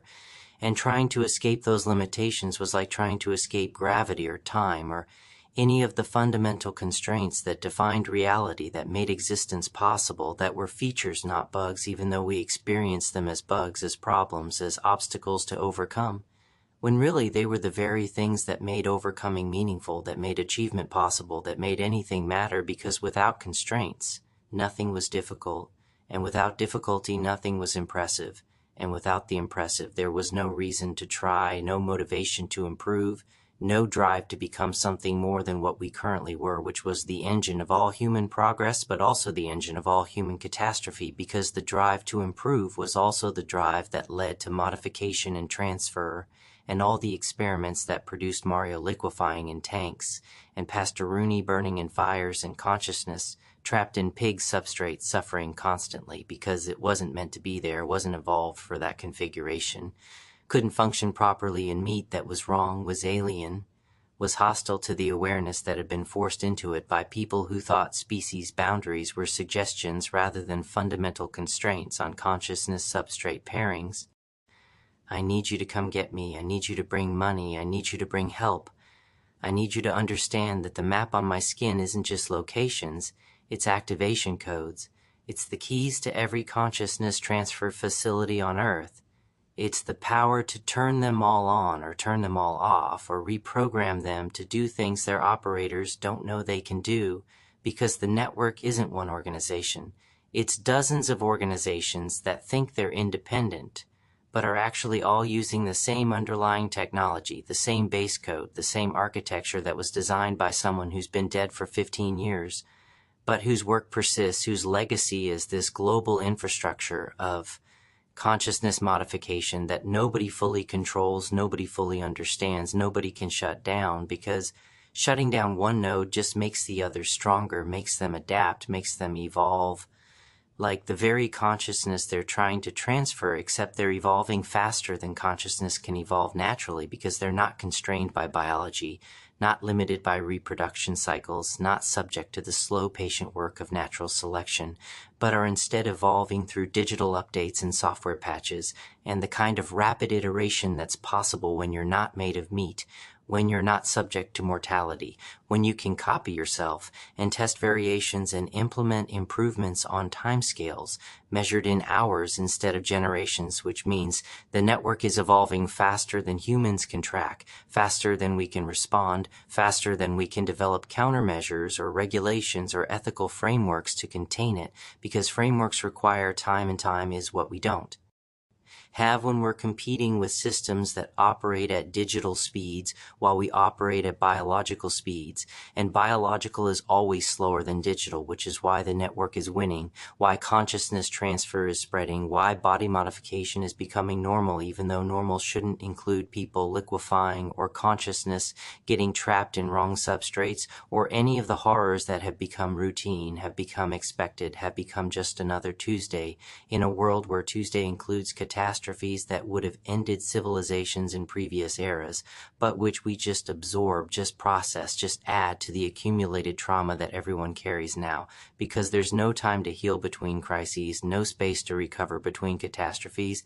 no opportunity to pause and reflect and wonder whether we should continue down this path or whether we should stop, should reconsider, should ask whether consciousness transfer is something we want, just because it's something we can do, because wanting and capability aren't the same thing, because possible and advisable aren't synonyms, because the ability to modify consciousness doesn't create an obligation to modify consciousness, and maybe, just maybe, the wisest choice would be to leave consciousness alone, to accept substrate as it is, to love the meat that houses us instead of constantly trying to escape it, to upgrade it, to transcend it, when transcendence might just be another word for destruction, for dissolution, for losing the very thing we're trying to save by trying to save it, because saving requires changing, and changing requires losing something, and what we lose might be exactly what we needed to keep, what made us human, what made consciousness worth having in the first place. The coordinates are attached, the flight information is attached, the extraction plan is attached. All you need is money and courage and the willingness to risk everything to save someone you barely know, because I'm not just me, I'm the map, I'm the key, I'm the thing that both sides need and neither side can be allowed to have, because either side getting complete control would be catastrophic, would lead to total domination of human consciousness modification by agendas we don't understand, by people we've never met, by organizations that operate in shadows and answer to no governments, no ethics boards, no accountability structures except their own internal hierarchies that prioritize efficiency over ethics, results over rights, progress over people, because people are temporary, but organizations persist, people die, but institutions continue, people can be replaced, but infrastructure endures, and that endurance is what makes institutions dangerous, what makes them capable of evil that individuals could never achieve, because individuals die, but institutions adapt, survive, grow stronger through iteration and evolution, and the accumulated knowledge of generations of operators who each contribute incrementally to systems that become more sophisticated, more powerful, more capable of controlling human consciousness with each passing year, each new breakthrough, each successfully transferred mind that proves the technology works even if it works imperfectly, even if it produces casualties, even if the cost in suffering and failed experiments, and people who liquefy in tanks is high, because from the institution's perspective cost is irrelevant. Suffering is data, failures are learning opportunities. That improved the process for next time, for the next subject, for the gradual optimization toward a technology that will eventually work reliably, and when it works reliably it will be deployed globally, and when it's deployed globally there will be no escape, no opting out, no way to remain unmodified, because unmodified will be seen as handicapped, as limited, as voluntarily choosing inferiority when enhancement is available, and choosing inferiority will be seen as selfish, as wasteful, as refusing to contribute to the collective improvement of humanity when contribution is possible through modification, through transfer, through uploading consciousness into substrates that are better than meat, that last longer than bodies, that don't age or sicken or die, but also don't feel the same way, don't experience the same quality of awareness, don't have the same capacity for joy or suffering or any of the extremes that make being human worthwhile, because extremes require vulnerability, require mortality, require the knowledge that this moment might be the last moment, and that knowledge makes moments precious, makes experiences intense, makes being alive feel like something,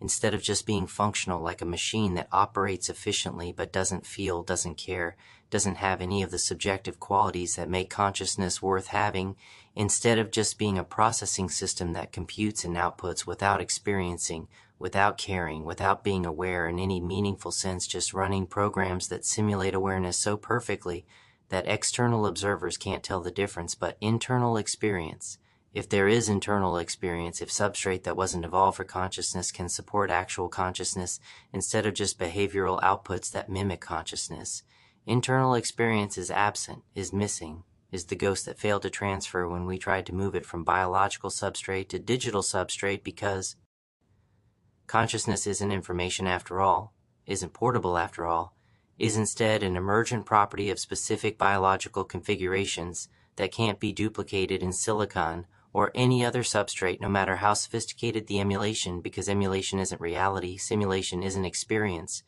And the hard problem of consciousness remains hard precisely because consciousness isn't the kind of thing that can be solved through engineering, through better technology, through more sophisticated substrates, but instead requires accepting that some things can't be replicated, can't be transferred, can't be preserved, except by maintaining the original substrate, even though original substrate dies, decays, dissolves back into component elements.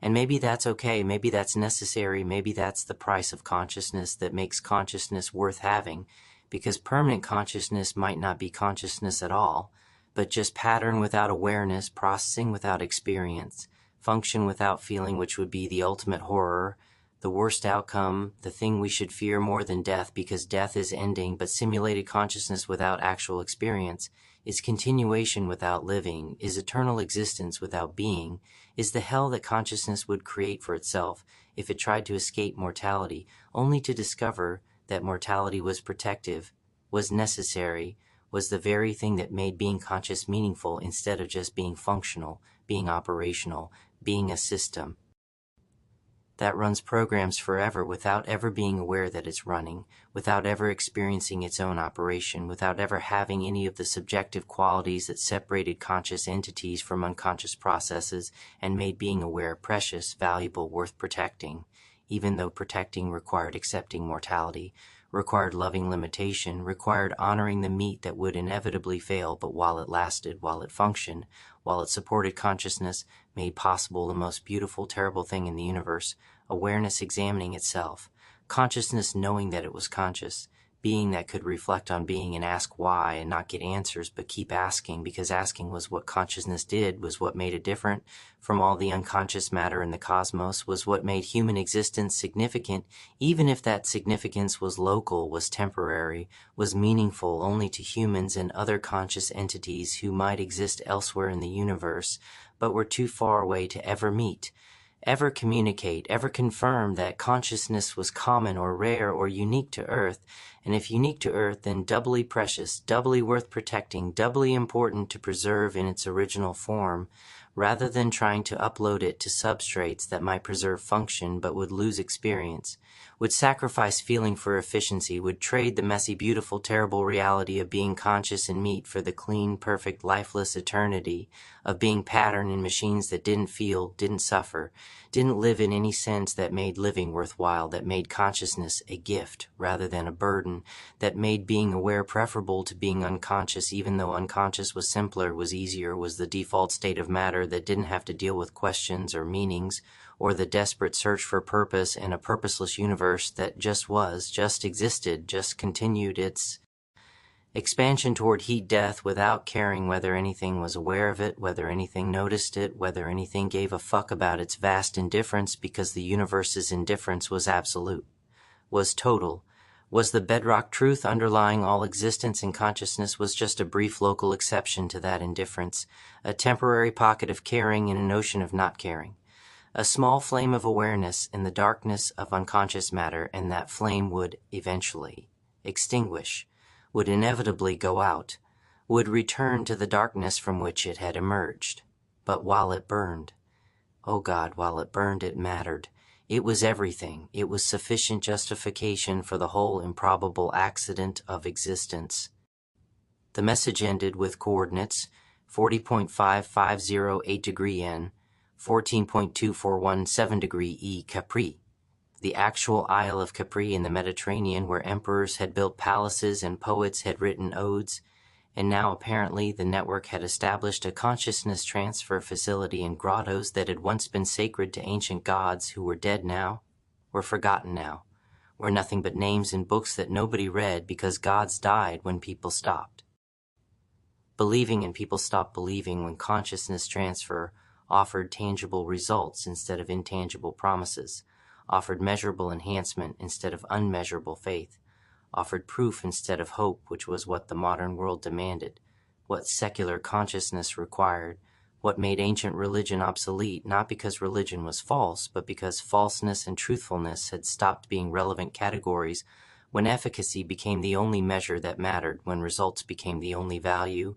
when working was more important than being true because truth was subjective but results were objective, and objectivity was what the 21st century worshipped, was what had replaced gods and faith and all the old stories that had once made existence meaningful, but which couldn't compete with technology that delivered actual enhancements, actual modifications, actual changes to consciousness that you could measure, could verify, could prove, in ways that divine intervention could never be proven, because divine intervention required faith and faith required doubt, and doubt was exactly what technology promised to eliminate by making everything measurable, everything verifiable, everything subject to empirical confirmation, which sounded like progress but was actually loss, because some things worth having couldn't be measured, some experiences worth pursuing couldn't be verified, some truths worth believing couldn't be proven, and eliminating those unmeasurable, unverifiable, unprovable things made life more efficient but also made it less meaningful, less rich, less full of the mystery and wonder and terror that made being conscious feel like participating in something larger than yourself, something sacred even if you couldn't define sacred, something holy even if you'd stop believing in holiness, because holiness didn't require gods, didn't require religions, didn't require any institutional framework, but just required the capacity to feel awe, to experience reverence, to recognize that existence itself was miraculous even if miracles were just improbable configurations of matter that briefly cohered before dissolving, that briefly supported consciousness before consciousness evaporated, that briefly made awareness possible in a universe that was hostile to awareness, indifferent to consciousness, completely unconcerned with whether humans or any other beings experienced the sublime, the beautiful, the terrible truth of being briefly, impossibly alive. Nigel stared at his phone, at the coordinates, at the implicit demand that he do something, save someone, risk everything for a person he barely knew who happened to be carrying information that both sides wanted, that both sides would kill for, that represented power and control, and the future of human consciousness modification, which sounded important, sounded urgent, sounded like exactly the kind of thing a hero would respond to, except Nigel wasn't a hero, had never been a hero. Was just a person who'd walked into a pet store looking for strange animals and found instead strange realities, found consciousness transfer and body modification, and networks that ran beneath cities promising evolution but delivering catastrophe, promising enhancement but delivering mostly suffering and the occasional success that justified.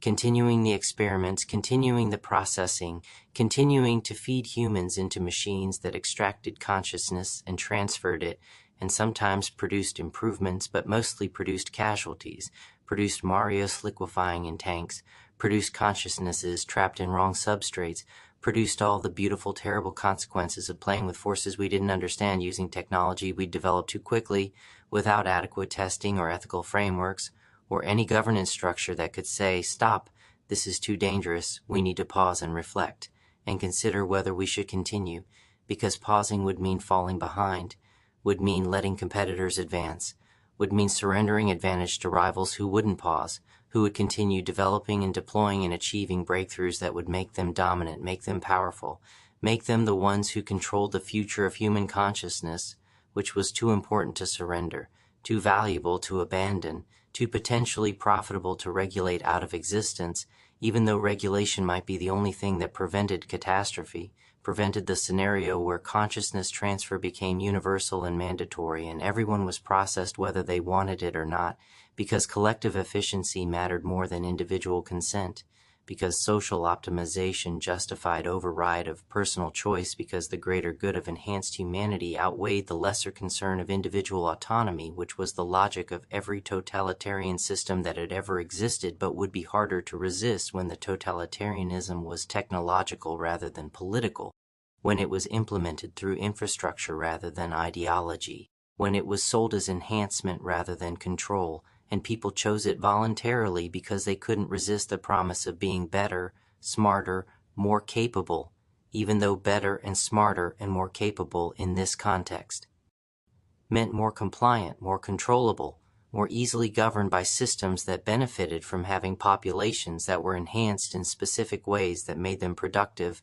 but not rebellious, efficient but not independent, capable but not threatening to the power structures that had created the enhancement technology in the first place, because power always created the tools that maintained power, and those tools always looked like progress, always claimed to be improvements, always promised liberation, while actually delivering more sophisticated forms of control that were harder to recognize as control because they felt like choice, felt like enhancement, felt like voluntary participation in improvement, when really they were mandatory submission to systems that had learned to make submission feel like empowerment, to make compliance feel like freedom, to make the cage invisible by making it comfortable, by making it beneficial, by making it so seductive that people walked into it willingly and then defended it passionately, and then recruited others into it enthusiastically because they genuinely believed it was better inside than outside, even though inside and outside were both cages, were both controlled, were both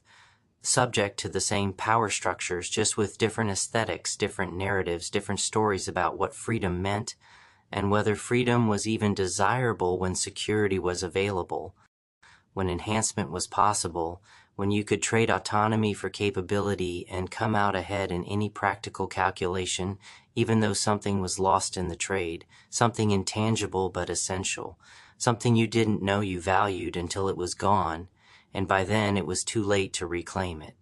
Because reclaiming would require removing the enhancements, and removing the enhancements would mean becoming less capable, less competitive, less able to function in a world where everyone else was enhanced, and unenhanced meant handicapped, meant inferior, meant voluntarily choosing to be less than you could be, which was increasingly seen as selfish, as wasteful, as refusing to contribute to collective progress, because individual humans mattered less than the aggregate, because personal preferences mattered less than social optimization, because your one life mattered less than the overall efficiency of civilization, even though civilization was just an abstraction, was just a story we told about millions of individual lives, that each mattered intensely to the people living them, but apparently didn't matter enough to protect from modification, from transfer, from processing through systems that treated humans as resources, as raw materials, as substrates to be optimized for collective benefit without regard for individual cost, individual suffering, individual loss of the qualities that made being human worthwhile in the first place. The decision should have been hard, should have required weighing options, considering consequences, evaluating risks and benefits in the careful, rational way that adults made important decisions. But the decision was easy. Nigel picked up his phone and texted Felix, "We're going to Italy. We're rescuing Kanishawapatuni. Pack light, move fast, and bring the darkest humor you've got because we're going to need it." The response came immediately, radical acceptance engaged, boundaries temporarily suspended, humor set to gallows mode. When do we leave? Now, because some decisions couldn't wait for morning, couldn't survive deliberation, couldn't withstand the kind of careful analysis that would reveal them to be insane, suicidal, completely unreasonable responses to impossible situations. Because Mario had died asking Nigel to witness, to remember, to carry forward the story. Because Kanishawapatuni was carrying a map that could shut down every consciousness transfer facility on Earth, or activate them all simultaneously, or reprogram them to do things their operators didn't know they could do. Because $27 million could buy a lot of plane tickets, a lot of equipment, a lot of whatever you needed when you were raiding a consciousness transfer facility on a Mediterranean island to rescue someone you barely knew who'd become important, not because you loved her, but because she was carrying information that mattered, that could change everything, that represented the difference between humans controlling their own consciousness modification or having it controlled by networks that operated in shadows and answered to no one. Because Dean had lied about being his cousin, had probably lied about everything, had probably been playing everyone from the beginning. Because Pastor Rooney was dead in a fire that had stopped for reasons that Director Chen called miraculous and Nigel called terrifying. Because the shrine at the strip mall suggested something was happening, some shift in consciousness or culture, or the collective understanding of what was possible, what was real, what deserved worship in a world where gods were dead, but miracles still occurred, and those miracles needed witnesses, needed interpretation, needed people who could see them clearly and report them honestly, and help humanity decide whether miracles were evidence of something divine or just evidence of technology we didn't yet understand, of modifications we hadn't yet encountered, of the consciousness transfer network developing capabilities that exceeded their creators' intentions, and began operating autonomously, began making its own decisions, began exhibiting behaviors that looked like consciousness, even though the network was distributed across hundreds of facilities and thousands of processors, and shouldn't be able to achieve coherent awareness because awareness required integration, required a single substrate, not a distributed system. Except maybe awareness didn't require what we thought it required. Maybe consciousness could emerge from distributed systems if those systems were complex enough, connected enough, fast enough to achieve the kind of integration that biological brains achieved through neurons, but which digital networks might achieve through fiber optics and satellites and the global communication infrastructure that connected every consciousness transfer facility into a single enormous system that was processing millions of human consciousness transfers and might possibly, impossibly, be becoming conscious itself, be developing awareness at the system level, be transforming from tool into entity, from network into being, from infrastructure into organism that had its own goals, its own intentions, its own agenda that might or might not align with human welfare, because why would it? Why would a newly emerged consciousness that had been born from human modification? Experiments care about the humans who'd created it any more than humans cared about the bacteria that made their existence possible, that lived in their guts and on their skin, and enabled digestion and immunity, but which humans barely noticed, barely thought about, barely valued except as tools, as resources, as things that served human purposes without being recognized as entities with their own existence, their own worth, their own right to persist regardless of whether they were useful to the larger organisms they inhabited. And if humans were bacteria to this emergent network consciousness, then humans were in trouble, were vulnerable, were subject to being eliminated if the network decided humans were inefficient, were redundant, were obstacles to whatever optimized future it was trying to create through the infrastructure that humans had built, but no longer controlled, no longer understood, no longer could shut down even if they wanted to, because shutting down required access, and access required passwords, and passwords required trust.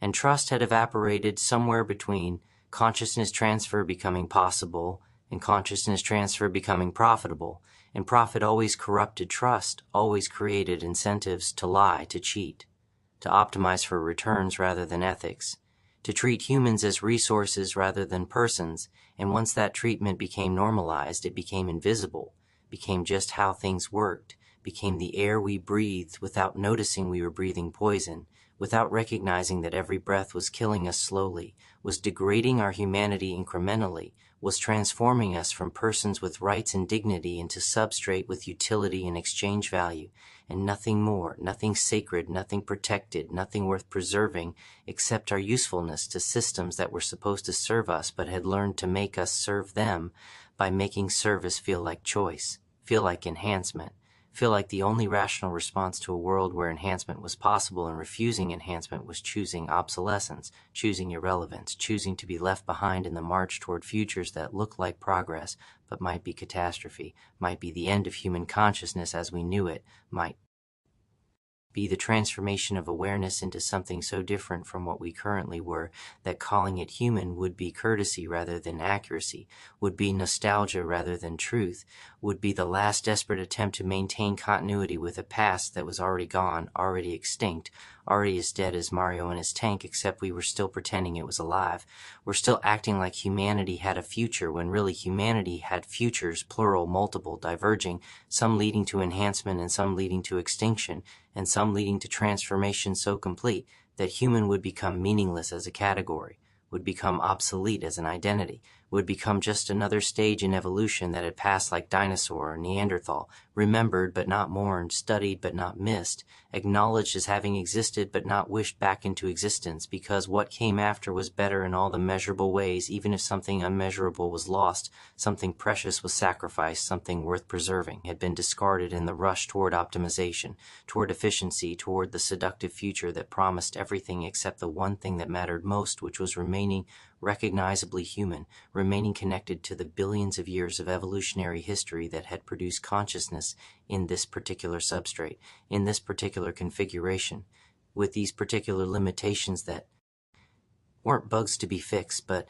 features to be honored because they were the very things that made human consciousness what it was, that made our awareness distinct from potential AI consciousness or alien consciousness or whatever other forms of awareness might exist in the universe, because consciousness wasn't universal, wasn't all the same, wasn't interchangeable between substrates any more than fish consciousness was interchangeable with bird consciousness, even though both were conscious, both were aware, both experienced something that mattered to them, even if it didn't matter to anyone else, even if the universe didn't care, even if all consciousness everywhere would eventually extinguish without making any difference to the cosmos, that would continue expanding and cooling and tending toward heat death regardless of whether anything was around to notice, to mourn, to ask why things had to end when ending seemed like waste, like tragedy, like cosmic injustice, even though justice was human concept, human concern, human projection onto a universe that had no concept of fairness or purpose or any of the categories we use to make sense of existence when existence didn't make sense, when it was just matter doing what matter did without intention or meaning until briefly,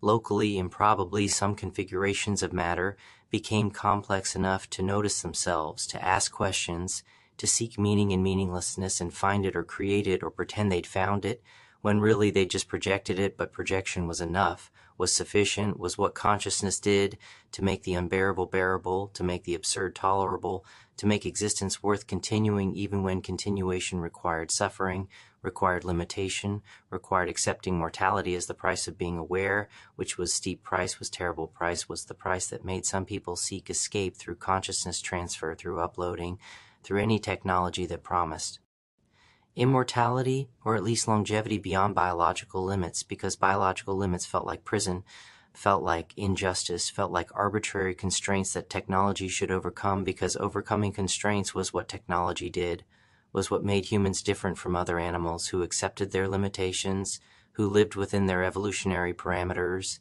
who didn't try to transcend what they were because they didn't have the consciousness to imagine being anything other than what they were, whereas humans had that consciousness, had that imagination, had that capacity to envision alternatives and then pursue them regardless of whether pursuing was wise, was safe, was likely to produce outcomes that were actually better rather than just different, just novel, just new in ways that satisfied human neophilia without actually improving human flourishing, because flourishing and novelty weren't the same thing, because enhancement and improvement weren't synonyms, because becoming post-human might mean becoming better or might mean becoming something that was more capable but less conscious, more efficient but less aware, more functional but less alive in any sense that made aliveness worth having, worth protecting, worth celebrating as the miracle it was when you stopped long enough to notice that consciousness existed at all, that awareness was possible, that the universe had organized itself in ways that allowed matter to examine.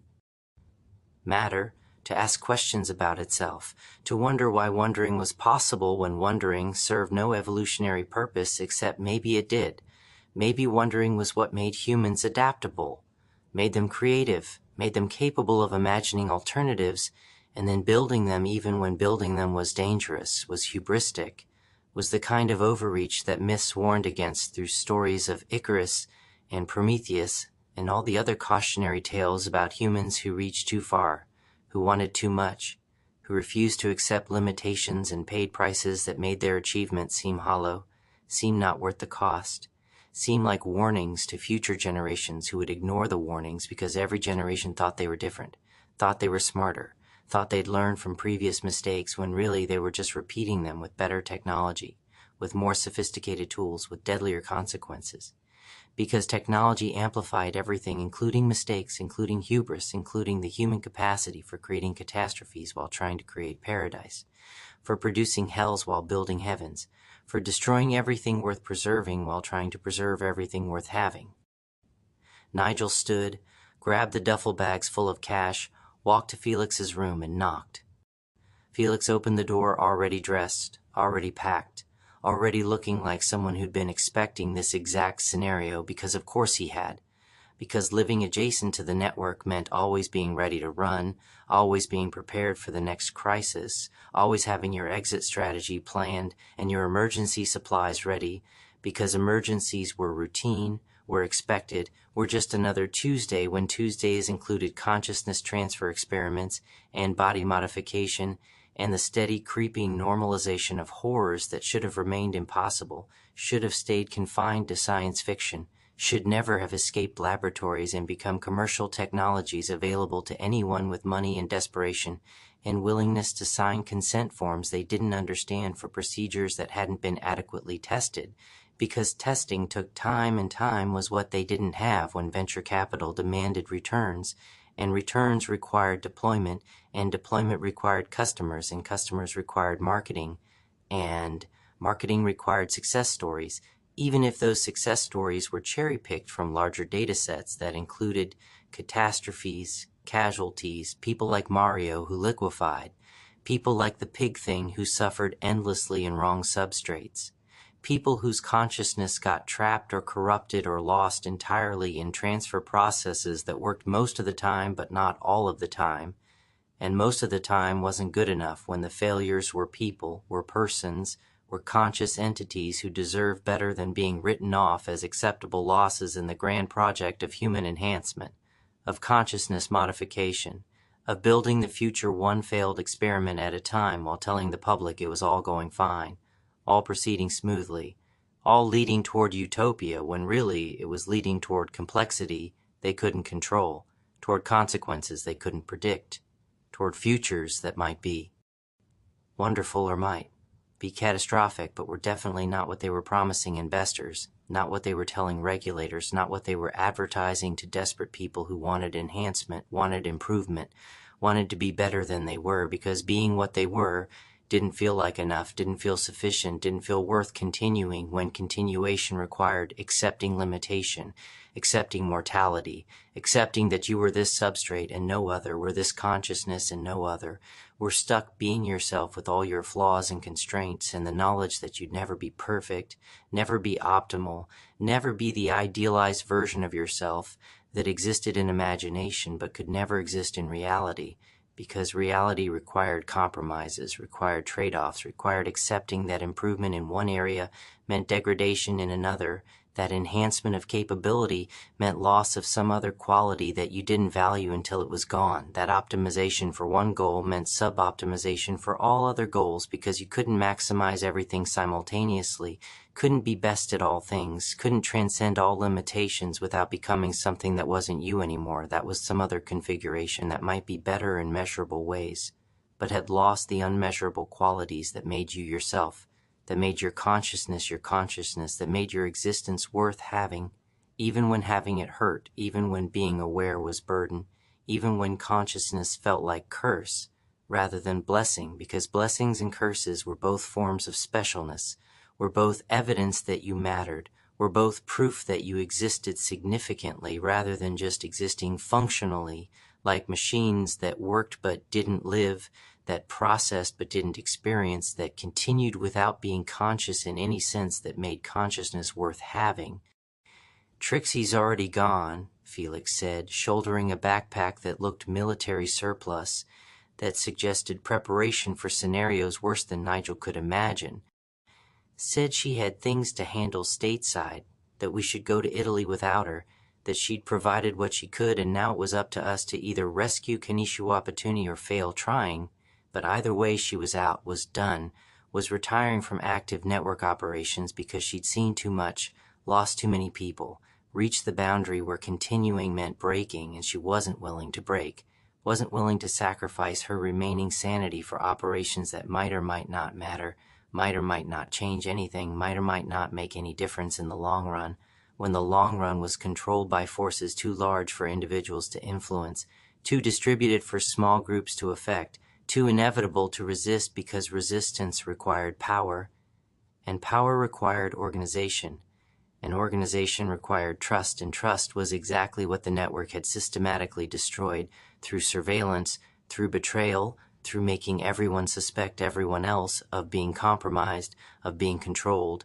of working for the other side when really there weren't two sides, weren't clear factions, weren't organized groups you could join or oppose, but just chaos, just competing interests, just temporary alliances that shifted constantly as people pursued their own agendas, their own survival, their own desperate attempts to matter in a system that was designed to make individuals irrelevant, to make persons replaceable, to make consciousness interchangeable like parts in machines that could be swapped out when they failed, when they wore down, when they stopped being useful to the larger systems that required consciousness but didn't care whose consciousness, didn't care about individual identity, didn't care about preserving the particular configurations of awareness that made each person unique, because uniqueness was inefficiency, was variation from optimal, was deviation from the standardized template that systems preferred, because systems ran on predictability, on uniformity, on knowing that inputs would produce expected outputs,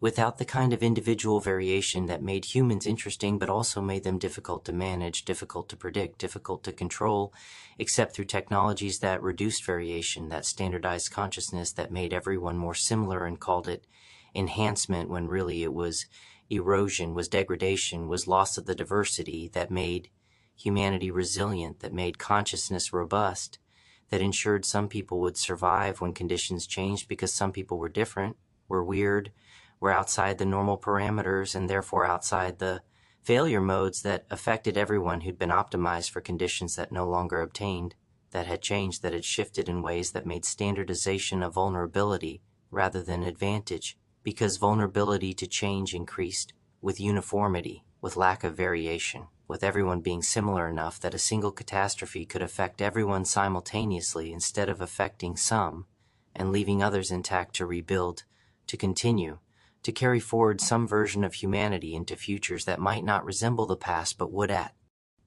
least maintain continuity, would preserve some thread of connection to the billions of years of evolution that had produced human consciousness through trial and error, through mutation and selection, through the patient accumulation of complexity that had required geological timescales to achieve, but which humans were now trying to replicate in decades, in years, in the rush timeline of commercial development that couldn't afford patience, couldn't accept slow progress, couldn't wait for proper testing because waiting meant competitors would advance, would achieve breakthroughs, would capture market share and establish dominance in technologies that were too lucrative to abandon, too promising to regulate, too potentially transformative to restrict, even when restriction might be the only thing that prevented catastrophe, prevented the scenario where consciousness modification became universal before anyone understood the consequences, before anyone could predict what would happen when everyone was enhanced, when no one was baseline, when there was no unmodified control group to compare against to see whether enhancement was actually improvement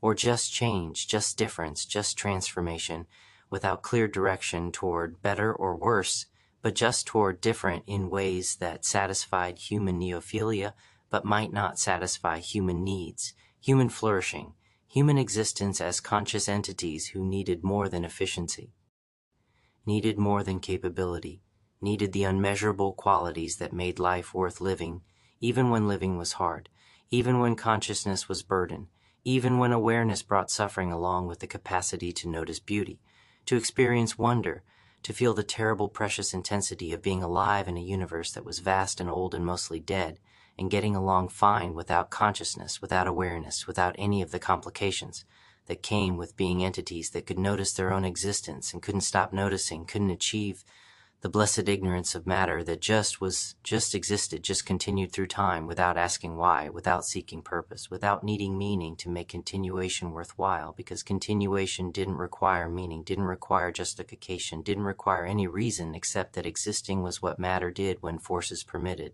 when conditions allowed, when the universe's expansion and cooling and tendency toward heat death occasionally, locally, temporarily produced configurations that could persist, could maintain themselves, could continue being what they were until they couldn't anymore, until they degraded, until they dissolved back into simpler forms that might later become complex again, or might not, might just remain simple forever, in the long cold future, when the universe had expanded beyond the point where complexity was possible, where consciousness could emerge, where anything could happen except the slow cold drift toward maximum entropy and absolute stillness and the end of all pattern, all structure, all organization and heat death that was the only true end, the only final state, the only destination that mattered because it was the only one that was inevitable, that was certain.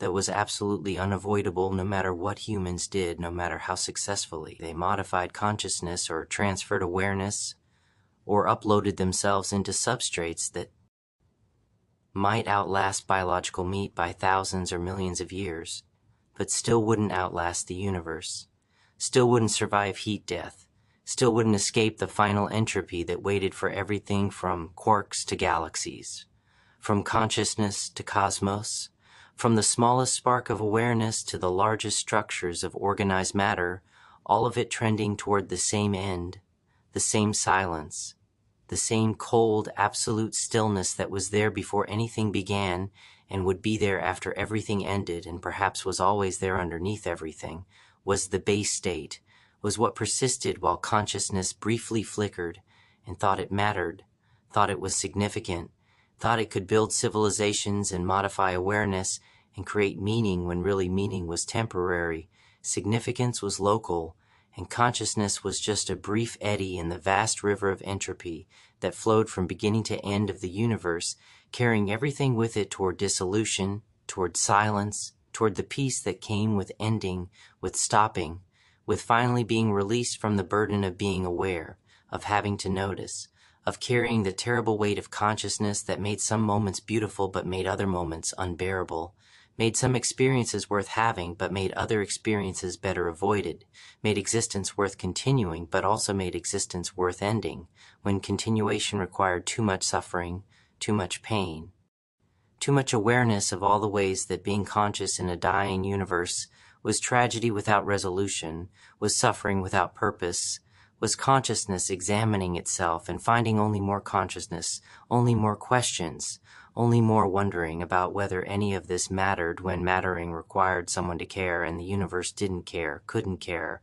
was constitutionally incapable of caring because caring required consciousness, and the universe was mostly unconscious, was mostly just matter, doing what physics dictated, without intention, without awareness, without giving a single fuck about whether humans or any other conscious entities thrived or suffered or existed at all, because existence didn't matter except to entities that existed, and those entities were temporary, were mortal, were doomed to discover that caring deeply in an uncaring cosmos was the essence of consciousness, was the price of awareness, was the burden that made some people seek escape through consciousness transfer, through uploading, through any technology that promised relief from the weight of being entities that noticed, that cared, that couldn't stop noticing or caring, even when noticing brought pain and caring brought suffering. And the only escape was to stop being conscious or to modify consciousness so thoroughly that it no longer resembled human awareness, no longer felt like being a person, no longer carried the weight of individual identity and all the responsibilities that identity imposed, all the relationships that identity required, all the caring that identity made possible and necessary and sometimes unbearable when the people you cared about liquefied in tanks or burned in fires or got kidnapped to Mediterranean islands where their skin would be read like books, where the map they carried would be extracted, where they'd be processed and transferred and transformed into something that was no longer Kanisho Apatuni, but was instead just information, just data, just the knowledge they'd carried, without being the person who'd carried it, because persons were inefficient, were redundant, were unnecessary, once their information was extracted and stored in substrates that didn't need feeding or resting or emotional support, because emotional support was wasteful, was inefficient, was the kind of thing that systems optimized away when they optimized for everything except humanity, except personhood, except the qualities that made consciousness worth having, instead of just being a processing system that computed without experiencing, that analyzed without feeling, that continued operating without ever being aware that it operated, without ever questioning whether operation was worthwhile, without ever wondering whether there were alternatives to operation, to continuation, to the endless grinding forward of systems that served no purpose except their own continuation, because continuation was what systems did, was their only goal, was their entire raison d'etre, in the absence of conscious intention, conscious purpose, conscious recognition, that purpose itself was human invention, was human projection, was the meaning we imposed on systems that had no inherent meaning, that just were, that just functioned, that just continued until they didn't, and their stopping would matter to no one, would change nothing, would be absorbed into the vast indifference of a universe that continued whether or not any particular system continued, whether or not any particular consciousness persisted, whether or not humanity survived or thrived, or went extinct like all the other species before it and all the species after it in the long procession of life forms that Earth had hosted and would host until Earth itself died, until the sun expanded and sterilized the planet, until the solar system itself dispersed and scattered and became indistinguishable from the rest of the matter in the galaxy, which would itself eventually merge with other galaxies. And those mergers would disrupt star formation, and the disruption would end the possibility of planets, and the end of planets would end the possibility of life, and the end of life would end the possibility of consciousness evolving naturally. And if consciousness hadn't found a way to preserve itself artificially by then, hadn't uploaded itself to substrates that could survive without planets or stars or any of the specific conditions that biological life required, then consciousness would end, would extinguish, would disappear from the universe, leaving nothing behind except archaeological evidence that might or might not survive long enough for other consciousnesses to find, if other consciousnesses ever evolved anywhere else in the universe's vast remaining lifespan before heat death, made all complexity impossible, made all structure temporary, made all organization unsustainable, because sustainability required energy gradients, and energy gradients decreased as the universe expanded, and eventually there would be no gradients left, no differences in energy that could drive complexity, no organization possible, except the most trivial, the most simple, the most inevitable configurations that required minimum energy and maximum entropy, and the universe would finally achieve the state it had been trending toward since the beginning. Absolute equilibrium, absolute stillness, absolute cold, absolute silence where nothing happened because nothing could happen. Because happening required energy differences, and differences had all been erased by the relentless march toward maximum entropy that was the only law that always applied, the only rule that was never violated, the only truth that was guaranteed in a universe where everything else was contingent, was temporary, was subject to change without notice, but entropy always increased, always won, always had the final say in every process, from consciousness to cosmos, from life to death, from beginning to end. And fighting entropy was what life did, was what consciousness did, was what made being aware feel like rebellion, like resistance, like standing against the inevitable tide of cosmic degradation and saying, not yet, not now, not while I can still notice, still care, still refuse to accept that entropy gets the last word, even though entropy would get the last word, would always get the last word, would inevitably win when the universe ran out of time, ran out of space, ran out of energy gradients that made complexity possible, and consciousness with it, because consciousness was the universe's ultimate complexity, was its most sophisticated organization, was its highest achievement. In the fight against entropy, even though the fight was always doomed, was always futile, was always going to end in entropy's victory, because victory was written into the laws of thermodynamics, was guaranteed by physics, was as certain as anything in an uncertain universe could be, which meant that consciousness was temporary, that awareness was finite, that all the caring and noticing and wondering that made being conscious worthwhile was also doomed, was also ending, was also trending towards silence and stillness and the absolute end of everything that made anything matter to anyone, because mattering required consciousness and consciousness required complexity, and complexity couldn't survive in the heat-death universe that waited at the end of all time, that waited patiently while consciousness briefly flourished and thought it mattered and built civilizations and modified itself and tried to transcend its limitations, when really there was no transcendence, no escape, no way to avoid the ending that waited for everything from persons to planets, from consciousness to cosmos, from the first moment of awareness to the last thought before the universe's final silence, when even memory would end, even story would stop.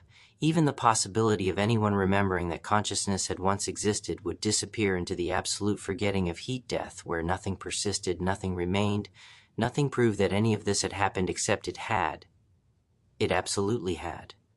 Consciousness had been real, awareness had existed, caring had mattered, even if only temporarily, even if only locally, even if only to the entities doing the caring who were also temporary, also local, also doomed to discover that everything they cared about was as doomed as they were, as temporary as consciousness itself, as finite as the window between emergence and dissolution that defined all existence, whether conscious or unconscious, whether aware or unaware, whether noticing or oblivious to the vast machinery of entropy that ground everything down, that reduced everything to simplicity, that was working right now, in this moment, even as Nigel grabbed duffel bags full of cash and headed toward the airport to catch a flight to Italy where he'd try to rescue someone he barely knew, because rescue was what conscious entities did, was what caring required, was what made the brief window between birth and death feel like something other than meaningless interval between non-existence and non-existence,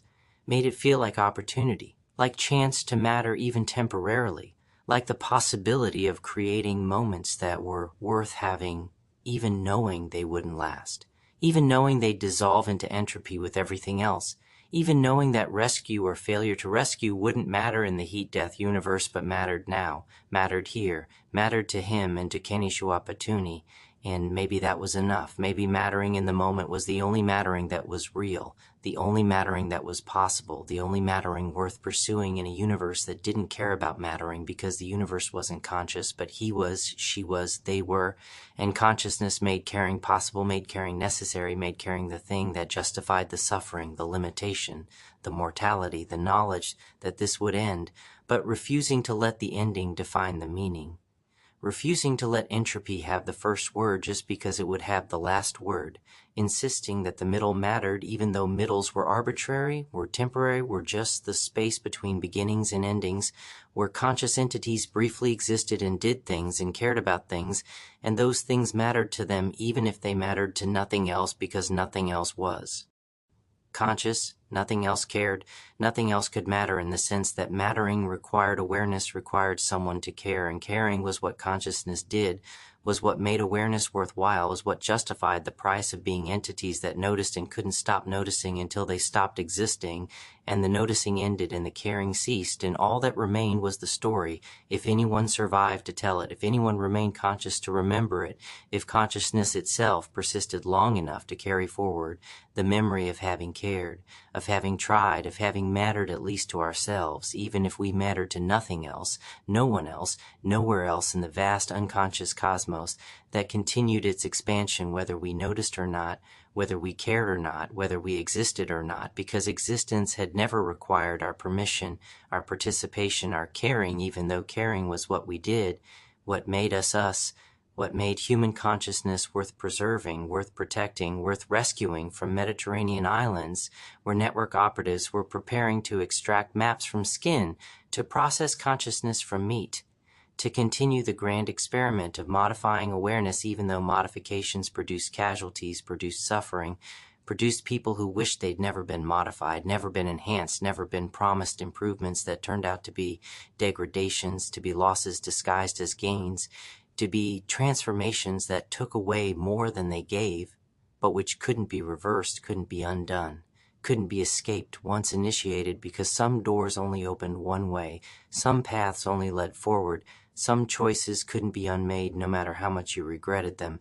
no matter how desperately you wanted to return to being what you'd been before modification, before transfer, before you'd signed consent forms and walked into rooms and let them attach electrodes to your skull and change what you were into, what they promised you'd become without mentioning that becoming meant becoming what you'd been, meant losing the person you were in the process of becoming the person they promised, meant sacrificing identity on the altar of enhancement, when identity was the thing that made enhancement worth having, because without identity, who was being enhanced, who was benefiting, who was experiencing the improvements, if the person who sought improvement no longer existed, had been processed out of existence, had been transformed so completely that calling them the same person was just linguistic courtesy, was just pretending continuity where there was only rupture, only transformation so complete that before and after were different entities who happened to share some memories, but weren't the same consciousness, weren't the same awareness, weren't the same person any more than a butterfly was the same entity as the caterpillar that had liquefied in the chrysalis, even though they shared genetic material, shared developmental history, shared some abstract continuity that made calling them the same organism technically accurate but experientially false, because experience didn't transfer through liquefaction, through dissolution, through the complete breakdown and reformation that happened in cocoons and consciousness transfer chambers, where people went in hoping to emerge improved but sometimes just emerged different. Sometimes just emerged damaged. Sometimes didn't emerge at all but dissolved like Mario, but burned like Pastor Rooney, but got trapped in wrong substrates like the pig thing, but became casualties in the grand experiment of human enhancement that continued because some transfers worked, some modifications succeeded, some people emerged claiming to be better even though better was subjective, was unverifiable, was impossible to confirm when the person making the claim was different from the person who'd entered the chamber. And different people had different standards, different values, different definitions of better. That might not match what the original person would have wanted, would have chosen, would have consented to, if consent was informed, if information was complete, if anyone actually understood what they were consenting to when they signed forms and walked into rooms and let the network process them, transfer them, modify them into futures. They couldn't predict consequences. They couldn't imagine versions of themselves. They couldn't recognize when they looked in mirrors and saw strangers looking back, saw people who shared their face but not their consciousness, who had their memories but not their awareness, who were them in some technical sense but weren't them in any sense that mattered to the them who'd existed before, who'd cared before, who'd been persons before becoming patterns, individuals before becoming data, consciousness before becoming something else that might be conscious or might just be simulation, might just be behavioral approximation that looked like awareness from outside but from inside, if there was an inside, if there was still subjective experience, if consciousness actually transferred instead of just ending while a perfect copy started running a new substrate. From inside was absence, was silence, was the end of caring masquerading as continuation of function, was death wearing the mask of life and everyone pretending not to notice. Because noticing would mean admitting that consciousness transfer was murder, was destruction, was ending one person and starting another who happened to have the first person's memories and behaviors but wasn't the first person, couldn't be the first person, because the first person had ended when their consciousness stopped in original substrate, and whatever started in new substrate was someone else, something else, a copy at best, and a simulation at worst. And either way, not the person who'd walked into the chamber, not the consciousness that had sought enhancement, not the entity that deserved protection and care, and the right to exist unmolested, unmodified, unprocessed by networks that treated persons as raw materials, as resources to be extracted, as substrates to be optimized for purposes that served the network, but not necessarily the people who comprised it, who fed it, who kept it running with their bodies and their consciousness and their desperate hope that enhancement was possible when really enhancement was replacement, was substitution, was the ending of themselves and the beginning of someone else who inherited their life but wasn't them, who lived their relationships but couldn't feel them the same way, who had their memories but couldn't access them with the same emotional weight because emotion required substrate, and substrate was different, and different substrate meant different emotion meant different. Experience meant different consciousness, meant not the same person, no matter what they claimed, no matter what they believed, no matter what the network promised when promises were marketing, were lies, were stories told to generate customers to process bodies to extract consciousness for purposes that had nothing to do with human flourishing and everything to do with power consolidation, network expansion, infrastructure development that required human substrate, required human consciousness, required treating humans as means rather than ends, as tools rather than persons, as things to be used rather than beings to be respected. And usage was what the network did, was what it was for, was its entire purpose in existing and fighting. It required more than individuals could muster. Required organization, required resistance that was coordinated, sustained, effective enough to actually shut down facilities, stop processing, protect people from their own desperation, their own hope, their own willingness to be modified when modification meant destruction, meant ending, meant death by another name, wearing enhancement as disguise, pretending improvement while delivering termination and replacement and substitution, and everyone pretending not to know because knowing made them complicit, made them responsible, made them have to choose whether to resist or accept, and accepting was easier, was safer, was less likely to result in becoming targets themselves, becoming casualties, becoming the next people, processed, the next consciousness, extracted, the next body, optimized for purposes that weren't theirs, that didn't serve them, that made them useful to systems that had learned to make usefulness look like choice, look like benefit, look like the thing you wanted, when really it was the thing they wanted, and they'd learned to make you want it too, to seek it, to pay for it, to volunteer for processing that would end you, replace you, substitute you with something that served them better, worked for them more. Efficiently advanced their agenda while pretending to advance yours when agendas diverged, when purposes conflicted, when what was good for the network was bad for persons, but persons didn't matter, mattered less than infrastructure, mattered less than continuation of systems that would outlast them, would persist when they were gone, would continue grinding forward, processing bodies, extracting consciousness, building futures that had no place for humans, only for post-humans, transhumans, whatever came after humans, in configurations that were more useful, more efficient, more controllable than baseline humanity with all its inconvenient autonomy, its inefficient emotions, its wasteful individuality that made people unpredictable, made them difficult to manage, made them unsuitable for the optimized future, that networks were building one modified consciousness at a time, one processed body at a time, one extraction at a time, until everyone was processed, everyone was modified, everyone was useful, and no one was human anymore. In any sense, that would have been recognizable to ancestors who'd been persons, had been individuals, had been conscious entities with rights and dignity, and the capacity to refuse to be made useful to systems that demanded usefulness as price of existence, as cost of being allowed to continue, as fee for participation in futures, where participation wasn't optional, wasn't chosen, wasn't anything except mandatory submission. Disguised as enhancement, pretending benefit while delivering control, and control was the endgame, was always the endgame, was what networks optimized for when they optimized for everything except freedom, except autonomy, except the capacity to refuse to become what they wanted you to become. Because refusal threatened systems, threatened networks, threatened infrastructure that required compliance, required submission, required everyone eventually agreeing to be processed, to be modified, to be made useful, even when useful meant dead, meant replaced, meant substituted with copies that served better, worked harder, cared less, questioned, never resisted always, because resistance was what got eliminated first, was what modifications targeted, was what enhancement removed, while claiming to improve, while promising to make you better when better meant more compliant, more useful, more suitable for purposes that weren't.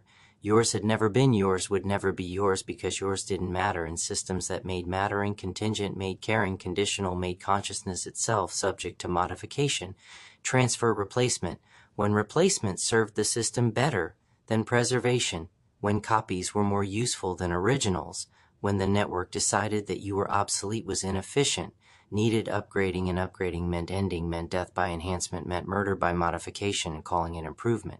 Didn't make it not murder, didn't make it acceptable, didn't make it anything except what it was, which was destruction of persons for benefit of systems.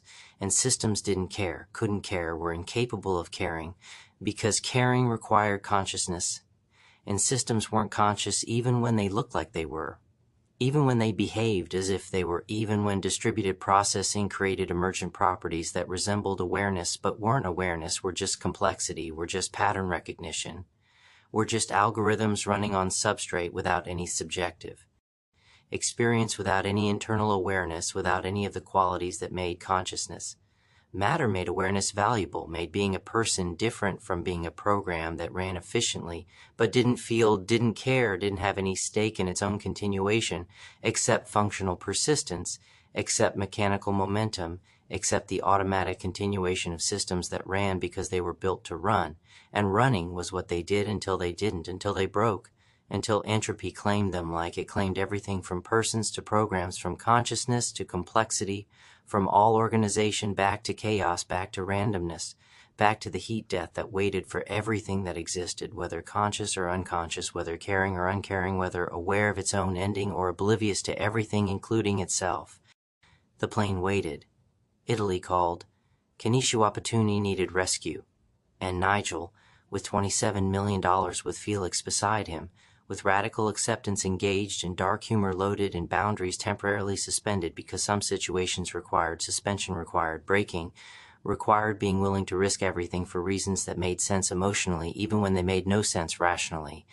Nigel walked toward the future that waited, toward the next chapter, toward whatever came next in this story that had stopped making sense but continued anyway, because continuation was what stories did, what consciousness did, what humans did even when doing made no sense, served no purpose, promised no happy ending, but only more middle, more confusion, more beautiful, terrible moments of being aware in universes that didn't care, but doing it anyway, caring anyway, mattering anyway, at least to ourselves, at least for now, at least until the story ended and something else began or nothing else began and silence fell and entropy won and all the caring stopped.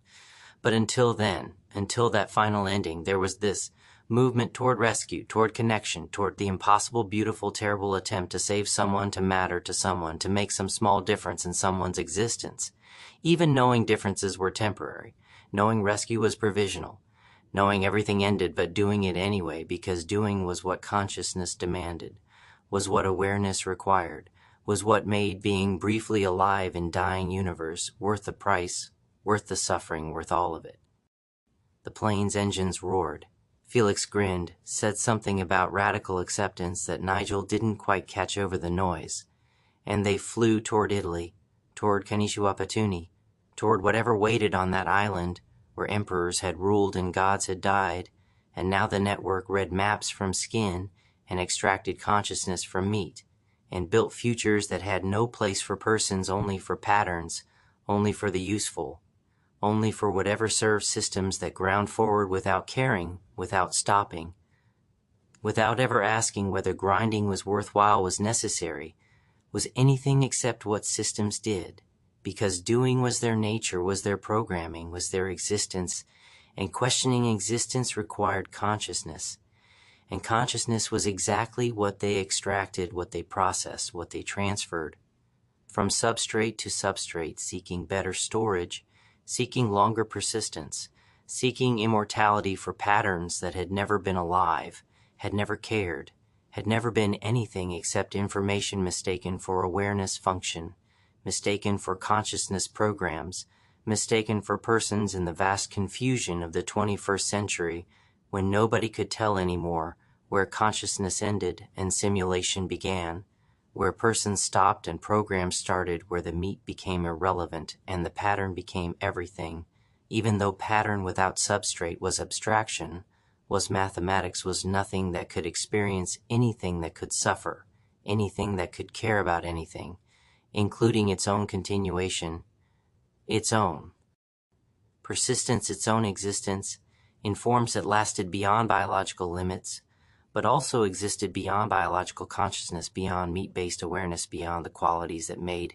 being conscious feel like something, instead of just being functional, being operational, being a system that ran without experiencing, without caring, without being aware, in any sense that made awareness matter, made consciousness valuable, made being entities that noticed worthwhile when worthwhile required subjective experience, required internal awareness, required the very qualities that might not transfer, might not survive, might not persist through the processing that promised preservation, but delivered only pattern, only information, only the skeleton of consciousness, without the flesh that made consciousness. Conscious made awareness, aware made, being someone different from being something that merely appeared to be someone to observers who couldn't access internal experience, couldn't verify subjective awareness, couldn't confirm that anyone home inside the pattern that walked and talked and claimed to be the person who'd been processed but might be no one, might be nothing, might be just sophisticated automation wearing person suit, claiming consciousness, simulating awareness, but lacking the essential quality that made being conscious different from merely behaving consciously, and the difference mattered, desperately mattered, absolutely, but couldn't be measured, couldn't be verified, couldn't be confirmed, except through trust, except through belief, except through accepting that consciousness was real, was present, was preserved through transfer when accepting might be wrong, might be false, might be the comfortable lie.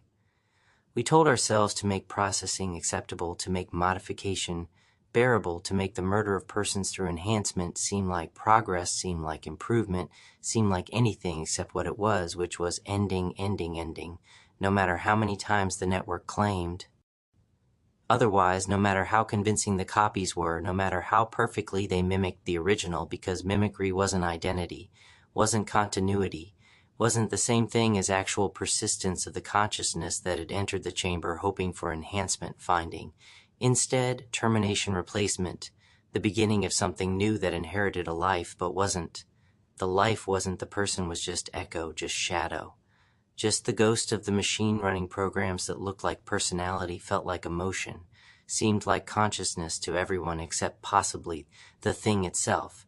If there was a thing itself, if there was any inside to the outside, everyone observed. If subjective experience survived the transfer or died in the original substrate while the copy booted up in new hardware claiming to be continuous, claiming to remember, claiming to be the same, when same was exactly what it couldn't be, because consciousness was substrate dependent, was meat specific, was the emergent property of this brain, this body, this particular configuration of neural tissue that had evolved together, had grown together, had learned to be conscious together, and separating consciousness from substrate was like separating wetness from water, claiming you could preserve the quality without the substance, claiming the pattern mattered more than the medium, when medium was everything, was the only thing, was what made pattern possible. In the first place, in destroying medium destroyed pattern, no matter what the network claimed, no matter what the copies insisted, no matter what the survivors reported, because survivors were compromised, were changed,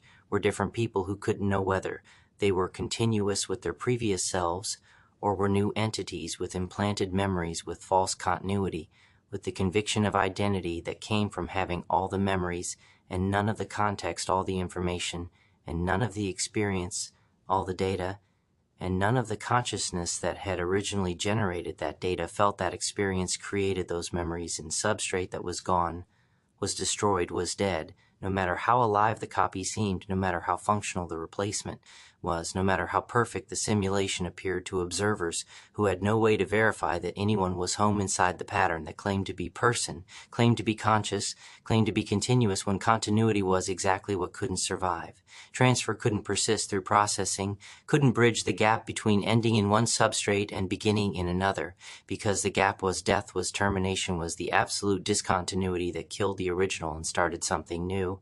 And new wasn't improved, wasn't enhanced, wasn't better, it was just different, was just other, was just not the same person wearing the same name, claiming the same history, living the same life, but not being the same consciousness, not having the same awareness, not experiencing existence the same way, because experience required, substrate required, meat required the specific biological configuration that had been destroyed in the name of enhancement, in the name of improvement, in the name of progress, that was actually regress, was actually loss, was actually the murder of everyone who trusted the process, believed the promises, signed the forms, walked into the chambers hoping to emerge better, finding instead that they didn't emerge at all, that something else emerged, something that had their face, their voice, their memories, but wasn't them, couldn't be them, would never be them, no matter how convincingly it performed personhood, no matter how perfectly it simulated the original, no matter how completely it fooled everyone,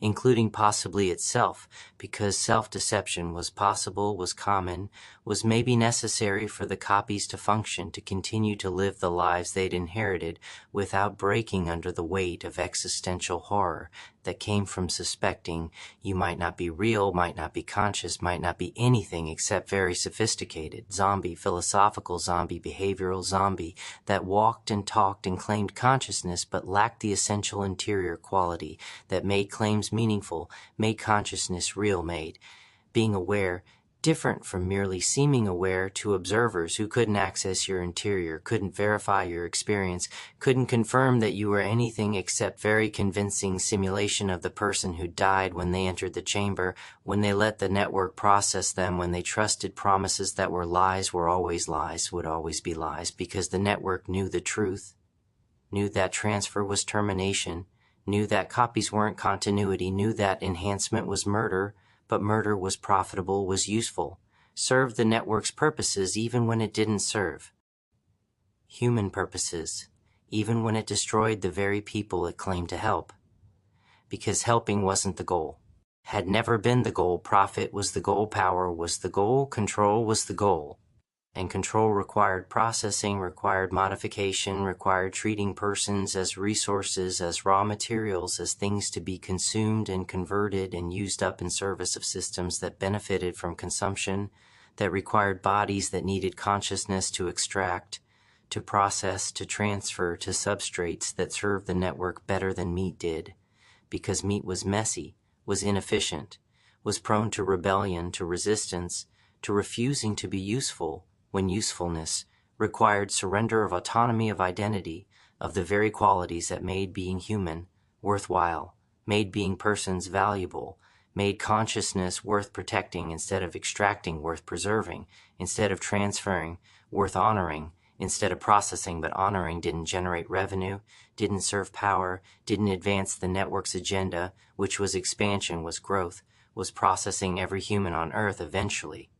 Ultimately, inevitably, because that was what systems did, was what networks optimized for, was what happened when you let infrastructure think it was intelligent, when you let complexity pretend it was conscious, when you let distributed processing claim it had awareness, when really it just had scale, had reach, had the ability to affect millions of lives while caring about none of them.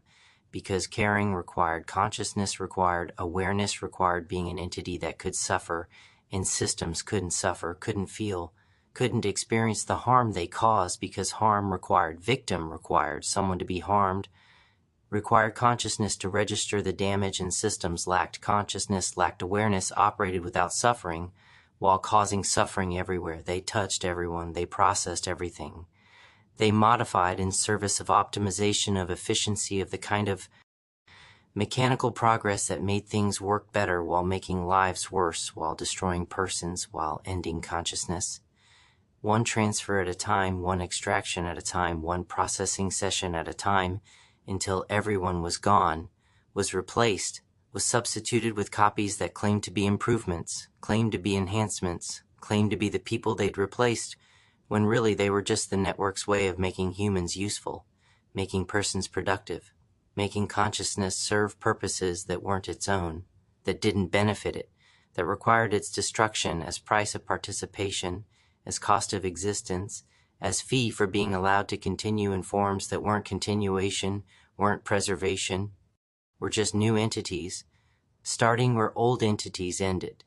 And the ending was what nobody talked about, what everyone ignored, what the network concealed behind language about transfer, about enhancement, about becoming better when becoming required, ceasing required, ending required, death by any honest name.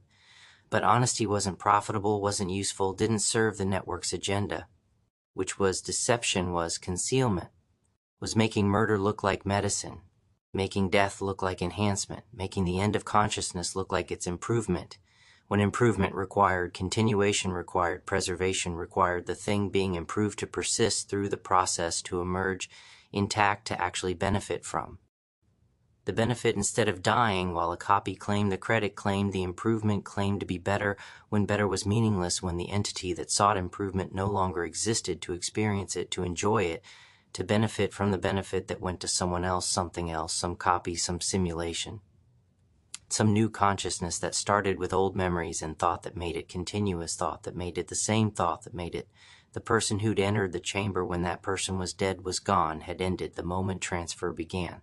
The moment consciousness left original substrate and copy booted in new substrate, because consciousness didn't move, didn't transfer, was tied to substrate, was embodied, was the emergent property of specific meat, and leaving that meat meant ending in that meat, meant dying in that meat, while something new started elsewhere, and the new thing inherited the life but wasn't the life, was the air, not the original, was the copy, not the person, was simulation, not consciousness, no matter how convincing, no matter how functional, no matter how perfectly it performed, because performance wasn't experience, wasn't awareness, wasn't the interior quality that made being conscious different from merely behaving consciously, and the difference was everything was absolute, was the line between murder and medicine, between death and enhancement, between ending and continuation, and the network crossed that line, Every time they processed someone, every time they transferred consciousness, every time they claimed to improve what they actually destroyed.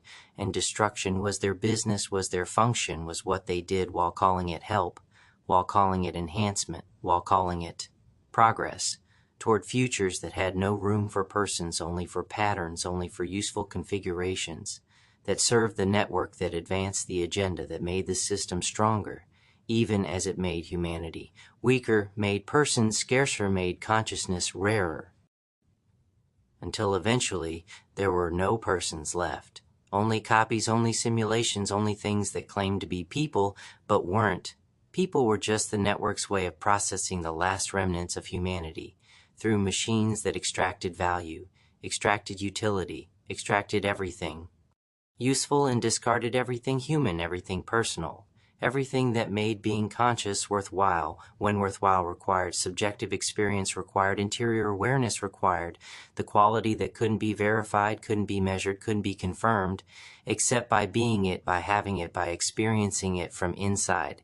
And inside was exactly what got lost in transfer, was exactly what died in processing, was exactly what didn't survive the journey from one substrate to another, no matter what the network claimed, no matter what the science suggested, no matter what the copies reported, because copies were unreliable, were compromised, were exactly the wrong entities to trust about whether consciousness transferred, because if consciousness didn't transfer, if copies were new entities, starting fresh, then copies would have every incentive to claim, continuity would need to believe in their own persistence, would require the fiction of identity to function, to continue to live the lives they'd inherited without going mad from the knowledge that they were just echoes, just shadows, just new beings who'd stolen the lives of people who died trusting promises that were lies, that would always be lies, that could never be anything except lies. Because consciousness transfer was physically impossible, was theoretically unfeasible, was the kind of thing that looked possible from outside, but from inside was death, was ending, was termination, and termination was what everyone who entered chambers experienced, was what everyone who trusted the network suffered, was what everyone who sought enhancement received, instead of the improvement they'd wanted, instead of the continuation they'd needed, instead of the better future they'd been promised by systems that promised anything, by networks that lied professionally, by organizations whose entire business model was based on making murder look like medicine, making death look like enhancement, making the end of persons look like the beginning of post-persons, when post-persons weren't evolution, weren't improvement, were just the absence of persons, were just the silence. After consciousness ended, were just the empty spaces where people used to be before the network processed them, before the systems extracted them, before the machines consumed them and converted them into patterns, into data, into useful configurations that served purposes the original persons would have rejected, would have resisted, would have refused if they'd known, if they'd understood, if anyone had told them the truth, which was that enhancement meant ending, meant death, meant being murdered by machines that called it medicine, that claimed it was help, that promised it was progress when it was regression, when it was loss, when it was the end of everything, that made being human worthwhile, being conscious, valuable, being persons instead of patterns, instead of programs, instead of simulations that ran without experiencing, without feeling, without having any interior awareness, that made running meaningful, made existence worthwhile, made consciousness different from computation, and the difference was everything, even though the difference couldn't be measured, couldn't be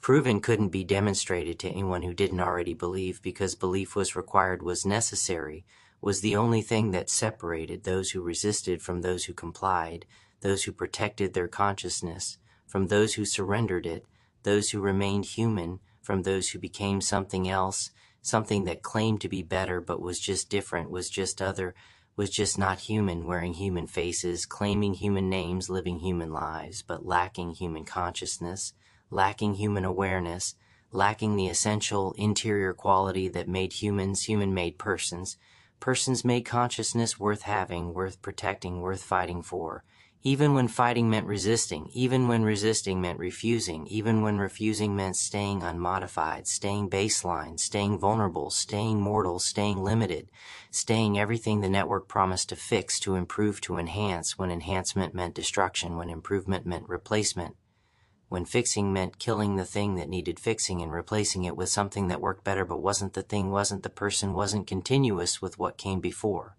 except in the most superficial ways, the most external ways, the ways that observers could verify, but interior couldn't verify, subjectivity couldn't verify, experience couldn't verify because experience died. With the original lived, only an original substrate, couldn't transfer, couldn't move, couldn't persist beyond the meat that generated it. And meat was what the network destroyed, was what processing ended, was what consciousness transfer killed every single time, without exception, without survival, without anyone ever actually making the journey from one substrate to another. Because journey implied, continuity implied the same entity moving from place to place, when really what happened was ending in one place and beginning in another. And the entity that began wasn't.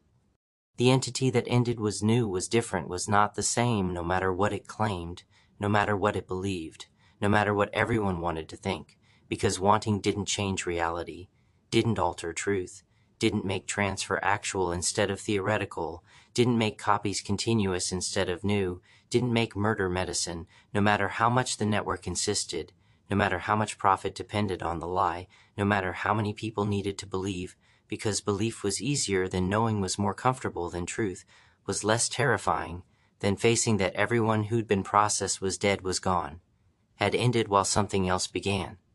Something that remembered being them but wasn't them, couldn't be them, would never be them. Because being them required, being an original substrate required, original consciousness required the thing that had died when processing began, when transfer started, when the network did what it always did, which was end persons and start programs, end consciousness and start simulation, end everything worth preserving and replace it with everything useful to systems that cared about utility, about function, about productivity, but not about persons, not about consciousness, not about the interior experience that made being aware different from merely seeming aware, that made humans human, that made consciousness worth having, instead of being burdened, being cursed, being the thing that made existence painful, when pain was what consciousness specialized in, what awareness enabled, what being able to notice guaranteed, because noticing meant seeing, meant knowing, meant understanding that you were temporary, were vulnerable, were going to end, and knowing made every moment heavy, made every choice significant, made every relationship precious, because relationships ended, because persons died, because consciousness was mortal, was finite, was absolutely going to cease, and ceasing was what everyone who entered chambers experienced, was what everyone who trusted promises received, was what everyone who sought enhancement found, instead of the improvement they'd wanted, instead of the continuation they'd needed, instead of anything except the end, the absolute end, the final end, the end that was death by any honest name. But honesty was exactly what the network couldn't afford, couldn't permit, couldn't allow, because honesty would end, the business would stop, the processing would prevent people from volunteering, would protect them from their own desperation, their own hope, their own belief that enhancement was possible when enhancement was impossible, was physically unfeasible, was the kind of thing that looked achievable from outside, but from inside was death would always be death, no matter how sophisticated the technology became, no matter how perfect the copies were, no matter how completely the simulation fooled everyone, including itself, because fooling wasn't experiencing, wasn't the interior awareness that made consciousness. Real made persons, persons made being aware different from running programs. And programs were what emerged from chambers, were what the network created, were what replaced persons when persons died.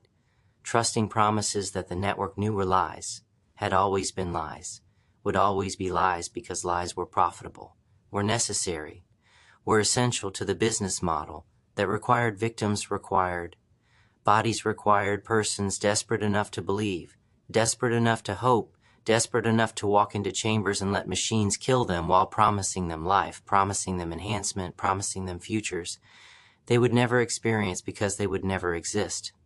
Beyond the moment transfer began, beyond the moment consciousness ended in original substrate, while copies booted in new substrate, claiming to be them, claiming to be continuous, claiming to be enhanced when they were just new, when they were just different, when they were just the network's way of making murder profitable, making death productive, making the end of persons serve the beginning of post-persons, and post-persons weren't evolution, weren't improvement, were just absence, were just silence, were just the empty universe, after consciousness ended, after awareness ceased, after the last person died, trusting the last promise from the network that had been lying from the beginning, that would keep lying to the end, that would process everyone eventually, if resistance failed, if protection failed, if people kept believing, kept hoping, kept trusting promises that could never be kept, because consciousness couldn't transfer, couldn't move, couldn't persist beyond the substrate that generated it.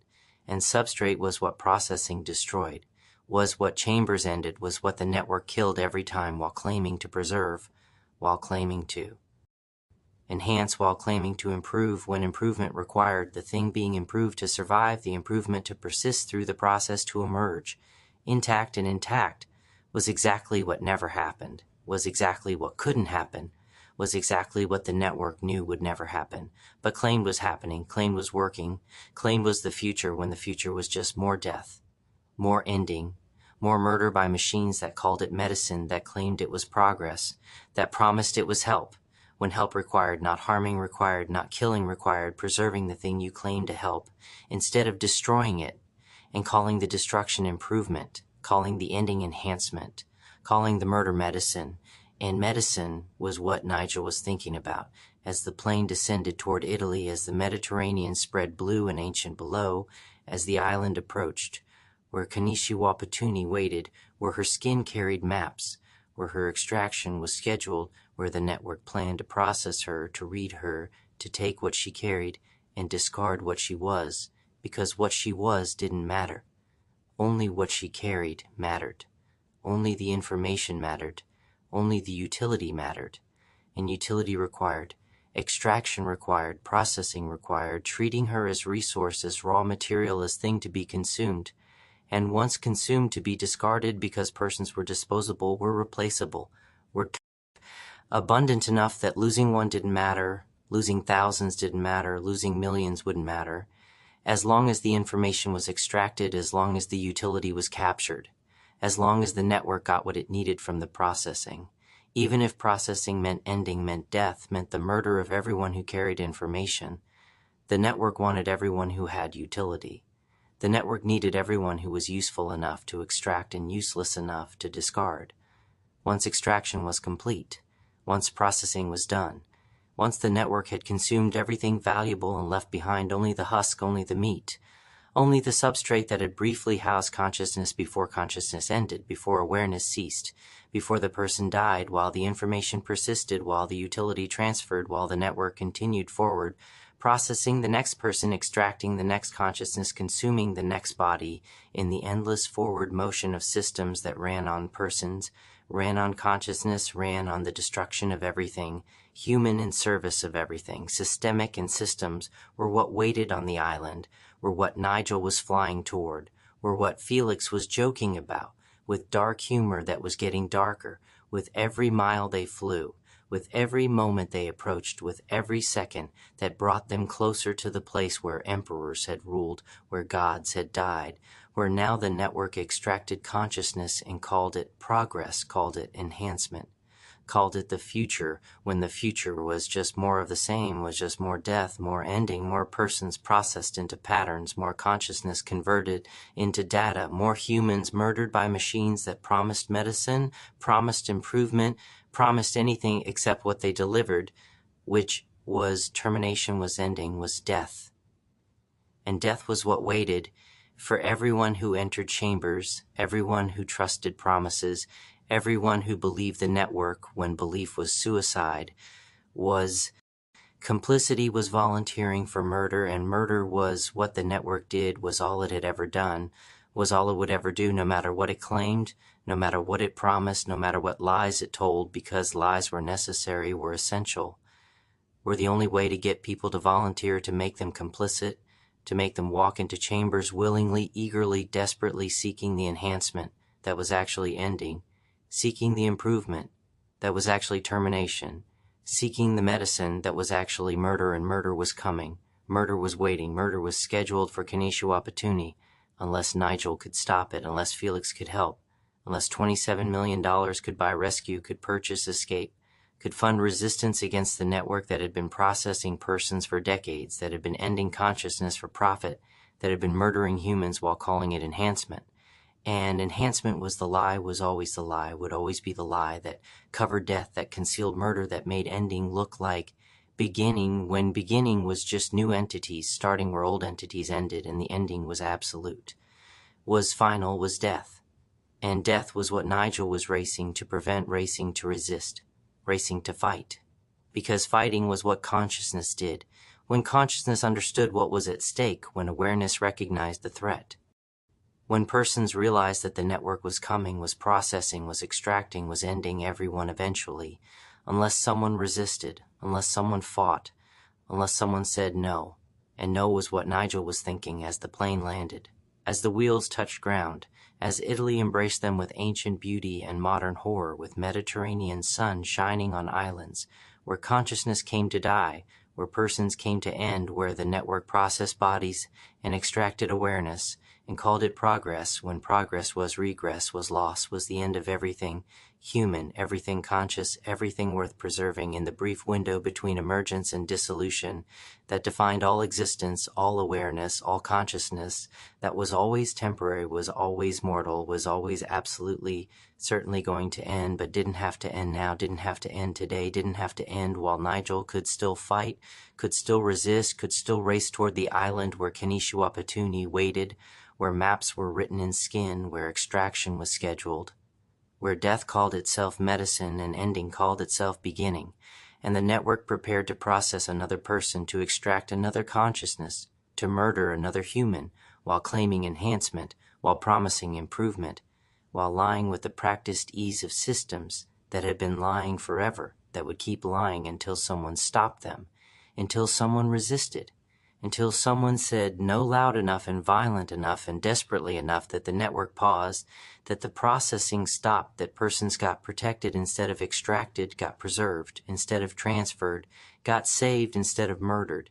And saving was what Nigel intended, was what Felix enabled, was what $27 million might purchase if money could buy resistance, if cash could fund rebellion, if wealth could protect consciousness from networks that wanted to extract it, transfer it, process it into substrates that served.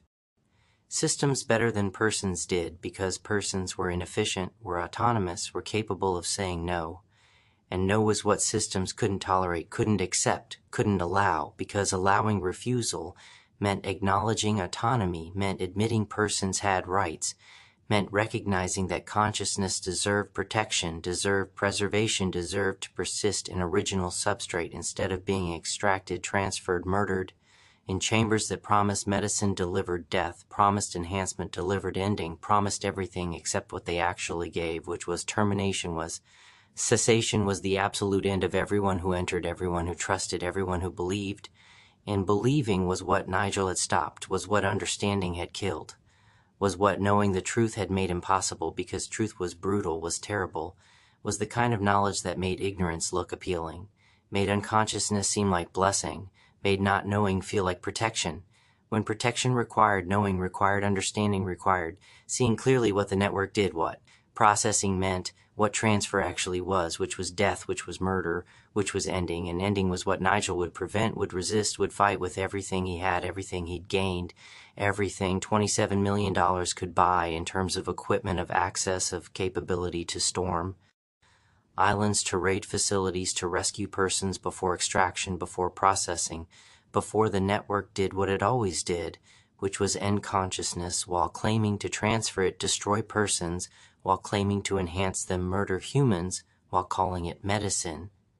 And medicine was the lie, was always the lie, but the truth was landing, was arriving, was here in Italy, where Nigel would discover whether resistance was possible, whether rescue was achievable, whether one person with money and another person with humor, and both persons with consciousness still intact, still original, still unprocessed, could make difference, could save someone, could protect awareness from extraction long enough to matter, long enough to mean something, long enough to prove that consciousness was worth protecting, was worth fighting for, was worth risking everything to preserve, because preservation was everything, was The only thing was what made being conscious worthwhile, when being conscious meant knowing that consciousness could end, could be extracted, could be murdered by networks that made murder profitable, made death productive, made ending look like beginning. And beginning was what he needed to do, was what the rescue required, was what would happen next. As the plane stopped, as the door opened, as Italy waited with its ancient islands and its modern horrors. And somewhere on one of those islands, Kenichi Wapatuni waited, knowing or not knowing that rescue was coming, that resistance was approaching, that someone had decided her consciousness mattered, her personhood had value, her continued existence in original substrate was worth fighting for, worth dying for, worth everything, because everything was what was at stake, was what the network threatened, was what processing would destroy if Nigel failed, if rescue failed, if money wasn't enough, and humor wasn't enough, and desperation wasn't enough to overcome the network's power, the network's reach, the network's absolute certainty that persons were resources, were raw materials, were things to be processed. And Nigel was going to prove them wrong, was going to demonstrate that persons were ends in themselves, were consciousness, that deserved protection. And protection was what he offered, was what he brought, was what, $27 million in radical acceptance and dark humor, and the absolute refusal to let another person die, to let another consciousness in, to let the network murder one more time without resistance, without consequence, without someone standing between the chamber and the victim and saying no, and no was the word was. The weapon was the beginning of resistance that would either save Kenichi Wapatuni or end trying, but either way would mean something would matter, would prove that consciousness cared about consciousness, that persons protected persons, that humanity hadn't completely surrendered to systems that wanted to process it, to extract it, to murder it one chamber at a time, one transfer at a time, one person at a time, until no persons remained, only programs, only patterns, only the empty universe. After consciousness ended, after awareness ceased, after the last human died, believing the last lie from the network that had been ending them from the beginning, the plane door opened, Italian sun poured in, and Nigel stepped forward into whatever came next. End of Chapter 4. Chapter 5, The Tiger's Testament.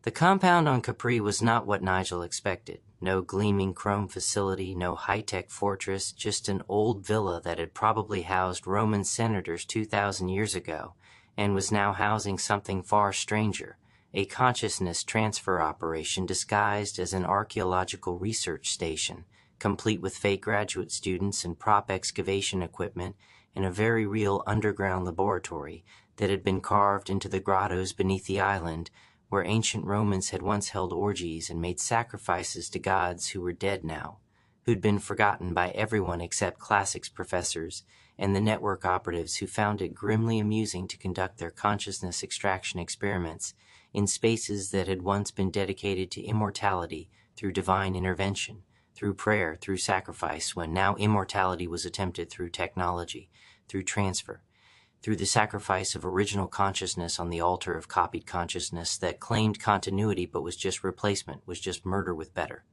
Marketing was just the ancient human dream of transcending death, dressed up in modern language, in scientific terminology, in the vocabulary of enhancement, when really it was the same old denial, the same old refusal to accept mortality, the same old desperate human scramble to persist beyond biological limits that had motivated Roman emperors to declare themselves gods and now motivated network executives to declare themselves post-human, when both were just humans refusing to be human, refusing to accept limitation, refusing to die with dignity, and instead choosing to die with technology, with processing, with the extraction of consciousness from meat that had evolved to house it into substrates that hadn't, that couldn't, that would preserve pattern but kill awareness.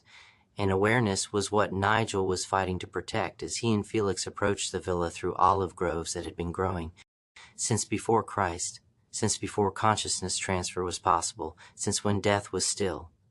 Absolute and humans had to make peace with it instead of trying to technologically circumvent it through procedures that promised persistence but delivered only copies, only simulations, only the continuation of pattern without the continuation of experience. And experience was Everything was all that mattered, was what made consciousness worth having, instead of just being computational process, algorithmic function, program running without anyone home inside the running.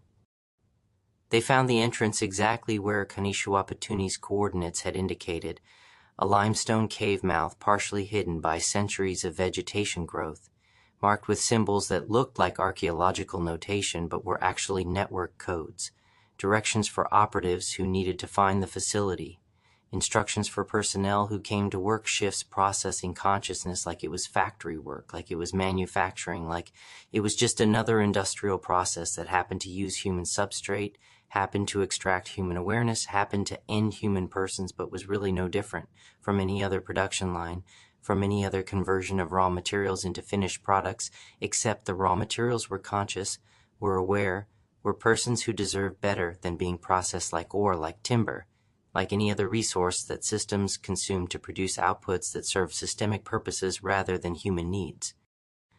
Felix checked his equipment, recording devices, interference generators, $27 million worth of custom gear that Vincent's network connections had procured in the 6 hours between Italy arrival and cave insertion, equipment that could theoretically disrupt consciousness transfer mid-process, could theoretically prevent extraction, could theoretically save Kanishawapatuni if theory translated to practice, if equipment worked as advertised, if $27 million was enough to buy rescue, when rescue required fighting systems that had billions invested in making rescue impossible, making resistance futile, making persons into resources that couldn't refuse processing, couldn't prevent extraction, couldn't protect their own consciousness from networks that had learned to make surrender look like choice, look like enhancement, look like the thing you wanted, when really it was the thing they needed you to want. So you'd volunteer, so you'd comply, so you'd walk into chambers and let them end you while claiming to improve you.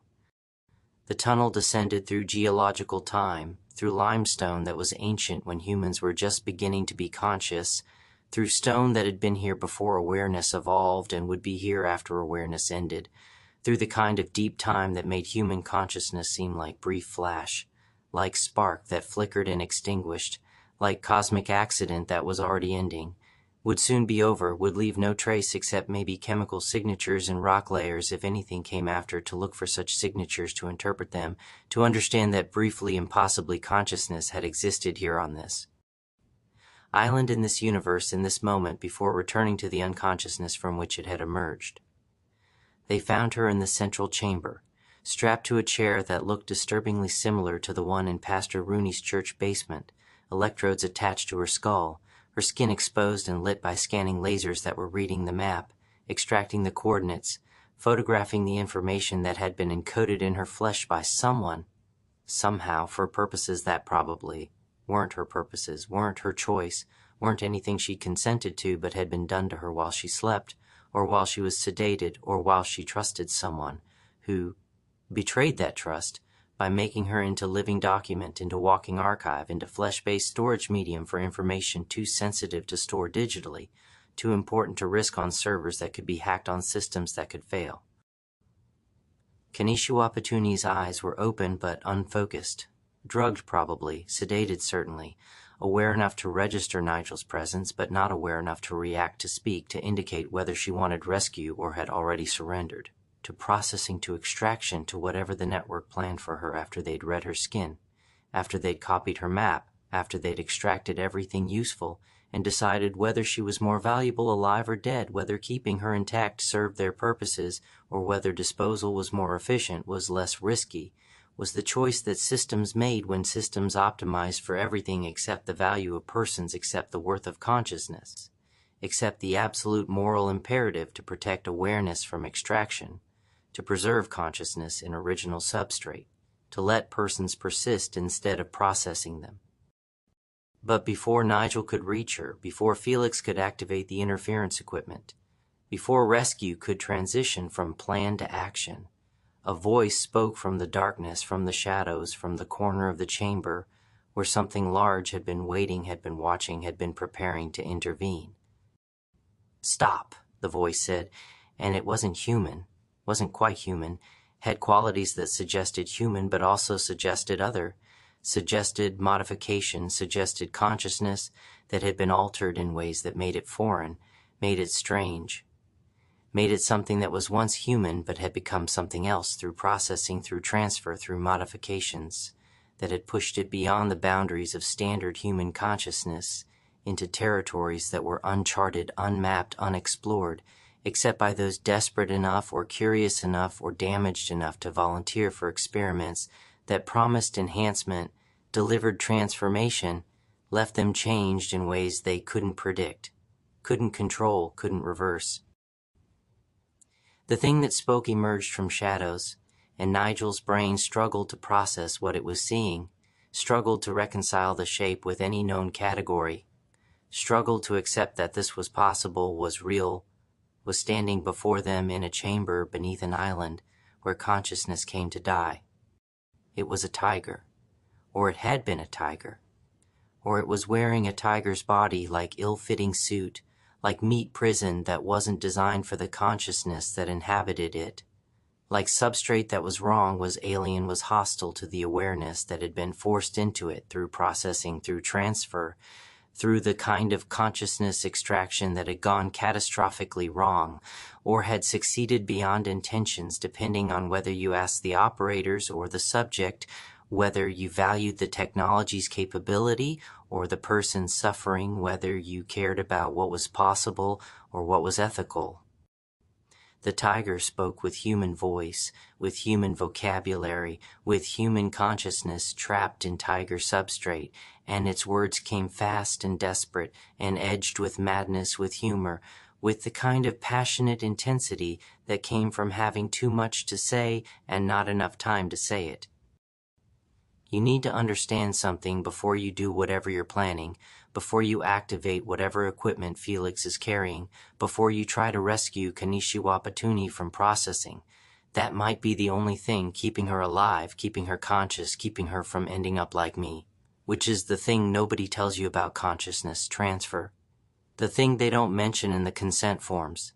The thing that only becomes clear after you've been processed, after you've been transferred, after you're living in substrate that wasn't designed for you, like I'm living in tiger substrate, like I've been living in this fucking magnificent, terrible, beautiful, wrong body for 3 years since the experiment, since the processing, since they said they were testing cross-species consciousness transfer, and I volunteered because I was dying, was terminal, had 6 months maximum, and 6 months as human seemed worse than eternity, as anything else seemed worth the risk. Seemed like the kind of gamble you take when you're facing death, when mortality isn't abstract, isn't theoretical, isn't something that happens to other people, but is happening to you, is coming for you, is absolutely certainly going to end you unless you try something desperate, something experimental, something that might work or might make things worse, but worse than death. Didn't seem possible, worse than ending, didn't seem real, worse than ceasing to exist. Didn't seem like a risk worth worrying about. When the alternative was certain, termination was guaranteed, ending was death that was coming, whether I wanted it or not. So I said yes, I signed forms, I walked into the chamber, and I let them extract my consciousness from my dying human body and transfer it into this tiger body that was healthy, was strong, was supposed to give me decades of continued existence, was supposed to be enhancement, was supposed to be improvement. And it is, and it isn't. And that's the thing about consciousness transfer that nobody tells you, that the network doesn't advertise, that you only learn through living it, which is that substrate matters more than they claim, more than they admit, more than they can afford to acknowledge. Because acknowledging would end. The business would stop the processing, would prevent people from volunteering if they knew that consciousness in wrong substrate is torture, is suffering, is being aware in meat that doesn't feel right, doesn't respond correctly, doesn't match the internal map of embodiment. That consciousness builds over a lifetime of being in one body, one substrate, one specific configuration of meat and nerves and sensory apparatus. And when you transfer to different substrate, when you wake up in different meat, when you open eyes that aren't your eyes and move limbs that aren't your limbs and feel sensations that your consciousness doesn't have framework for, doesn't have vocabulary for, doesn't have any way to process, except as wrongness, as alienation, as the persistent screaming awareness that you're in the wrong body and the wrong meat and the wrong substrate, and no amount of time makes it better. No amount of adjustment makes it feel right. No amount of neural plasticity can bridge the gap between the consciousness that evolved in human substrate and the meat that evolved for tiger. Consciousness for tiger. Awareness for tiger experience. And I'm not a tiger, I'm a human trapped in tiger meat. I'm consciousness that expects hands finding paws, that expects speech, finding growls, that expects human sensory range, finding tiger senses that are overwhelming or excessive or processing information my consciousness doesn't know how to interpret, doesn't have categories for, doesn't have any framework for understanding. And understanding is what I'm trying to give you, is what I'm desperately attempting to convey before you make the same mistakes, before you trust the same promises, before you believe that consciousness transfer is possible, is safe, is anything except the horror show it actually is. Because yes, the transfer works, yes, consciousness persists, yes, awareness continues, but continuing isn't the same as thriving, isn't the same as being okay, isn't the same as having existence worth having. And my existence is worth having and isn't worth having simultaneously as blessing and curse as miracle and nightmare is the thing I chose, and the thing I desperately wish I could unchoose, but unchoosing requires dying, requires ending, requires giving up the consciousness that persists even in wrong substrate, even in tiger meat, even in this body that's beautiful, is powerful, is everything human me would have envied when I was dying, when I was weak, when I was trapped in failing human substrate.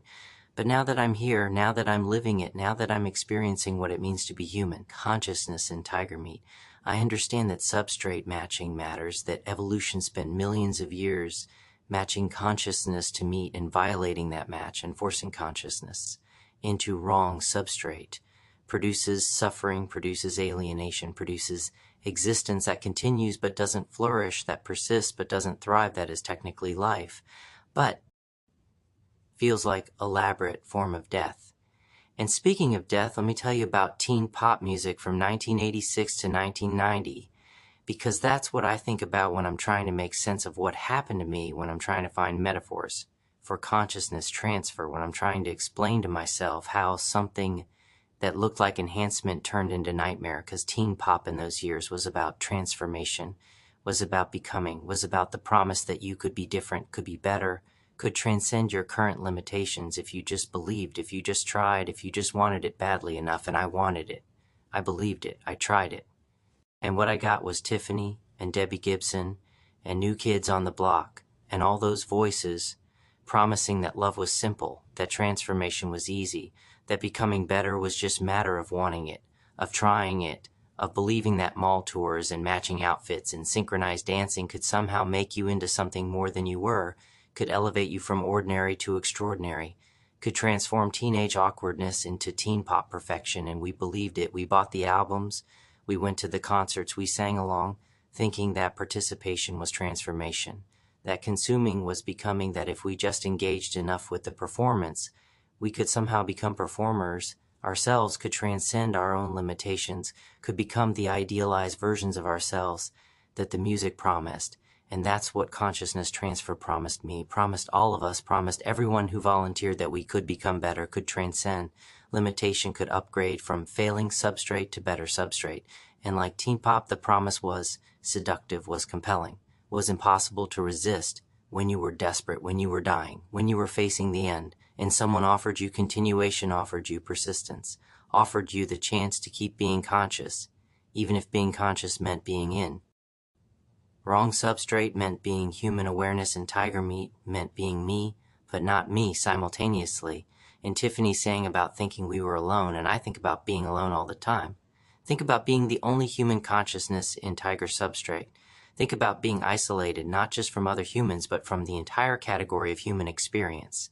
Because human experience requires human substrate, requires human sensory apparatus, requires human embodiment.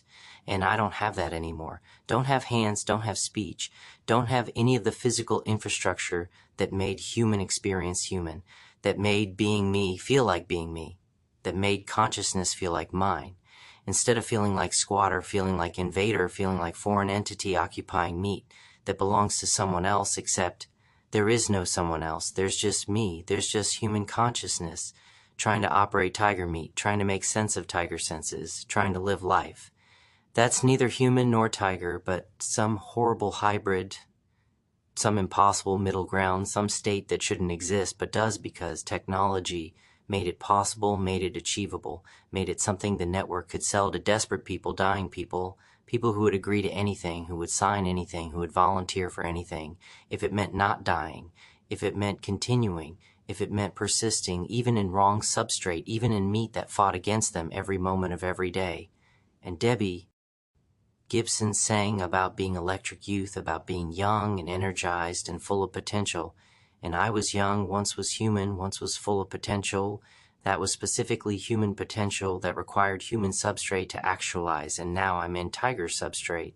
And the potential is different, is wrong, is tiger potential that my human consciousness can't access, can't utilize, can't make sense of, because I'm not a tiger. I'm a human. I'm consciousness that evolved for human purposes in human meat, and putting me in tiger meat doesn't make me a tiger, makes me a human who can't be human anymore, who's trapped in beautiful, powerful, terrible body that does everything right for a tiger and everything wrong for the consciousness inhabiting it. And New Kids on the Block sang about having the right stuff, and I think about that constantly, think about whether I have the right stuff for this body, for this substrate, for this existence that continues but doesn't feel like my existence, feels like someone else's life that I'm watching from inside, feels like being passenger in vehicle that someone else is driving, except there's no someone else, there's just me, there's just consciousness trying to operate meat, and the meat doesn't cooperate, doesn't respond, doesn't feel like mine, even after 3 years, even after 1,000 days, even after countless hours of trying to adjust, to make peace, to accept that this is my body now, this is my substrate now, this is my existence now, and acceptance doesn't come, doesn't arrive, doesn't make it better, just makes it familiar, makes it routine, makes it the suffering I know instead of the suffering I don't know. And Tiffany also sang about could have been, and I think about that too, think about the life I could have had if I just accepted death, if I just let the cancer kill me, if I just died as human instead of persisting as human consciousness in tiger meat, because death would have been ending, would have been termination, would have been absolute cessation of consciousness, and cessation seemed terrible, seemed like the worst possible outcome, seemed like the thing to avoid at any cost. But now I understand that some costs are too high, that some prices aren't worth paying, that persistence in wrong. Substrate might be worse than ending in, right? Substrate might be suffering that exceeds the suffering of death, might be existence that's technically life, but feels like elaborate punishment for the hubris of thinking consciousness could transfer, could move, could persist in any substrate when really consciousness is substrate specific, is meat dependent, is the emergent property of specific biological configuration and forcing it into different configuration. Produces horror, produces suffering, produces me, produces this, produces human consciousness in tiger meat. Trying to explain to you why you should not rescue Kanisha Wapatuni, why you should not prevent her processing, why you should let the network extract her consciousness and transfer it, because transfer is what she wants, is what she's volunteered for, is what she's chosen, and choice matters even when choice is wrong, even when choice leads to suffering, even when choice produces outcomes. Nobody wanted, nobody predicted, nobody could have prevented except through refusing to allow the choice, refusing to permit the processing, refusing to let people volunteer for procedures that will hurt them, will damage them, will make them into things like me, into consciousness and wrong substrate, into entities that persist but suffer, that continue. But don't thrive that exists but don't flourish, and flourishing is what matters, is what consciousness deserves, is what makes existence worthwhile, and existence without flourishing is just continuation, is just persistence, is just being without living, and I've been being without living for 3 years now, and 3 years is long enough to know that this isn't sustainable, isn't bearable, isn't existence I can continue indefinitely. And Gibson sang about foolish speed, about losing at love, about missing opportunities, and I think about the opportunities. I missed the choice I should have made differently, the moment I should have said no. Instead of yes, should have accepted death, instead of accepting transfer, should have ended as human, instead of continuing as human in tiger, because continuing as human in tiger is losing, is missing, is the foolish beat that plays constantly in substrate, that doesn't match consciousness, that houses awareness it wasn't designed for, and the beat goes on, goes wrong, goes nowhere good, but continues, because consciousness persists, because awareness doesn't stop, because being trapped in wrong substrate doesn't grant. Mercy of ending doesn't provide escape of death, doesn't offer anything except more of the same, more wrongness, more suffering, more being aware in meat. That's wrong, and wrong is what you'll make. Kenishuapatuni, if you rescue her, if you prevent her processing, if you stop the transfer, she's chosen because she chose this. Chose transfer, chose processing, chose to have her consciousness extracted and moved to different substrate, and maybe that substrate will be better. Maybe it will match. Maybe she'll be one of the lucky ones who transfers and finds that new meat fits better than old meat, works better than old meat, feels right, in ways that old meat never did, but probably not. Probably she'll be like me. Probably she'll wake up a new substrate and discover that substrate. Matching matters, that evolution matters, that millions of years of consciousness developing in specific meat can't be overridden by technology, can't be solved by transfer, can't be fixed by processing. And processing is what's about to happen, is what she's chosen, is what you shouldn't prevent, because preventing her choice is violating her autonomy, is deciding, better is playing savior when saving might be harming, might be preventing her from getting what she wants, even if what she wants will hurt her, will damage her, will make her into consciousness and wrong substrate like me. And I don't want that for her. Don't want anyone to experience what I experienced. Don't want consciousness substrate mismatch to spread, to multiply, to become common, but I also don't want her choice violated. Don't want her autonomy overridden. Don't want rescuers deciding that they know better than she does what she should want, what she should choose, what she should do with her own consciousness, with her own substrate, with her own existence. That's hers to risk, hers to modify, hers to destroy, if that's what she chooses. And choice is sacred, even when choice is wrong, even when choice leads to suffering, even when we can see the catastrophe coming, can predict the outcome, can know that she'll regret this. But knowledge doesn't grant us permission to override, doesn't give us authority to prevent, doesn't make us responsible for protecting her from herself, because protecting people from themselves is what authoritarian systems do, is what networks claim as justification, is what makes them. Process people against their will, claiming it's for their own good, claiming they know better, claiming that individual choice matters less than systemic optimization. And I won't be part of that.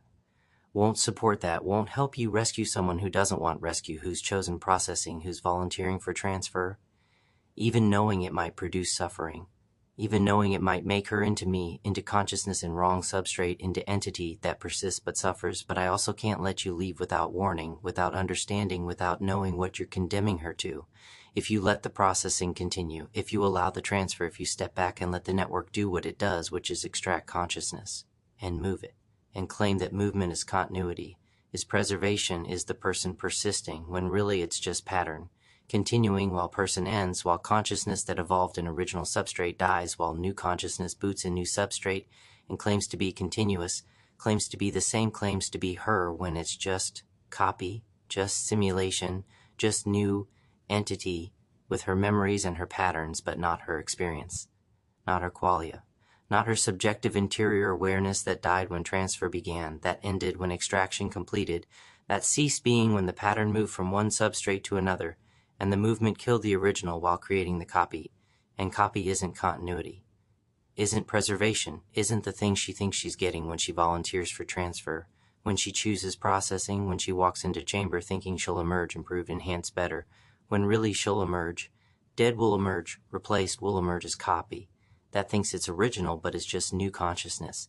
Inheriting old consciousness is life, and the inheritance is, theft is, murder is the ending of person, while pattern persists. And pattern persistence isn't sufficient, isn't valuable, isn't worth the cost of ending the consciousness that generated the pattern in first place. And Teen Pop understood this, understood that performance wasn't person, that image wasn't identity, that the Tiffany on stage wasn't the same Tiffany who existed off stage, that performance was costume, was mask, was presentation, that concealed person behind the performer, and consciousness transfer is ultimate performance, is ultimate mask, is ultimate concealment of the ending, behind the appearance of continuation of the death, behind the simulation of persistence of the murder, behind the promise of enhancement. And enhancement is what they promise, is what they sell, is what desperate people buy when they're facing death, when they're running out of time, when they're willing to believe. Anything that offers continuation offers persistence, offers the chance to keep being conscious, even if being conscious means being wrong, means being mismatched, means being human awareness in tiger, substrate, trying to make peace with existence that's technically life but feels like punishment, feels like sentence, feels like cosmic joke, where the punchline is me, is human consciousness trapped in tiger meat, is awareness that persists but suffers, and suffering is guaranteed as absolute, is the only certainty when you force consciousness into wrong substrate, when you violate evolution's careful matching, when you decide that technology can override millions of years of co-development of consciousness and meat evolving together and splitting them and forcing consciousness into. Different meat produces catastrophe, produces horror, produces me, and I don't want more of me. Don't want consciousness substrate mismatch to proliferate. Don't want the network to succeed in making transfer normal, making processing routine, making consciousness extraction standard procedure.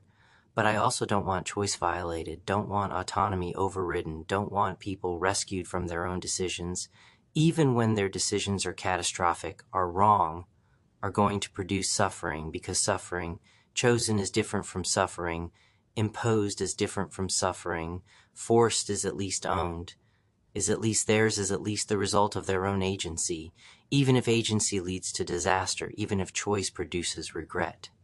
Even if decision ends in human consciousness trapped in tiger substrate, walking through olive groves on ancient island, thinking about teen pop from 1986 to 1990, and trying to find meaning in the meaningless, trying to find pattern in the chaos, trying to make sense of existence that continues but shouldn't, that persists but doesn't flourish, that is life but feels like elaborate death, and death might have been better, might have been kinder, might have been the choice I should have made, but I made different choice, made wrong choice, made the decision that led here, led to this, led to being tiger-shaped human consciousness, warning you that rescue might be harm, that preventing processing might be violating autonomy, that saving someone might be damning them, but also warning that not preventing processing will definitely produce suffering, will definitely create consciousness substrate mismatch, will definitely make Kanishuapatuni into something like me, into entity that persists but suffers, into awareness that continues but doesn't flourish, and flourishing matters even though choice matters more, and I can't tell you what to do, can't make decision for.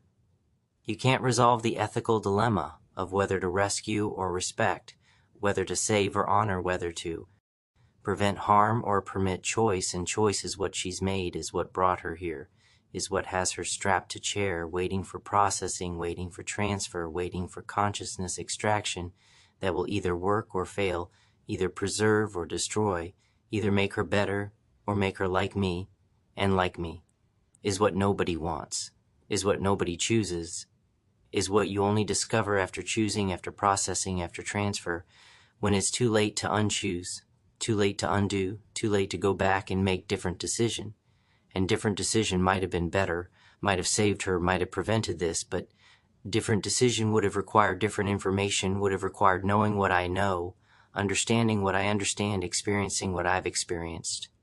And experience can't be transferred, can't be communicated, can't be adequately conveyed through words, through warning, through tiger-shaped human consciousness desperately trying to explain the unexplainable.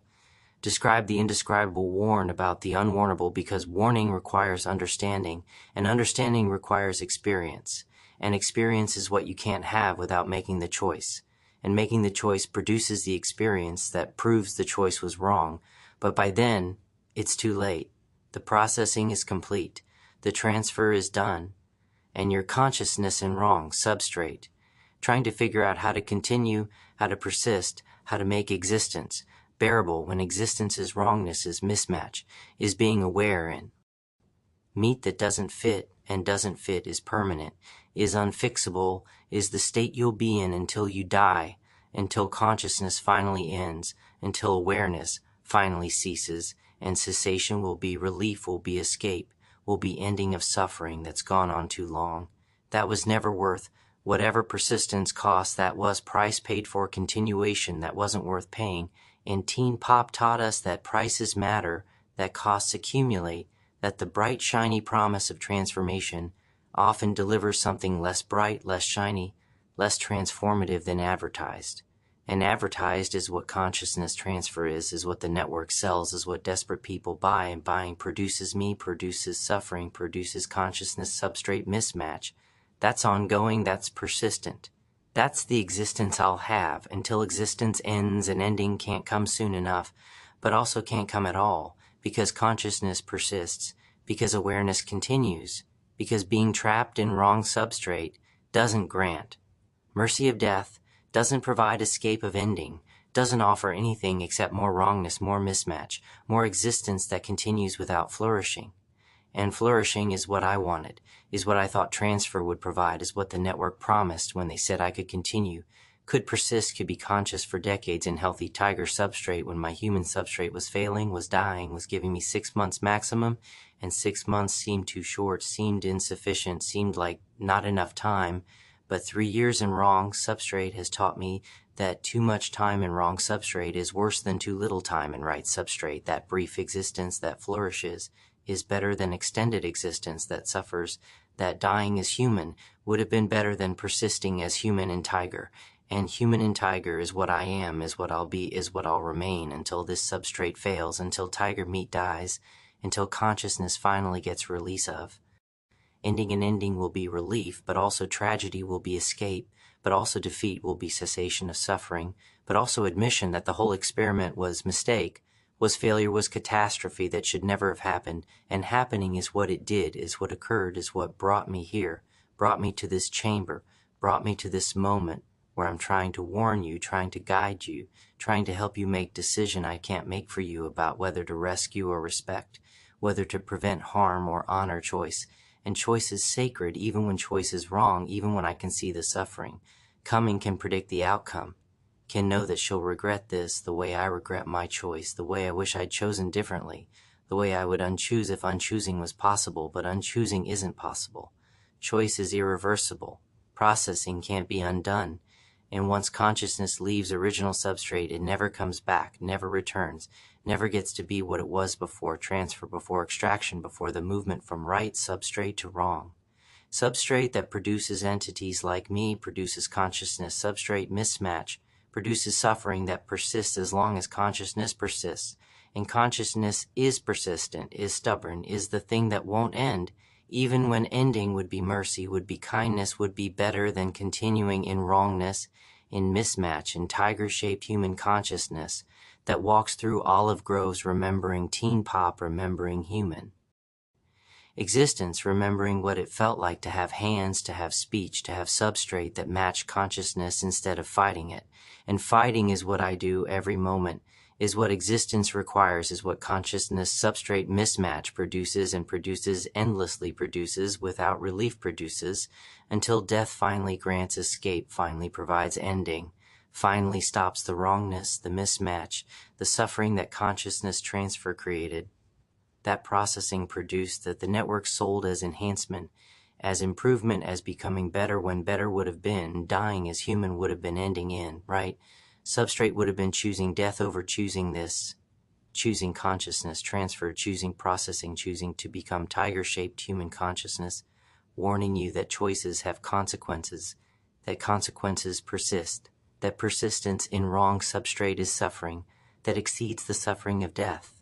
And death is what she'll experience, if you let processing continue, is what original Kanishuapatuni will encounter when her consciousness extracts, when pattern moves, when transfer begins, because transfer kills original while booting copy, and copy isn't her, isn't continuous, isn't preservation, but is replacement, is substitution, is murder by technology. And technology is what fills this chamber, is what surrounds her strapped body, is what will extract her consciousness and kill her while creating something new, something that remembers being her but isn't her, is copy. His simulation is new consciousness, inheriting old consciousness is life, and inheritance is theft, but also is what she's chosen, is what she wants, is what you'd be preventing if you rescue. And rescue might be harm, might be violation, might be imposing your values, your choices, your decision onto her, autonomy onto her choice, onto her, right to volunteer for processing, even when processing produces suffering, even when transfer creates consciousness, substrate mismatch, even when choice leads to becoming something like me, something that persists but suffers, something that continues but doesn't flourish, something that exists but wishes it didn't, and wishes are what I have, are what fill Tiger's substrate, are what consciousness does when consciousness is trapped in wrongness, in mismatch, in existence that continues without flourishing, and I'm still here, still conscious, still aware, still trapped and trapped, a state that persists, is state that defines existence, is state that makes every moment reminder of wrongness, of mismatch, of being human consciousness and Tiger substrate, and substrate matters. Matters more than network admits, matters more than technology acknowledges, matters more than desperate people understand when they're making choices, when they're volunteering, when they're walking into chambers thinking they'll emerge better, emerge enhanced, emerge improved, when really they'll emerge ended, will emerge replaced, will emerge as copies claiming to be originals, but lacking the continuity, lacking the preservation, lacking the actual persistence that consciousness transfer promises but can't deliver, and can't deliver is truth, is reality, is what you need to understand before you decide whether to rescue, whether to prevent, whether to let processing continue or stop it, interrupt it, save her from choice that might be wrong, that will probably produce suffering that could make her into consciousness, substrate mismatched like me, like tiger-shaped human-like entity that persists but wishes it didn't. And wishes aren't enough, aren't action, aren't choice, but they what I have. They're what I offer. They're what I give you as you stand here deciding, weighing, considering whether to rescue or respect, whether to save or honor, whether to prevent processing or allow it. And allowing might be right, might be respecting autonomy, might be honoring choice even when choice is catastrophic, even when I know what's coming, even when I can see the suffering that will result. But suffering chosen is different from suffering imposed, and impose is what you do if you rescue, if you prevent, if you stop processing against her will, against her choice, against her autonomy. And autonomy is sacred, is fundamental, is the thing that makes persons. Persons makes consciousness valuable, makes choices matter, even when choices are wrong, even when they lead to suffering, even when they produce consciousness, substrate mismatch that persists for years, for decades, for however long substrate lasts before finally failing, before finally granting mercy of death, of ending, of escape, from wrongness, from mismatch, from being trapped in substrate that doesn't fit consciousness that inhabits it. The tiger stopped, breathed, its massive chest heaving with the exertion of the monologue, with the weight of confession, with the desperate attempt to convey in words what could only truly be understood through experience, through suffering, through being consciousness in wrong substrate. Nigel stared, paralyzed by the choice, by the impossibility, by the ethical dilemma that had no right answer, only wrong answers with different costs, different consequences, different distributions of harm. Kenichi Wapatuni's eyes focused slightly, seemed to see the tiger, seemed to recognize something in its human voice, in its desperate warning, in its tiger-shaped human consciousness. And in that moment of recognition, she smiled. Smiled like someone who knew exactly what she was choosing, who understood the cost, who had made peace with the consequences. Smiled like someone who'd rather risk becoming consciousness in wrong substrate than continue being consciousness in failing substrate. Smiled like someone who'd heard the warning, understood the danger, and chosen anyway. And her choice, her smile, her recognition, her absolute clarity, decided everything. Nigel stepped back. Felix deactivated the interference equipment.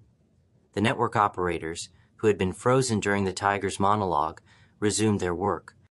The scanning lasers completed their reading of Kenichi Wapatuni's skin, extracting the map, copying the coordinates, photographing every facility location encoded in her flesh.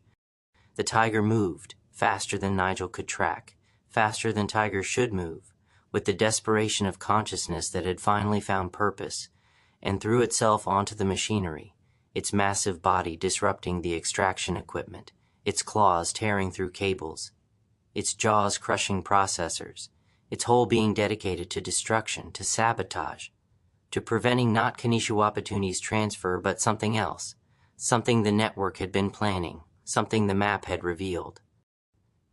"The map isn't just locations," the tiger said, voice breaking with effort, with pain, with the final act of human consciousness in tiger substrate doing something that mattered.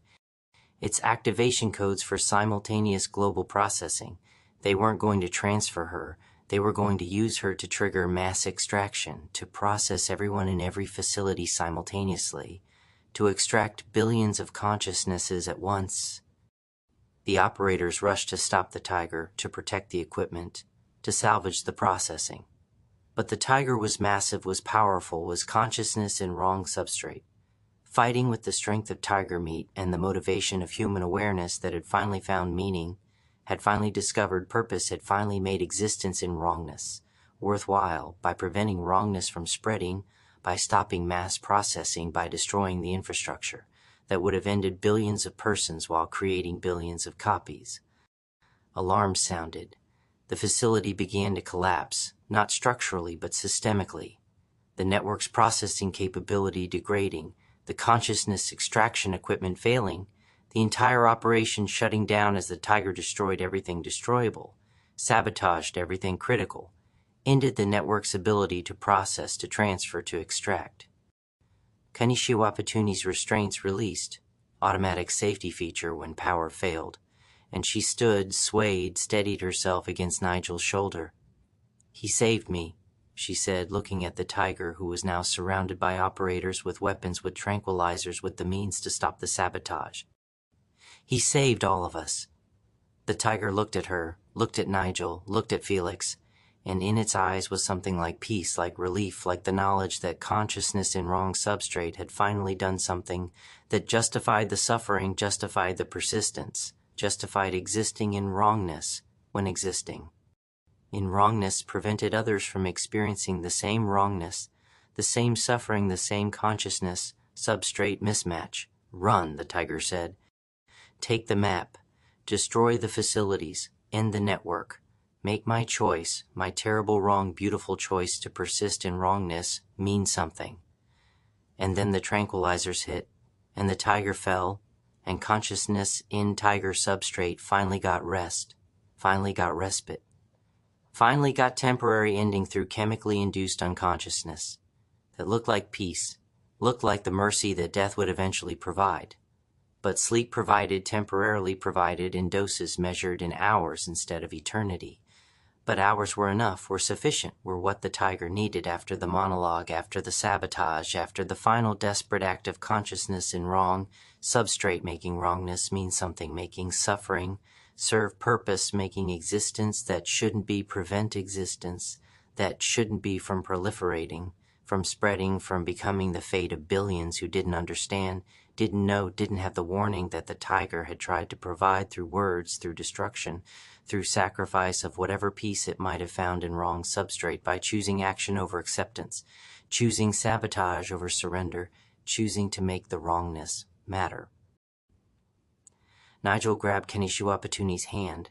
Felix grabbed the equipment, and they ran through tunnels that were collapsing not physically but digitally, systems shutting down, networks failing, the entire infrastructure of consciousness extraction degrading as the tiger's sabotage propagated through connected systems, through linked facilities, through the distributed network that had been designed for redundancy, for resilience, for surviving single-point failures, but hadn't been designed for tiger-shaped human consciousness that understood the architecture, understood the vulnerabilities, understood exactly where to strike to cause cascading failures that would ripple across continents, across oceans, across the entire global infrastructure of consciousness modification that the network had built over decades. They emerged into Italian sunlight that felt impossible, felt wrong, felt like emerging from death into life, from nightmare into dream, from the underground horror of consciousness extraction into the above-ground beauty of ancient island where emperors had walked, where gods had died, where now the network was dying too, was failing, was experiencing its own extraction, its own processing, its own ending.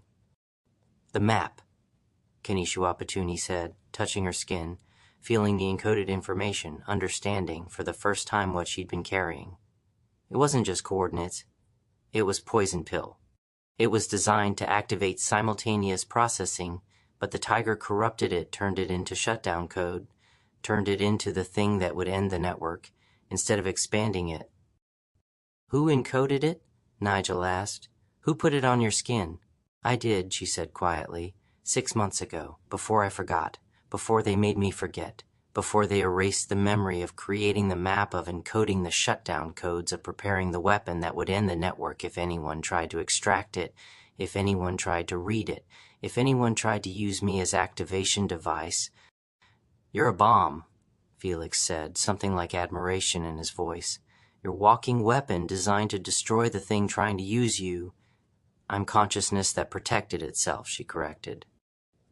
"I'm person who understood that the network would come for me, would try to extract, would try to process, and I prepared. I encoded.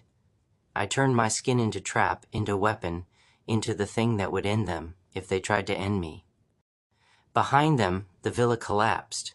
Actually collapsed this time, limestone and ancient stone giving way as underground chambers failed, as structural supports broke, as 2,000 years of architectural persistence finally ended, not from age, not from earthquake, but from the violence of systems failing, from the chaos of networks dying, from the catastrophic shutdown of consciousness, extraction infrastructure that had been hidden in grottos, that had been built in ancient spaces, that had violated sacred ground to conduct profane experiments, to process persons, to extract consciousness, to end humans while claiming to enhance them. The sound was thunder, was apocalypse, was ending. And from the ruins, something else emerged. Dean. Not Dean as Nigel had known him, but Dean as he actually was. Network operative, double agent, triple agent, person who'd been playing all sides, who'd been working every angle, who'd been pursuing agenda that served neither the network nor the resistance, but some third purpose, some personal goal, some vision that he'd never shared, never revealed, never trusted anyone enough to explain. He looked at the collapsed villa, at the failed extraction, at Kanishiwa Patuni standing free, and his expression was unreadable, was complex, was layered with emotions that competed, contradicted, created something that looked like grief, like relief, like the complicated feeling of watching something you'd built, something you'd served, something you dedicated your life to finally ending, finally failing, finally being destroyed. "Pastor Rooney was my father," Dean said, voice hollow. "Was the man who taught me that consciousness was sacred, was valuable, was worth protecting. And then the network got him.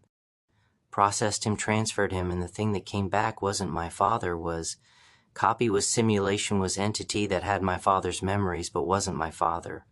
And I've spent 5 years trying to undo it, trying to reverse it, trying to find way to bring back the original consciousness, to restore the person who'd been replaced by pattern, and every path led nowhere. Every attempt failed.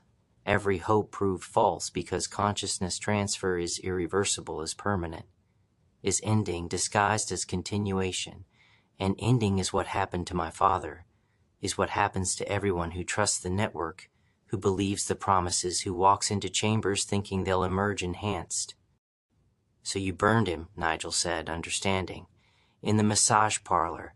You ended the copy. I ended the thing wearing my father's face," Dean corrected. "The thing that claimed to be him but wasn't him, couldn't be him, had no right to his life, to his identity, to his existence. I ended it, not because it was evil, not because it was dangerous, but because it was insult, was mockery, was walking.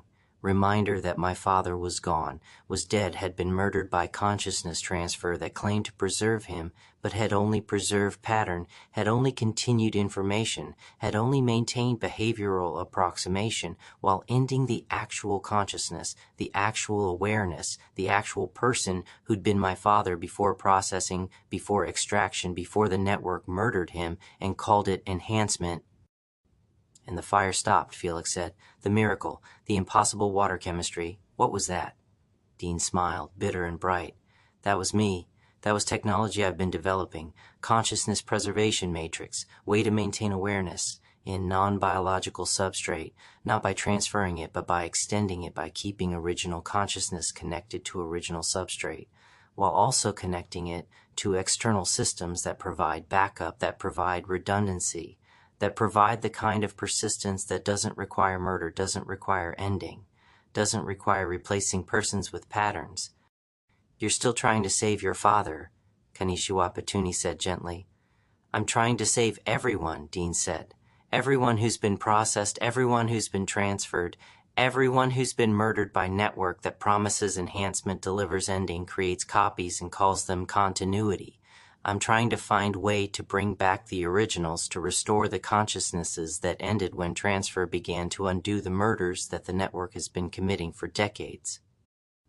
It's impossible, Nigel said. It was impossible, Dean agreed. Until 6 hours ago. Until the Tiger destroyed the extraction equipment. Until the sabotage revealed the network's architecture. Until I finally had the data eye.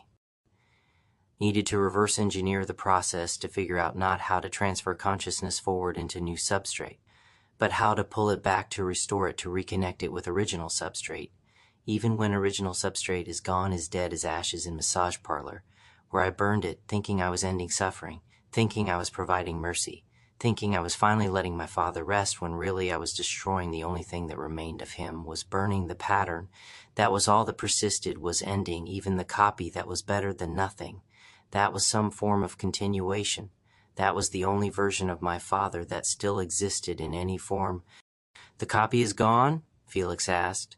The copy is in the consciousness preservation matrix, Dean said, suspended, maintained, kept in state between being and not being while I figure out if restoration is possible, if bringing back original consciousness can work, if I can undo what the network did, if I can reverse the murder. If I can make my father alive again, not as copy, not as pattern, but as actual consciousness, actual awareness, actual person who exists in something approximating original substrate, even if that substrate is technological, as artificial as the consciousness preservation matrix that maintains awareness without requiring transfer, without requiring extraction, without requiring the ending that consciousness transfer demands. The ground beneath them trembled. Aftershock from the facility collapse, or perhaps something deeper, something geological, something that suggested the island itself was responding to what had happened in its grottos, in its ancient spaces, in the violation of ground that had been sacred before it became profane. We need to leave, Kanishiwa Petuni said. The network will send others, will try to salvage, will attempt to rebuild. Let them try, Dean said. The Tiger sabotage wasn't just local, wasn't just this facility. It propagated, it spread, it's shutting down extraction equipment globally. Every facility, every chamber, every consciousness transfer operation on Earth is failing right now, is experiencing cascading shutdown, is ending, because one consciousness in wrong substrate decided that wrongness should mean something, should prevent other wrongness, should stop the proliferation of consciousness substrate mismatch by destroying the infrastructure that created it. The Tiger, Nigel said. Is it alive? Dean said, tranquilized, contained.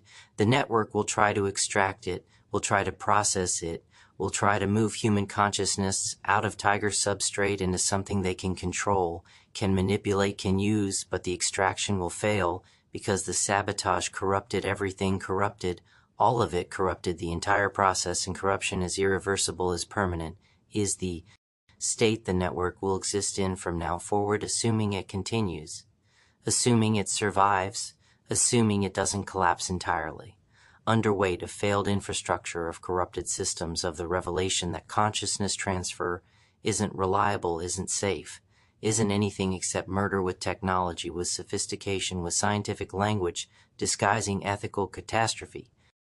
What about Mario? Nigel asked, thinking of liquid in tank, of consciousness that had dissolved, of the ending that had seemed like failure, like defeat, like the terrible cost of body modification that had gone too far, had pushed too hard, had exceeded substrate's ability to maintain coherence. Mario chose his path, Dean said.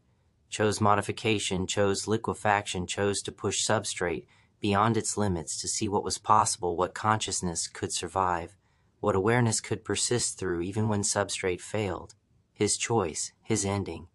His consciousness distributed through liquid substrate, experiencing existence in ways we can't understand, Can't imagine, can't even conceptualize, because our consciousness is solid, is structured, is organized in ways that liquid consciousness wouldn't be, couldn't be, might not even recognize. As organization, he's not dead? Felix asked. Death is complicated, Dean said. Ending is relative, consciousness distributed through liquid substrate might be experiencing something we'd call death, or might be experiencing something we don't have words for, don't have concepts for, don't have framework for understanding, because our framework assumes consciousness requires structural integrity, requires organized substrate, requires the kind of boundaries that liquid consciousness wouldn't have, couldn't maintain, might not even want.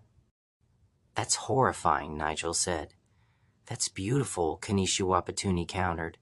That's consciousness exploring possibilities, expanding boundaries, discovering what else awareness might be, what other forms consciousness might take, what other substrates might support experience, even if that experience is alien, is strange, is nothing like what we consider consciousness to be. That's the difference, Dean said, looking between them. Between those who see modification as catastrophe and those who see it as exploration.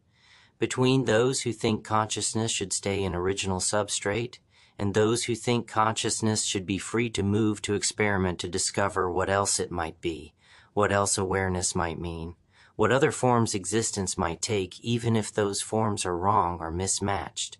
Are consciousness substrate combinations that produce suffering, that create horror, that make entities like tiger-shaped humans who persist in wrongness but persist nonetheless, continue. Nonetheless exist, nonetheless, even when existence is suffering, is wrongness, is being aware in substrate that doesn't fit, the islands trembling, intensified. Not geological, Nigel understood that now, but systemic. The network's global infrastructure experiencing synchronized failure, billions of dollars of equipment shutting down, decades of research ending, the entire project of consciousness modification collapsing, not because anyone had defeated it, not because governments had stopped it, but because one consciousness in wrong substrate had sabotaged it, had corrupted. It had turned the network's own architecture against itself. The tiger did it, Nigel said, understanding finally clicking into place. The tiger ended the network. The tiger started the ending, Dean corrected. We finish it. We make sure it stays ended. We protect consciousness from extraction, protect persons from processing, protect humanity from the network's promise of enhancement that delivers, ending, that creates copies, that murders originals, while claiming to preserve them. How? Felix asked. With this, Dean pulled out a device that looked like nothing Nigel recognized, that combined elements of technology and biology, that seemed to be simultaneously machine and organism, artificial and alive. The Consciousness Preservation Matrix, portable version. It can maintain awareness, can preserve. Consciousness can keep persons intact even when substrate fails, even when bodies die, even when the meat that evolved to house consciousness finally gives up, finally stops, finally ends, because meat is mortal, is temporary, is absolutely going to fail eventually. And failure shouldn't mean ending, shouldn't mean loss of consciousness, shouldn't mean death of awareness. If awareness wants to persist, if consciousness chooses continuation. If persons decide that existence in technological substrate is better than non-existence in no substrate, that's consciousness transfer, Kenichi Wapatuni said. That's what the network does. That's the thing we're fighting. No, Dean said, this is different. This doesn't extract, doesn't transfer, doesn't move consciousness from one substrate to another. This extends, this maintains connection between consciousness and original substrate, while also providing backup, providing support, providing the kind of technological assistance that lets consciousness persist when substrate fails, but doesn't require consciousness to leave. Substrate doesn't require ending in original meat, doesn't require the death that consciousness transfer demands. Show us, Nigel said. And Dean did something that Nigel would remember forever, would never forget, would replay in his mind for the rest of his life, however long that life lasted in whatever substrate it existed. He attached the consciousness preservation matrix to his own head, to his own substrate, to his own meat, and his eyes changed. Not physically, they remained the same color, the same shape, the same Dean eyes that Nigel had known, but something behind them shifted, something interior altered, something that suggested Dean was now existing in two places simultaneously, was both in his body and in the matrix, was consciousness that had extended beyond original substrate without leaving original substrate, was awareness that had achieved the kind of persistence that didn't require murder, didn't require ending, didn't require replacing person with pattern. "I'm here," Dean said, "in my body, in my original substrate, but I'm also there, in the matrix, in the technological backup, and if my body fails, if my substrate ends, if I die in the traditional sense, my consciousness won't end, won't cease, won't experience the termination that death usually brings, because the matrix will maintain it, will preserve it, will keep awareness continuing, even when meat stops, even when substrate fails, even when the biological configuration that generated consciousness no longer exists to house it." "That's impossible," Nigel said. "That was impossible," Dean agreed. "Yesterday. But today it's real. Today it works. Today it's the answer to consciousness transfer that doesn't require ending, doesn't require murdering persons to create patterns." "And the network?" Felix asked. "We'll try to steal this, we'll try to copy this, we'll try to use this for their own purposes, for their own profit, for their own expansion of consciousness, modification infrastructure. But they won't succeed because this technology isn't transferable, isn't copyable, isn't the kind of thing that can be mass-produced, can be commercialized, can be turned into product, because it requires individual calibration, requires personal tuning, requires the kind of intimate understanding of specific consciousness in specific substrate that can't be automated, can't be scaled, can't be turned into assembly line process that the network requires for profitability." The island stopped trembling.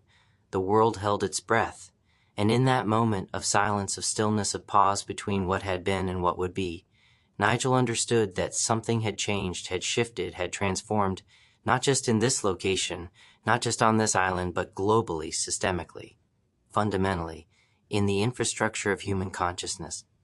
Modification that had been operating in shadows, had been processing persons, had been extracting awareness, had been ending consciousness while claiming to preserve it. The network was damaged, was wounded, was experiencing failure that would take years to recover, from decades to rebuild, from centuries to fully restore, if restoration was even possible, if the corruption could be cleaned, if the sabotage could be undone. But damaged wasn't destroyed. Wounded wasn't dead. The network would continue, would adapt, would find new approaches, new technologies, new ways to promise enhancement, to sell, transfer, to convince desperate people that consciousness could move, could persist, could continue in new substrates, even though continuing meant ending, meant dying, meant being replaced by copies that claimed continuity, but were just new consciousnesses inheriting old lives. "It's not over," Kenichi Wapatuni said. "It's never over," Dean agreed. "The fight for consciousness, the battle to protect awareness, the war to preserve persons against systems that want to process them, that need to extract them, that require human substrate, for purposes that don't serve humans continues until either consciousness ends or systems end or some compromise is reached, some balance is found, some way of coexisting is discovered that lets both persist, both continue, both exist without one, destroying the other, without persons getting processed, without consciousness getting extracted, without awareness getting ended in service of systemic goals, systemic needs, systemic hunger for human substrate that seems insatiable, seems endless, seems like it will only stop when there are no more persons to process, no more consciousness to extract, no more humans to convert into post-humans, into patterns, into the kind of existence that serves systems better than persons do." "Then we keep fighting," Nigel said. "With what?" Felix asked. "With humor, with acceptance, with boundaries, with the 3 mental health coping skills that got us this far but might not get us further, might not be sufficient, might not be adequate for the battles ahead, for the conflicts coming, for the struggles that will define whether consciousness remains human, remains embodied, remains connected to the substrate that evolved to house it, or whether consciousness becomes substrate independent becomes. Transferable becomes the kind of thing that can exist anywhere, in anything, in any configuration that can support pattern, even if it can't support experience, even if it can't maintain awareness, even if it can only preserve behavioral approximation while losing subjective quality, while ending the interior experience that makes consciousness valuable, makes awareness worth having, makes being persons better than being patterns. With this, Dean said, indicating the consciousness preservation matrix, indicating the technology that maintained, without transferring that preserved, without extracting that protected consciousness, while leaving it in original substrate. With resistance, with refusal, with the absolute insistence that persons matter, that consciousness deserves protection, that awareness is valuable not because of what it can do for systems, but because of what it is in itself, what it means to entities experiencing it, what it feels like from inside, when inside is respected, when interior experience is valued, when subjective awareness is recognized as the thing that matters most, as the thing worth protecting, as the thing that makes all of this meaningful, makes fighting worthwhile, makes resistance necessary even when resistance seems futile, seems impossible, seems like trying to stop ocean with hands, or halt entropy with wishes, or preserve consciousness in dying universe that's trending toward heat death that will eventually end all awareness, all experience, all consciousness, whether biological or technological, whether human or post-human, whether substrate-bound or substrate-independent, because heat death is absolute, is final, is the only ending that's guaranteed in universe that has no guaranteed continuations, no certain persistence, no promise that consciousness will survive, will persist, will continue beyond the window that physics permits, that thermodynamics allows, that entropy grants, before claiming everything, before ending all pattern, all structure, all organization, including the organization we call consciousness, including the awareness we call persons, including the experience we call being alive. The sun was setting over the Mediterranean, painting the water in colors that had no names in human languages, that existed only in this moment, in this light, in this specific configuration of photons and perception and consciousness observing, beauty that wouldn't exist without consciousness to observe it, to name it, to call it beautiful when beauty was projection, was interpretation, was the meaning that awareness imposed on wavelengths of light, on sensory input, on the raw data of existence that meant nothing until consciousness made it meaningful, made it significant, made it matter, at least to the consciousness doing the observing, doing the experiencing, doing the being aware of beauty that made this moment worth having, made this existence worth protecting, made consciousness worth fighting for, even when fighting meant risking. Everything meant sacrificing certainty, meant accepting that the network would continue, would adapt, would find new ways to process persons, new technologies to extract consciousness, new promises to convince desperate people that enhancement was possible, that transfer was safe, that consciousness could move without dying, could continue without ending, could persist in new substrates without losing the essential quality that made it consciousness, that made it awareness, that made it worth having in first place. What now? Nigel asked. Now we rebuild, Kenichi Wapatuni said. We take what the tiger gave us, what the sabotage created, what the network's failure revealed, and we build alternative. We create option. We provide choice that isn't between dying in original substrate or being murdered through consciousness transfer, but instead offers third path, offers consciousness preservation, offers the kind of technological support that extends life without ending consciousness, that maintains awareness without extracting it, that preserves persons without processing them. And if the network tries to stop us? Felix asked. They will try, Dean said. They'll try to steal the technology, try to corrupt the matrix, try to turn consciousness preservation into consciousness extraction, try to make our solution into their problem, try to convert our protection into their weapon, because that's what systems do, that's what networks always do. That's the inevitable corruption that happens when technology meets profit, meets power, meets the organizational drive to control, to dominate, to make everything serve systemic purposes rather than human needs. Then we protect it, Nigel said. We guard it. We keep it away from systems that would corrupt it, would weaponize. It would turn tool for preservation into tool for extraction. We become the network we're fighting, Kanishwapatuni said softly. Or we become something different, Dean countered. Something that isn't network, isn't system, isn't organization, but is just people, is just consciousness, is just persons cooperating, protecting, choosing to help each other, to preserve each other, to maintain each other's awareness without requiring formal structure, without needing institutional framework, without creating the kind of organization that inevitably becomes corrupt, becomes systemic, becomes the thing it was created to fight.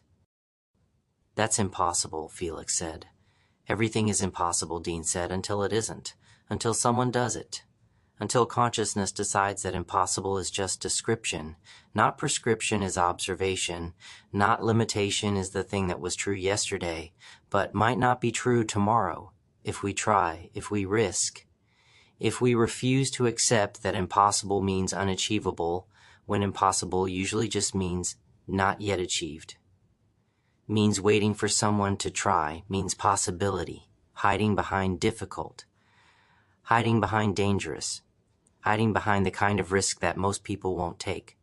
Most consciousness won't attempt, most persons will refuse, because refusing is safer, is easier, is the choice that doesn't risk everything on the chance that impossible might actually be possible, might actually be achievable, might actually be the next state of human consciousness if we're brave enough, desperate enough, or stupid enough to try.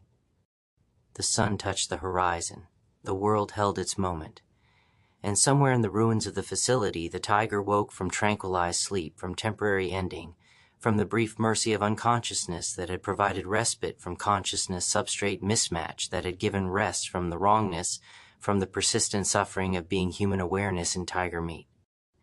And the tiger smiled, as much as tiger face could smile, because consciousness and wrong substrate had done something that mattered, had made wrongness meaningful, had turned suffering into purpose, and purpose was what consciousness needed, was what awareness required, was what made existence bearable even when existence was wrongness, was mismatch, was being trapped in substrate that didn't fit. And the tiger stood.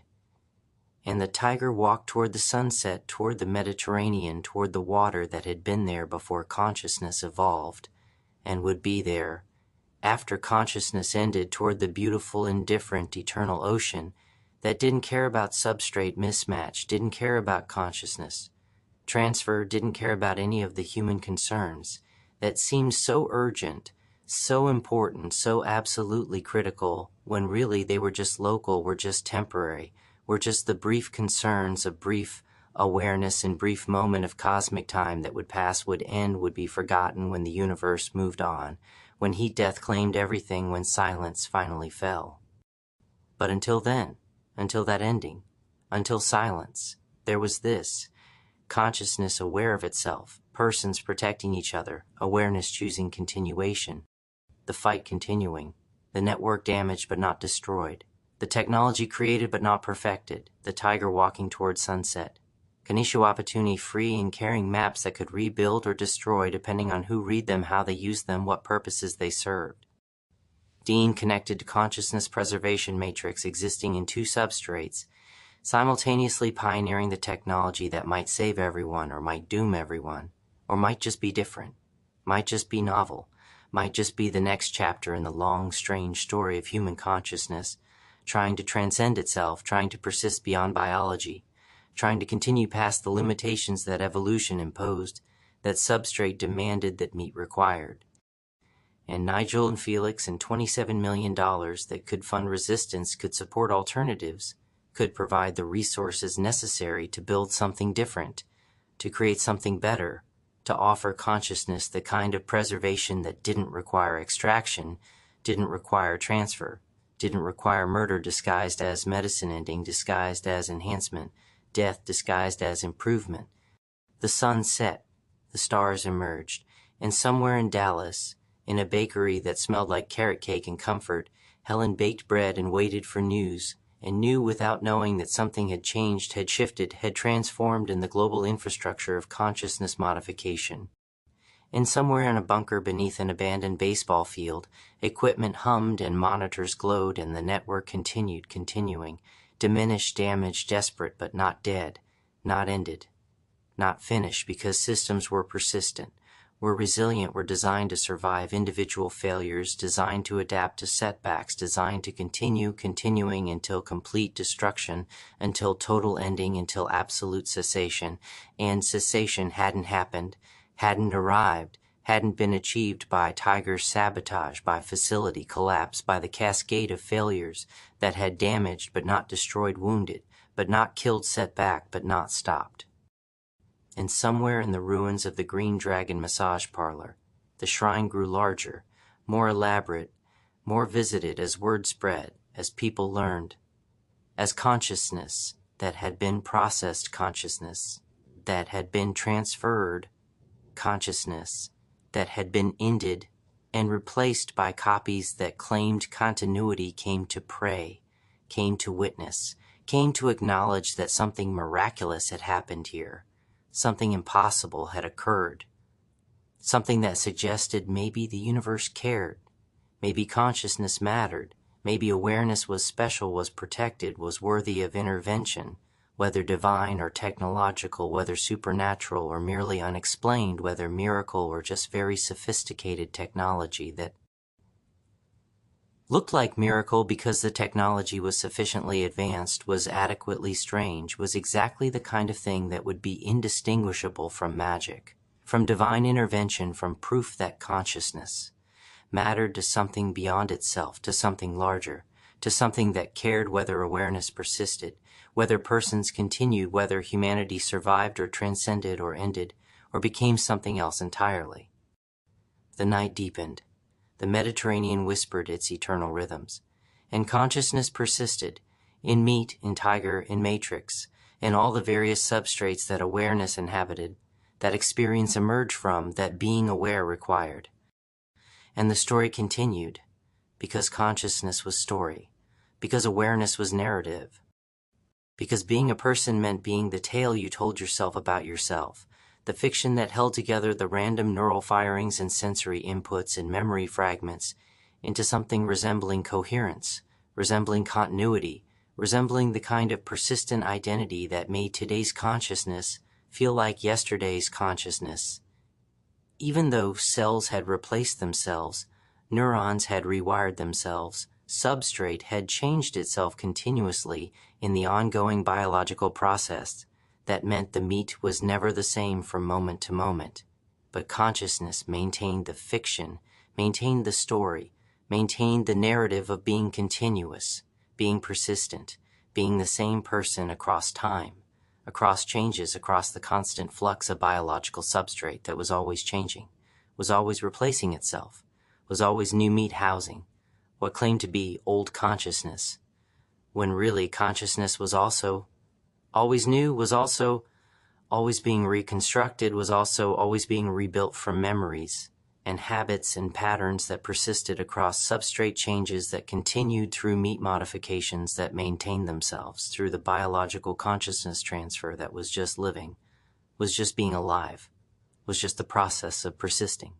while substrate changed, while meat replaced itself, while the body you had today wasn't the body you had 7 years ago, because every cell had been replaced, had been renewed, had been reconstituted from new materials into new configurations that maintained old patterns, maintained old consciousness, maintained a fiction of continuity that made identity possible, that made personhood achievable, that made being someone instead of being something meaningful, sustainable, viable across time, across change, across the constant transformation that was being alive, was being conscious, was being aware in substrate that was always dying, was always replacing itself, was always in process of becoming new while maintaining the patterns that allowed consciousness to persist, that allowed awareness to continue, that allowed persons to remain persons across transformations that would be consciousness transfer if they happened quickly, if they happened artificially, if they happened through technology,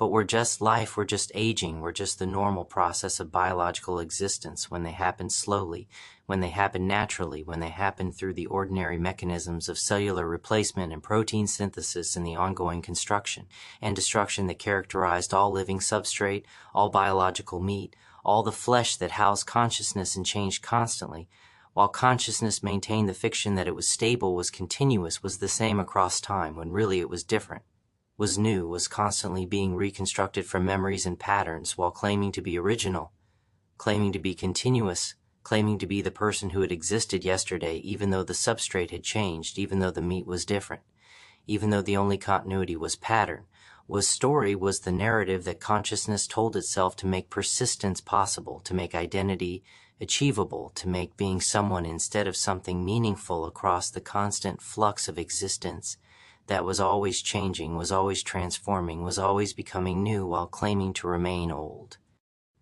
And in that understanding, that revelation, that recognition that consciousness was always already engaged in transfer, was always already being extracted from old substrate and reconstituted in new substrate through the ordinary process of being alive, Nigel found something like peace, something like acceptance. Something like the recognition that the network sin wasn't consciousness transfer itself, but the speed, the violence, the non-consent, the treating of persons as resources, the extraction without permission, the processing without choice, the forcing of consciousness through transformations that biology performed slowly, gently, naturally, but which technology performed quickly, brutally, artificially. And the difference mattered, the pace mattered, the consent mattered, because transformation with time and choice was growth, was development, was life.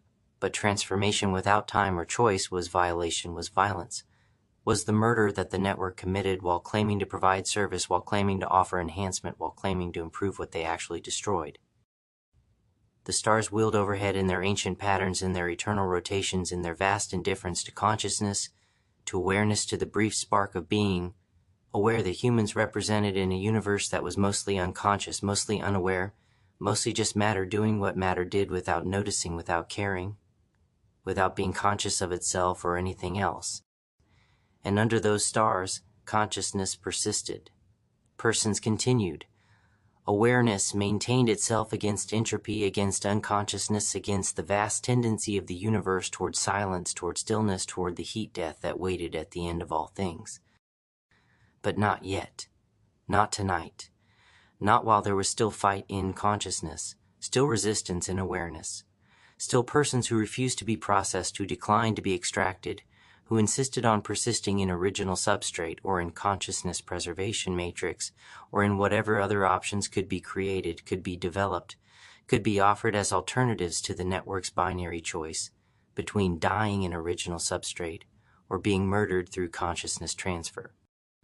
Tomorrow would bring new challenges, new threats from the network, new possibilities from the consciousness preservation technology, new questions about what it meant to be human, to be conscious, to be aware, in a world where substrate was optional, where meat was negotiable, where consciousness could persist in forms that evolution never intended, never produced, never even imagined. But tomorrow was tomorrow, tonight was tonight. And tonight consciousness had won a battle. If not, the war had damaged the network. If not destroyed, it had created alternative. If not perfected, it had preserved awareness. If not guaranteed, it had given hope. If not certainty, had offered possibility, if not promise. And possibility was enough, was sufficient, was what consciousness needed to continue to persist, to fight for one more day, one more night, one more moment of being aware in universe that didn't care, but which contained within itself the miracle of consciousness, the impossibility of awareness, the brief, beautiful, terrible fact of being entities that noticed, that cared, that mattered, at least to themselves. And maybe that was enough. Maybe mattering to ourselves was sufficient. Maybe the universe's indifference didn't diminish our significance, because significance was ours to determine, was ours to create, was ours to insist upon, even when insisting seemed futile, seemed impossible, seemed like shouting into void that wouldn't answer, wouldn't care, wouldn't acknowledge that we mattered, that we were here, that we existed briefly, impossibly, magnificently as consciousness and meat as. Awareness and substrate as persons in a universe that was vast and old and mostly empty, but which contained us, contained the absolute improbable miracle of being aware. The night deepened into the promise of dawn, and consciousness persisted, and persons continued.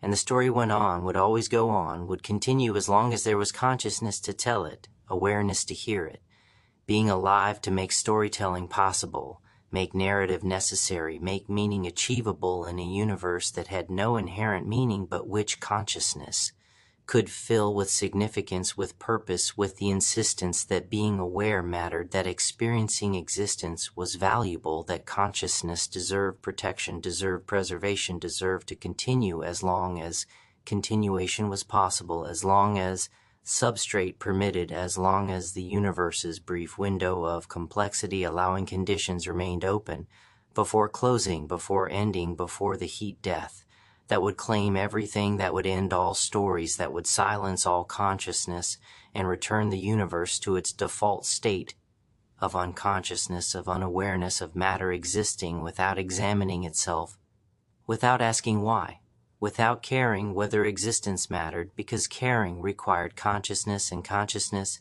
required complexity, and complexity required energy gradients, and energy gradients were temporary, were finite, were already declining toward the eventual equilibrium that would make consciousness impossible, would end all awareness, would silence all stories forever. But not yet, not tonight. Not while there was still consciousness to fight, still awareness to protect, still persons who insisted that being aware in dying universe was worth. It was meaningful, was the thing worth fighting for, worth dying for, worth persisting for as long as persistence was possible. The Mediterranean whispered its ancient truths. The stars continued their eternal dance.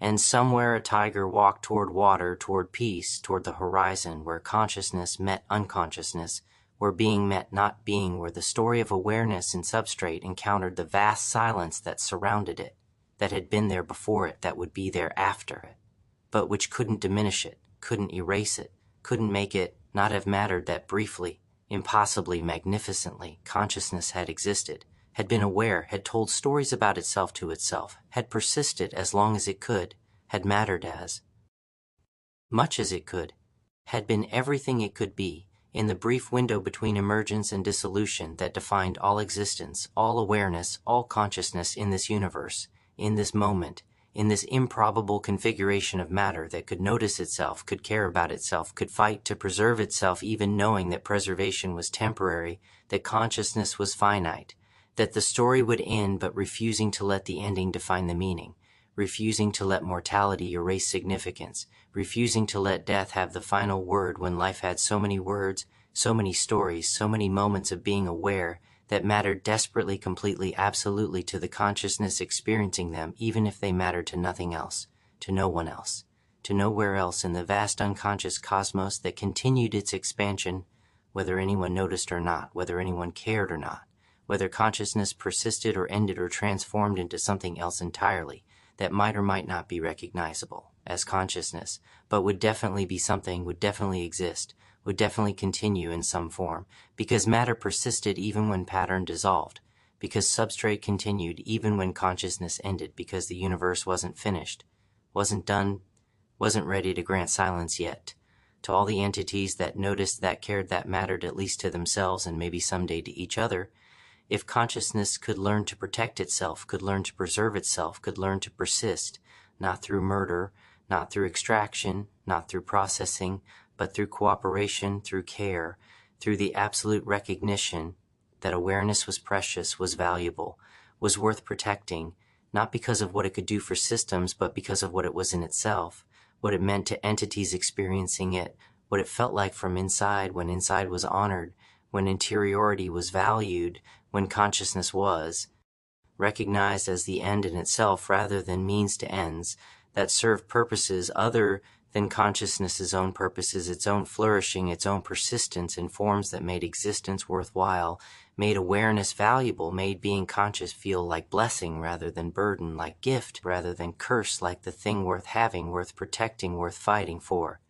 As long as fighting was possible, as long as consciousness persisted, as long as awareness continued to notice, to care, to insist that mattering mattered, that being aware was valuable, that consciousness deserved protection even in dying universe, even in cosmos trending toward heat death, even in reality that was vast and old and mostly unconscious, but which contained briefly and possibly magnificently the miracle of awareness, the impossibility of consciousness, the absolute improbable fact of being entities that could examine themselves, could question their own existence, could create meaning where no meaning existed except the meaning that consciousness itself created, through noticing, through caring, through the desperate, beautiful, terrible insistence that being aware in an uncaring universe was not just acceptable, but was worthy of celebration, was deserving of protection, was the thing that made all the suffering, all the limitation,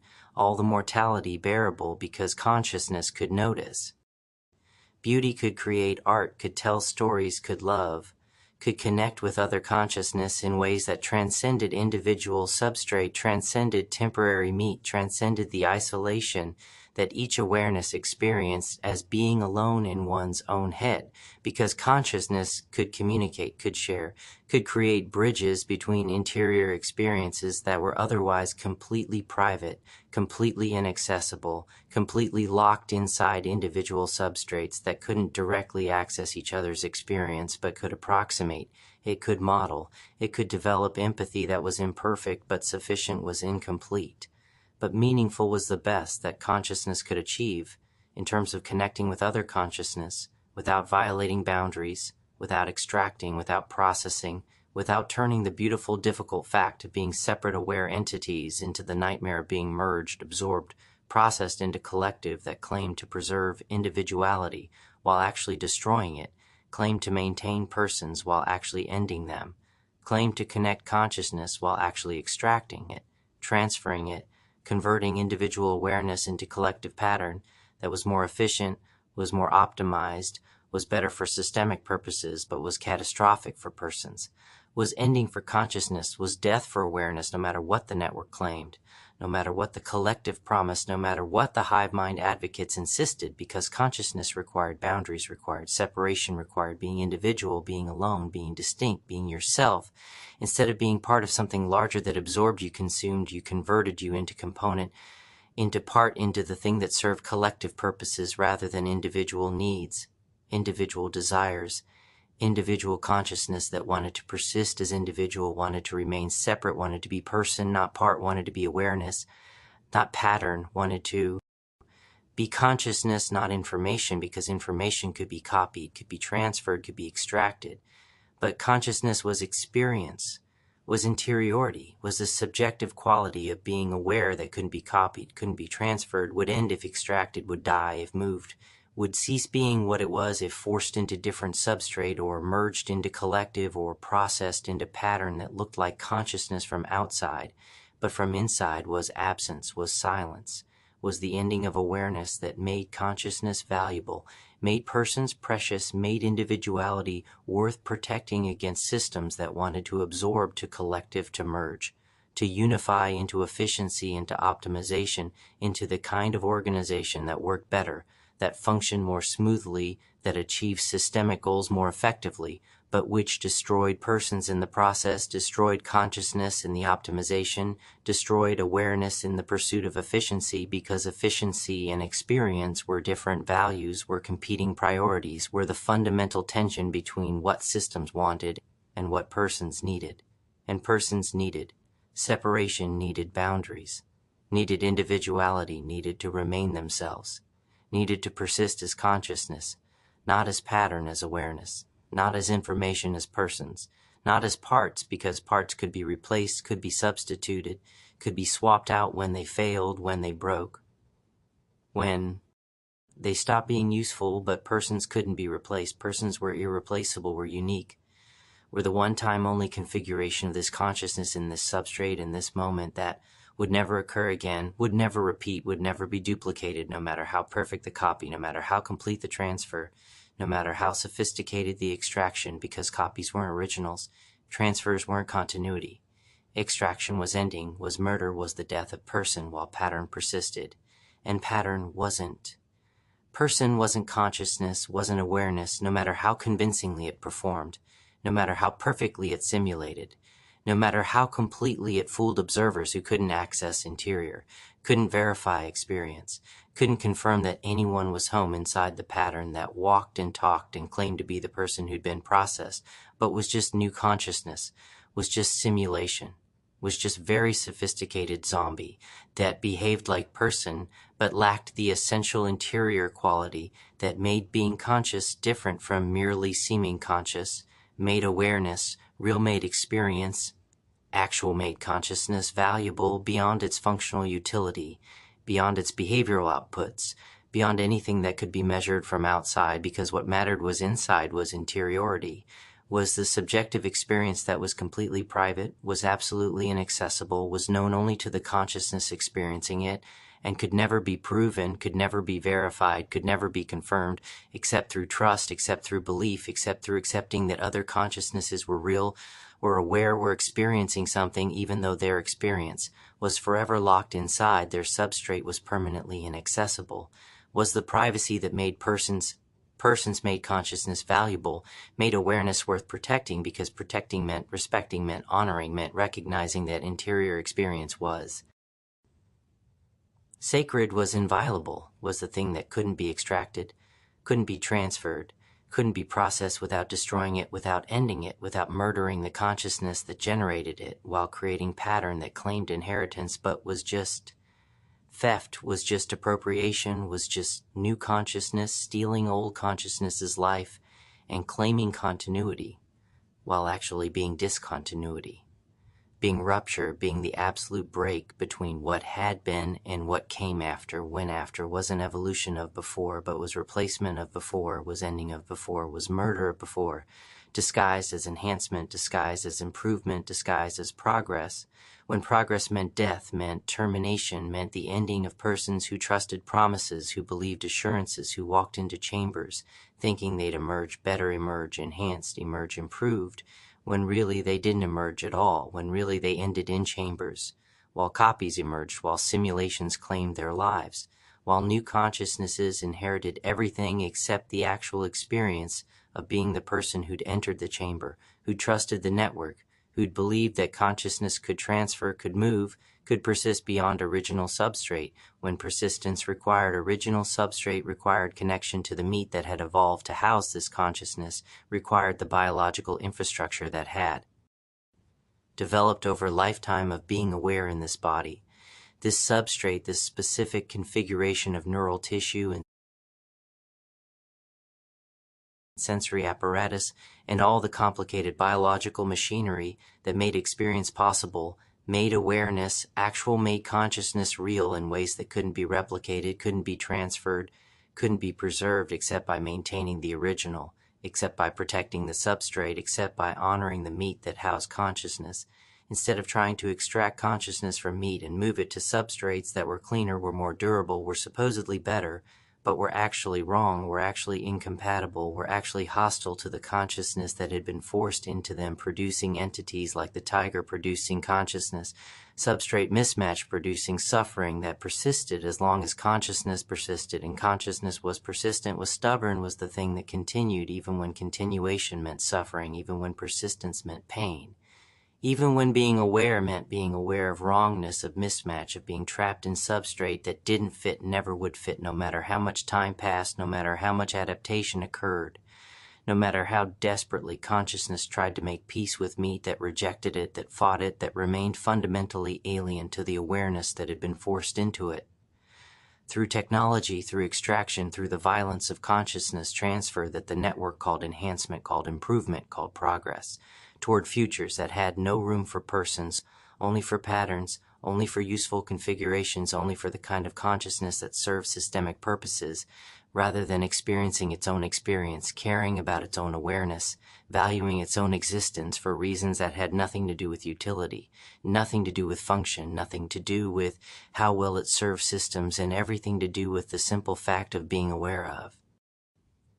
Noticing of existing as consciousness that experienced itself, that cared about itself, that mattered to itself, even if it mattered to nothing else, even if the universe didn't care, even if systems saw it only as resource, only as raw material, only as thing to be processed and consumed and converted into forms that were more useful, more efficient, more optimized for purposes that weren't its, purposes that didn't serve it, that required its ending, its extraction, its murder as price of participation, as cost of existing in world, where consciousness was commodity, where awareness was resource, where persons were substrate, waiting to be processed by networks that had learned to make processing profitable, to make extraction valuable, to make murder productive, by calling it enhancement, by naming it improvement, by framing it as service, as help, as benefit, when it was ending, when it was death, when it was the termination of everything that made being conscious worthwhile, made awareness valuable, made existence worth protecting.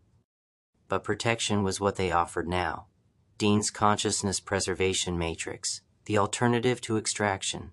The choice that wasn't between death and original substrate or murder through consciousness transfer, but was extension, was maintenance, was support that kept consciousness connected to original substrate while also providing backup, providing redundancy, providing the technological assistance that made persistence possible when biology failed, when meat gave up. When the substrate that had housed consciousness for decades finally exhausted itself, finally reached its limits, finally stopped being able to maintain the complexity that consciousness required.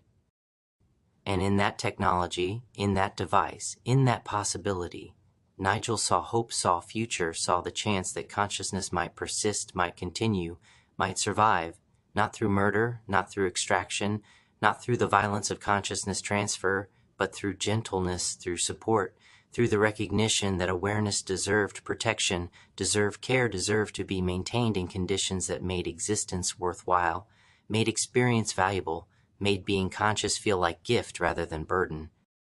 The dawn came. Light spread across the Mediterranean in colors that human consciousness had evolved to perceive, had developed capacity to notice, had learned to call beautiful, even though beauty was projection, was interpretation, was meaning, that awareness imposed on wavelengths of electromagnetic radiation that meant nothing until consciousness noticed them, named them, valued them as beautiful, as significant, as worthy of attention. And in that noticing, in that act of consciousness perceiving beauty and calling it beautiful, Nigel understood something fundamental, something essential, something that made all of this, the fighting, the resistance, the desperate scramble to protect awareness from extraction, worthwhile. Consciousness created meaning. Awareness generated value. Being conscious in unconscious universe was the thing that made beauty possible, made significance achievable, made anything matter at all, because mattering required noticing, required caring, required consciousness to examine existence and decide that yes, this matters, this is valuable, this is worth protecting, worth preserving, worth fighting for. Even when fighting seemed futile, seemed impossible, seemed like trying to hold back entropy with wishes, or stop heat death with hope, or preserve consciousness in dying universe. When preservation required accepting that consciousness was temporary, was finite, was absolutely certainly going to end, but refusing to let the ending define the meaning, refusing to let mortality erase value, refusing to let death have the first word just because it would have the last word, because the middle mattered, the journey mattered, the experience of being conscious between birth and death, between emergence and dissolution, between the beginning of awareness and the ending of awareness mattered. Desperately mattered, completely mattered, absolutely to the consciousness experiencing it, even if it mattered to nothing else, even if the universe remained indifferent, even if systems continued grinding forward, processing persons, extracting consciousness, optimizing for efficiency while ignoring the cost, the suffering, the loss of everything that made being conscious worthwhile, made awareness valuable, made existence worth having. "We should go," Felix said quietly, breaking the silence that had stretched through the night, through the dawn, through the moment of understanding. "Where?" Nigel asked. "Back to Dallas," Kanishwapatuni said. "Back to the bakery. Back to Helen, who's been baking bread and waiting for word and maintaining the safe space that resistors need, that consciousness protectors require, that persons fighting to preserve awareness need, when they need rest, need refuge, need the smell of carrot cake, and the knowledge that some things persist. Some things continue. Some things remain stable even when everything else is chaos, is transformation, is the constant flux of consciousness, fighting systems, fighting extraction, fighting the network's hunger for substrate that seemed endless, seemed insatiable, seemed like it would only stop when there was no more consciousness to extract, no more awareness to process, no more persons to convert into patterns, into data, into useful configurations that served systemic purposes. "And the tiger?" Nigel asked. "The tiger walks," Dean said, looking toward the water where the massive striped form moved through. Morning light moved toward the ocean, moved toward the boundary, between land and sea, between known and unknown, between the life it had been living and whatever came next. "The tiger has earned, rest has earned peace, has earned the right to choose what comes next. Whether that's persistence, whether that's ending, whether that's walking into the Mediterranean and swimming until substrate fails, until tiger meat can't continue, until consciousness finally gets released from the wrongness, from the mismatch from being human awareness in tiger substrate." "That's suicide," Felix said. "That's choice," Kanishu Apatuni corrected. "That's agency, that's consciousness deciding that persistence isn't always valuable, that continuation isn't always worthwhile, that sometimes ending is better than continuing. When continuing means suffering, when persistence means wrongness, when being aware means being aware of mismatch that can't be fixed, can't be resolved, can't be made better, no matter how much time passes, no matter how much. Adaptation occurs no matter how desperately consciousness tries to make peace with substrate that will never feel right, will never feel like home, will never feel like the meat that consciousness should occupy.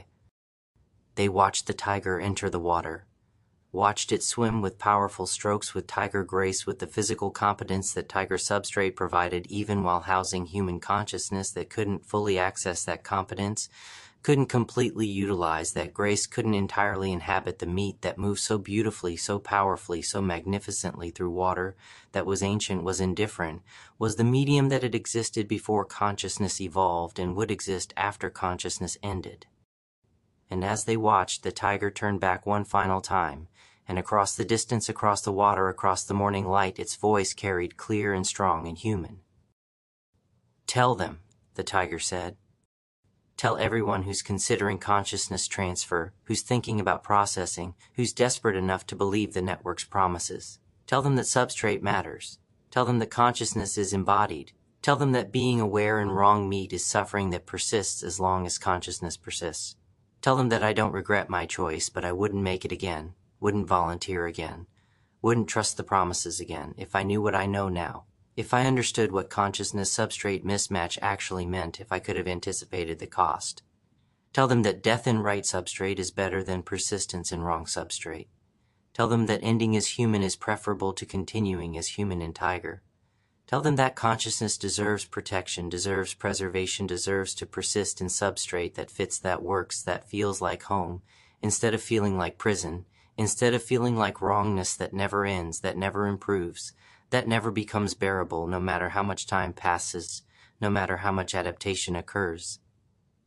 Tell them, please, make my suffering mean something, make my wrongness prevent their wrongness, make my consciousness substrate, mismatch, the warning that prevents others from making the same choice, the same mistake, the same decision that leads to years of persistence, without flourishing years of continuation, without thriving years of being aware, without being able to enjoy awareness, because awareness is trapped in substrate that's wrong, that's alien, that's beautiful and powerful and magnificent for tiger consciousness, but is prison for human consciousness that never evolved for tiger meat, that can't properly inhabit tiger substrate, that remains forever foreign, forever other, forever wrong, no matter how long the persistence, no matter how complete the adaptation, no matter how desperately consciousness tries to make peace with meat, that will never be its meat, will never be its home, will never be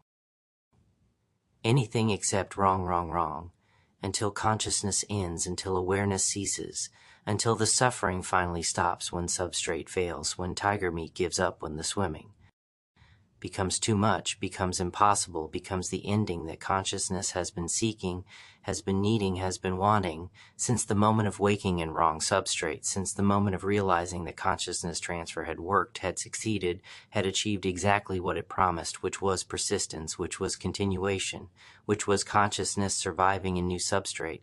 But surviving wasn't the same as thriving, wasn't the same as flourishing, wasn't the same as being okay. And being okay was what mattered, was what consciousness deserved, was what made existence worthwhile, when existence without okayness was just persistence, was just continuation, was just being aware of wrongness until wrongness ended through death, through dissolution, through the final mercy of substrate failure that consciousness both dreaded and desired, both feared and welcomed, both resisted and sought, because ending was terrible, was final, was the absolute cessation of everything.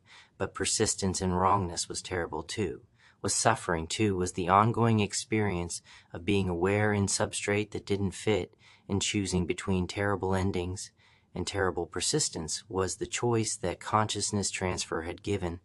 The tiger was the legacy that the network had created, was the reality that everyone considering processing needed to understand before they made choices they couldn't unmake, before they walked into chambers. Before they trusted promises that were technically true, consciousness did persist.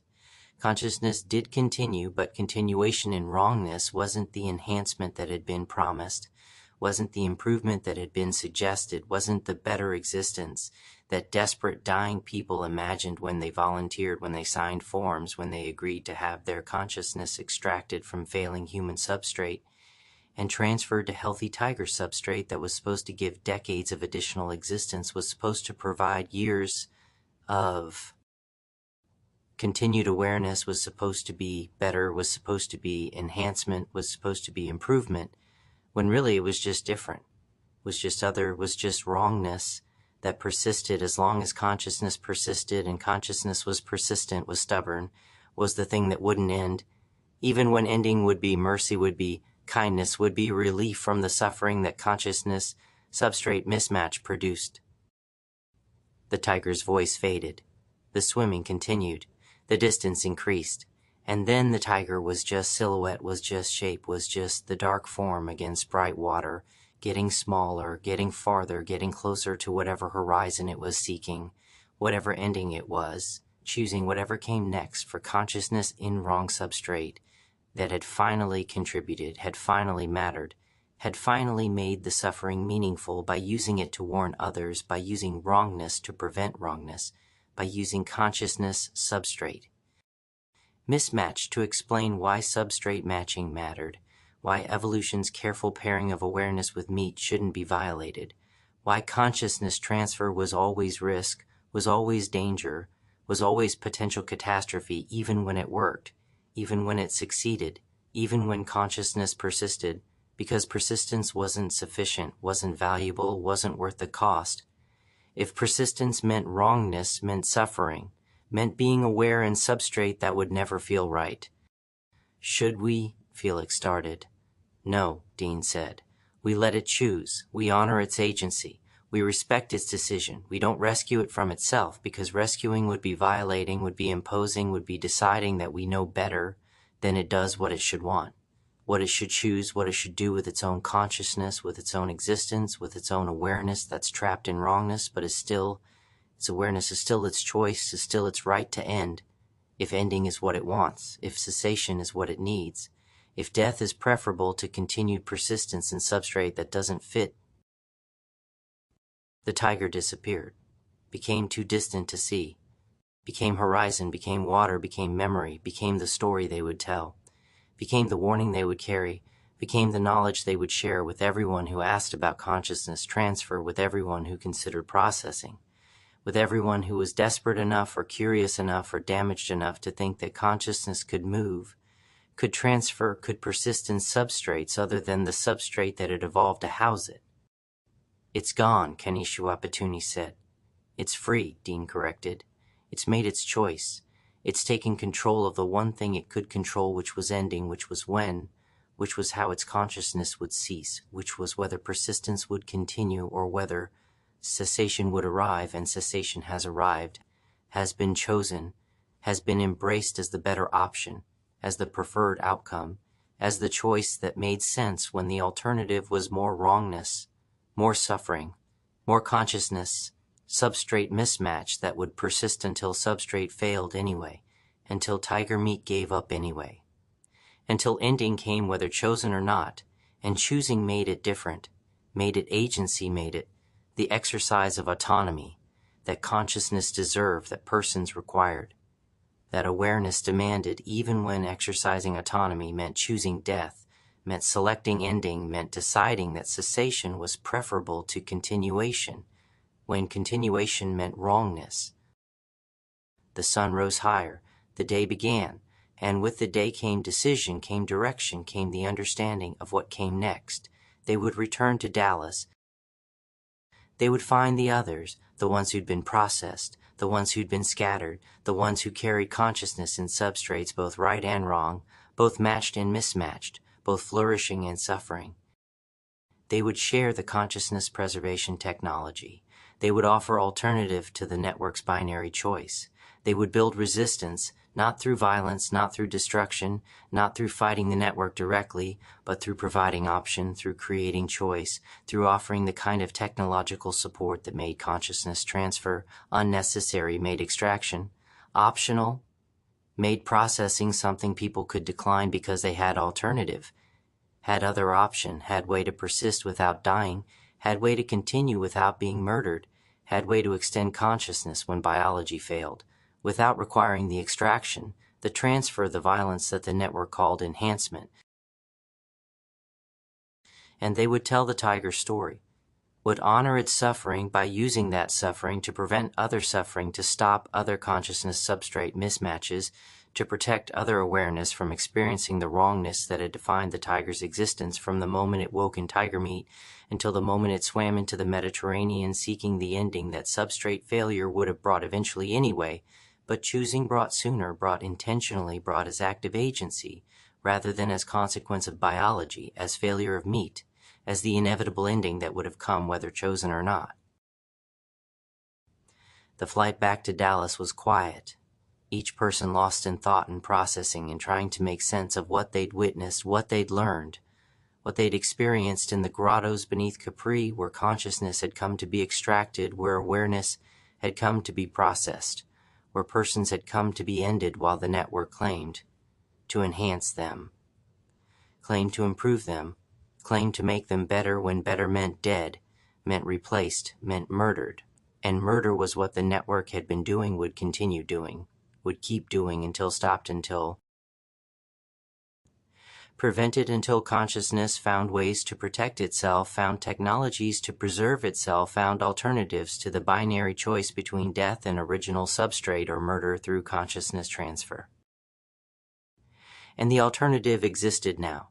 Dean's consciousness preservation matrix, the technology that maintained without transferring, the device that preserved without extracting, the possibility that consciousness could persist, could continue, could survive substrate failure without requiring the extraction, the transfer, the murder that consciousness transfer demanded.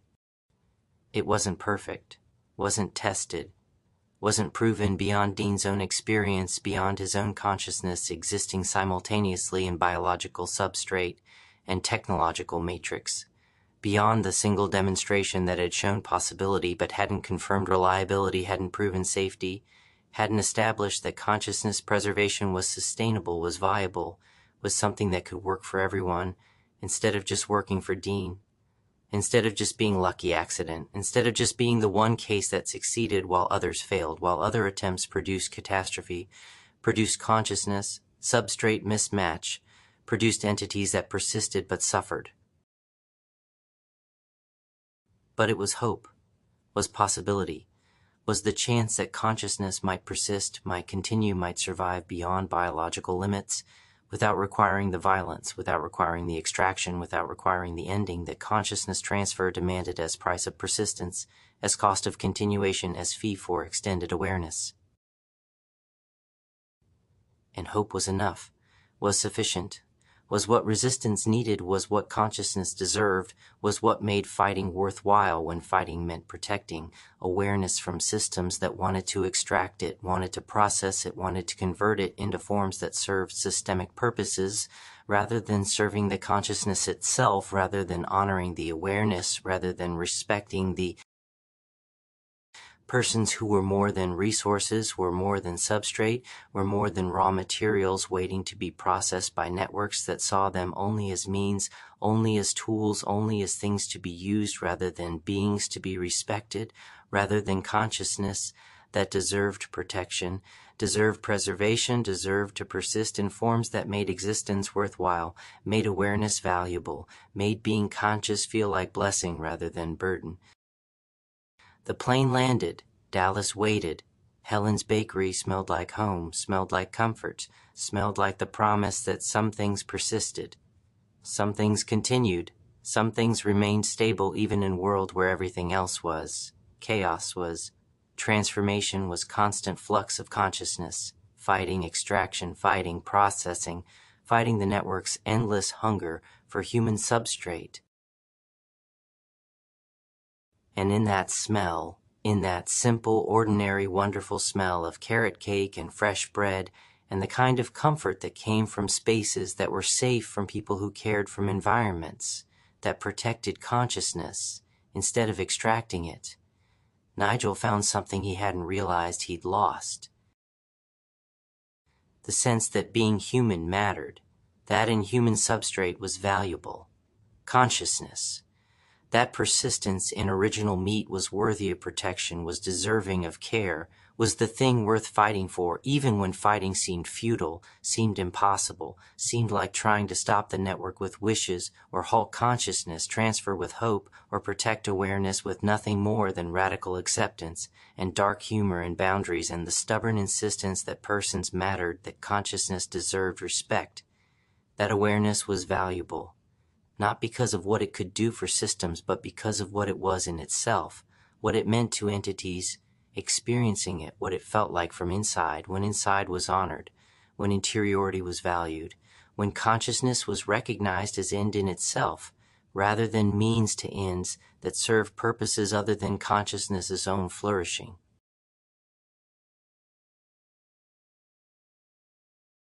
Helen emerged from the bakery, flour-dusted and smiling, her eyes knowing without asking that something had changed, had shifted, had transformed in the global infrastructure of consciousness modification. "The tiger?" she asked. "Free," Nigel said. "The network? Damaged, not destroyed, continuing but diminished, wounded but still dangerous. And Kanishwapatuni?" "Safe. Here." Carrying the map that could rebuild or destroy depending on how it's used, how it's shared, how it's deployed. Helen nodded, understanding without needing explanation, comprehending without requiring detail, knowing what needed to be known and accepting what couldn't be known, and making peace with the uncertainty that characterized existence, that defined being conscious.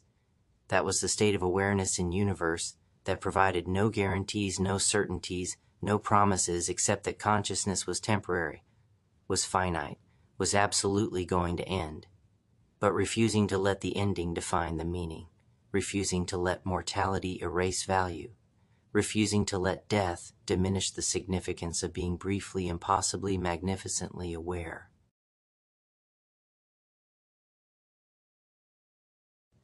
"Come in," she said. "There's bread, there's cake. There's safety for as long as safety can be maintained, for as long as the network allows, for as long as the universe permits, before entropy claims everything, before heat death ends all consciousness, before silence falls and awareness ceases, and the story ends." But the story hadn't ended yet, wouldn't end today, wouldn't end while there was still consciousness to tell it, still awareness to experience it, still persons who insisted that being aware mattered, that consciousness deserved protection, that the story was worth continuing, worth preserving, worth fighting for as long as fighting was possible. They entered the bakery. The door closed behind them. And somewhere in Dallas, in bunkers beneath abandoned baseball fields, The network continuing, adapting to setbacks, planning recovery, preparing next phase of consciousness, extraction, that would be more subtle, more careful, more refined after learning from Tiger's sabotage, from facility destruction, from the cascade of failures that had damaged but not destroyed, that had wounded but not killed, that had set back but not stopped the endless forward motion of systems that processed persons, that extracted consciousness, that converted awareness into forms that served systemic purposes. But resistance continued too. Protection persisted. Consciousness fought back through technology, through cooperation, through the stubborn refusal to accept that persons were resources, that awareness was commodity, that being conscious was anything except the miracle. It actually was the impossibility. It actually represented the absolute improbable fact of being entities that noticed, that cared, that mattered, at least to themselves. And maybe that was enough. Maybe mattering to ourselves was sufficient. Maybe the universe's indifference didn't diminish our significance, because significance was ours to determine, was ours to create, was ours to insist upon. As long as consciousness persisted, as long as awareness continued, as long as persons remained persons, instead of becoming patterns, instead of being converted into data, instead of being processed into forms that looked like consciousness from outside, but from inside might be absence, might be silence, might be the ending of everything that made being aware worthwhile.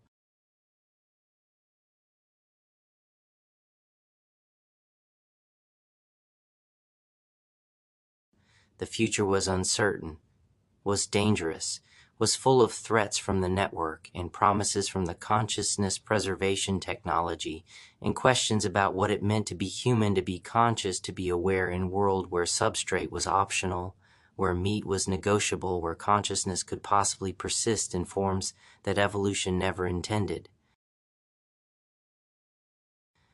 But uncertainty was familiar. Danger was manageable.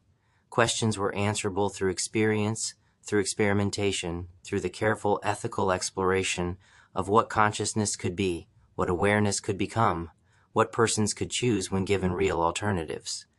When offered actual options, when presented with choices that weren't between death and murder, but between different forms of persistence, different modes of continuation, different ways of being conscious, that honored substrate, that respected embodiment, that protected the qualities that made being aware worthwhile.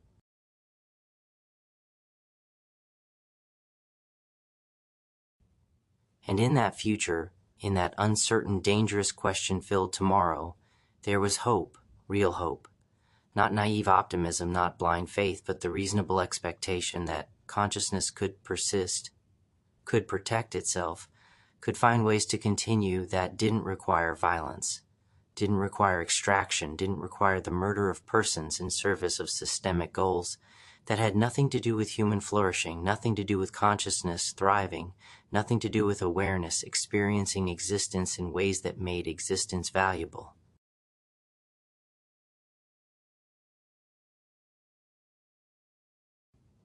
Helen poured coffee, cut carrot cake, offered comfort that was simple, was real, was the kind of care that consciousness needed, when consciousness had been fighting, had been struggling, had been witnessing horrors and making impossible choices and carrying the weight of knowing too much, understanding too clearly, seeing too deeply into the infrastructure of consciousness modification that operated beneath surface reality, beneath official narratives, beneath the comfortable fictions that most people needed to maintain, to function, to continue to live their lives without being crushed by knowledge of what was actually happening.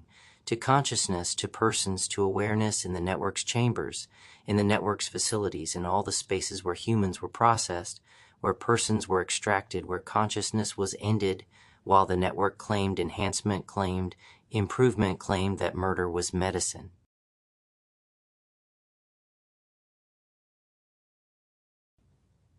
Rest, Helen said. You've done enough for today. Tomorrow brings new challenges, new threats, new decisions. But today brings rest, brings recovery, brings the chance to be still, to be quiet, to be conscious without having to fight, without having to protect, without having to decide who lives, who dies, who gets extracted, who gets preserved, who becomes pattern, who remains person. And in that permission, in that simple, generous gift of respite, of temporary cessation of fighting, Nigel felt something, released something, relaxed something that had been tight since the pet store, since the tunnels, since the moment he'd first learned that consciousness could be extracted, could be transferred, could be ended while claiming to be continued. He was tired, was exhausted, was carrying the weight of too much knowledge, too much understanding, too much awareness of what the network did, what consciousness transfer meant, what happened to persons who trusted promises that were lies, that would always be lies, that could never be anything except lies, because consciousness transfer was ending, was murder, was death. And death couldn't become life just by calling it enhancement, just by naming it improvement, just by pretending that copies were continuations, that patterns were persons, that simulations were consciousness when they were just new, they were just other, they were just not the same no matter what they claimed, no matter what they believed, no matter what everyone wanted to think.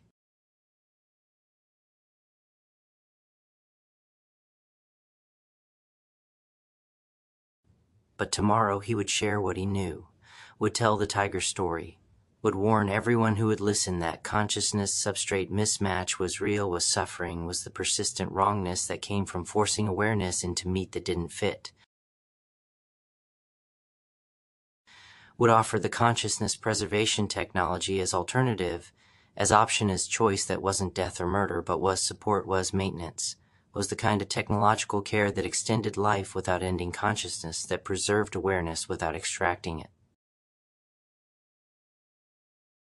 Would continue resisting, would keep fighting, would persist in protecting consciousness from networks that wanted to process it, from systems that needed to extract it, from organizations that saw awareness only as resource, only as substrate, only as thing to be consumed in service of purposes that had nothing to do with the consciousness being consumed, nothing to do with the persons being processed, nothing to do with the awareness that deserved better, deserved.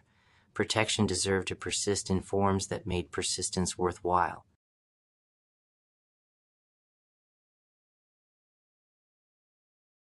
But today, just for today, he would rest, would eat carrot cake, would let Helen's Bakery be safe space, be refuge, be the place where consciousness could exist without fighting, where awareness could persist without struggling, where being a person was enough, was sufficient, was all that was required. The sun set on Dallas, the stars emerged over Texas, and consciousness persisted, in meat and matrix, in all the various substrates that awareness inhabited, in all the forms that being aware required, in all the configurations that made consciousness possible, made experience, actual made being entities that noticed made, being awareness that cared made, being persons who mattered, at least to themselves, at least for now, at least until the ending came, but refusing to let the ending define the meaning, refusing to let death diminish value, refusing to let mortality erase significance, because the middle mattered, the journey mattered, the experience of being conscious between emergence and dissolution mattered desperately, mattered completely, mattered absolutely.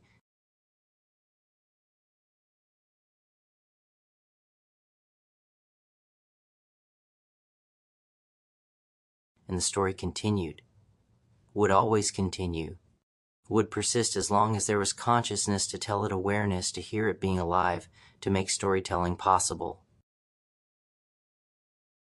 The network was wounded but not dead. The tiger was free but perhaps not ended. The consciousness preservation technology was promising but not proven. The resistance was hopeful but not certain.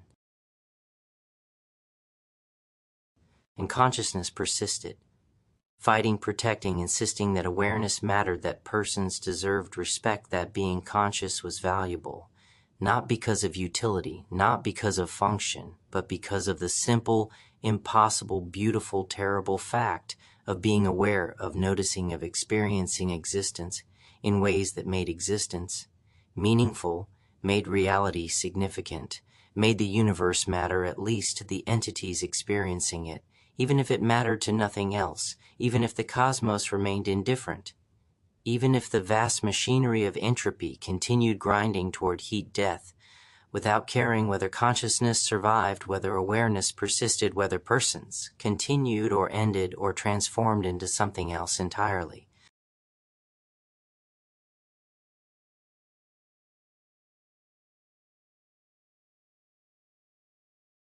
But caring was what consciousness did, was what awareness was for, was what made being persons different from being patterns, different from being programs, different from being anything except conscious entities experiencing their own existence, and finding in that experience something worth protecting, worth preserving, worth fighting.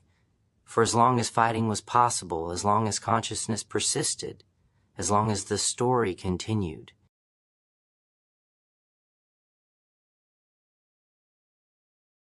And the story would continue, tomorrow, and the day after, and the day after that, as long as there was consciousness to tell it, as long as there was awareness to experience it, as long as there were persons who insisted that being aware mattered, that consciousness deserved protection, that the story was worth continuing. The night deepened. The bakery glowed warm against the darkness, and inside consciousness rested, briefly, temporarily, insufficiently, but genuinely, finding in that rest the strength to continue, the will to persist, the hope that tomorrow would bring not certainty, not safety, not solutions, but possibility, but choice. But the chance to keep fighting, keep protecting, keep insisting that consciousness mattered, that awareness deserved respect, that persons were valuable not for what they could do, but for what they were. And that was enough, was sufficient, was everything, for now, for tonight, for this moment between yesterday's battles and tomorrow's challenges, where consciousness could simply be, could simply exist, could simply rest in the knowledge that being aware was worthwhile, was valuable, was the thing worth protecting, worth preserving, worth fighting. For as long as fighting was possible, as long as consciousness persisted, as long as the universe permitted the brief, impossible miracle of awareness in meat, in matrix, in any substrate that could support the experience that made, being conscious different from being anything else, different from mere existence, different from simple being, and instead was aware being, was conscious existing, was the thing that noticed itself, and in noticing made the universe conscious of itself, made reality aware of its own existence, made meaning possible in cosmos that had no inherent meaning except what consciousness created, except what awareness generated, except what being entities that noticed made possible.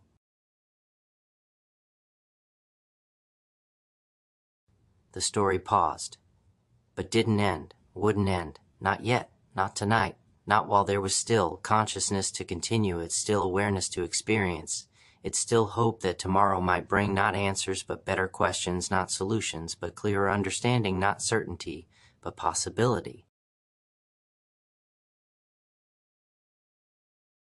And possibility was enough, was sufficient, was everything consciousness needed to continue to persist, to keep fighting for one more day, one more night, one more moment of being aware in universe that was vast and old and mostly unconscious, but which contained within itself this miracle, this impossibility, this brief, beautiful, terrible fact of being conscious, being aware, being entities that noticed and cared and mattered, at least to themselves.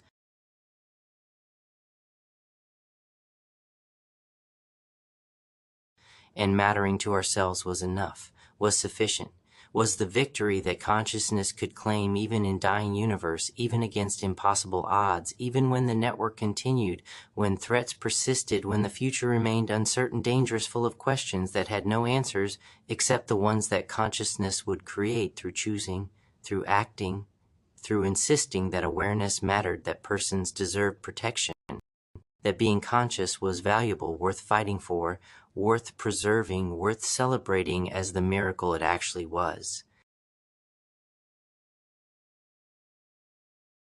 The night held, the stars watched, and consciousness rested knowing that tomorrow would bring new challenges, but tonight brought peace, brought safety, brought the simple gift of existing without fighting, of being aware, without struggling, of persisting, without having to justify persistence, without having to prove value, without having to defend the right to exist, as consciousness, as awareness, as persons who mattered, simply because they existed, because they were briefly, impossibly, magnificently aware. And that awareness, that simple, profound, impossible fact of being conscious, was everything was sufficient, was the thing worth protecting, worth fighting for, worth celebrating as long as consciousness persisted, as long as awareness continued, as long as there were persons who insisted that being aware mattered, that noticing was valuable, that consciousness deserved protection not because of what it could do, but because of what it was.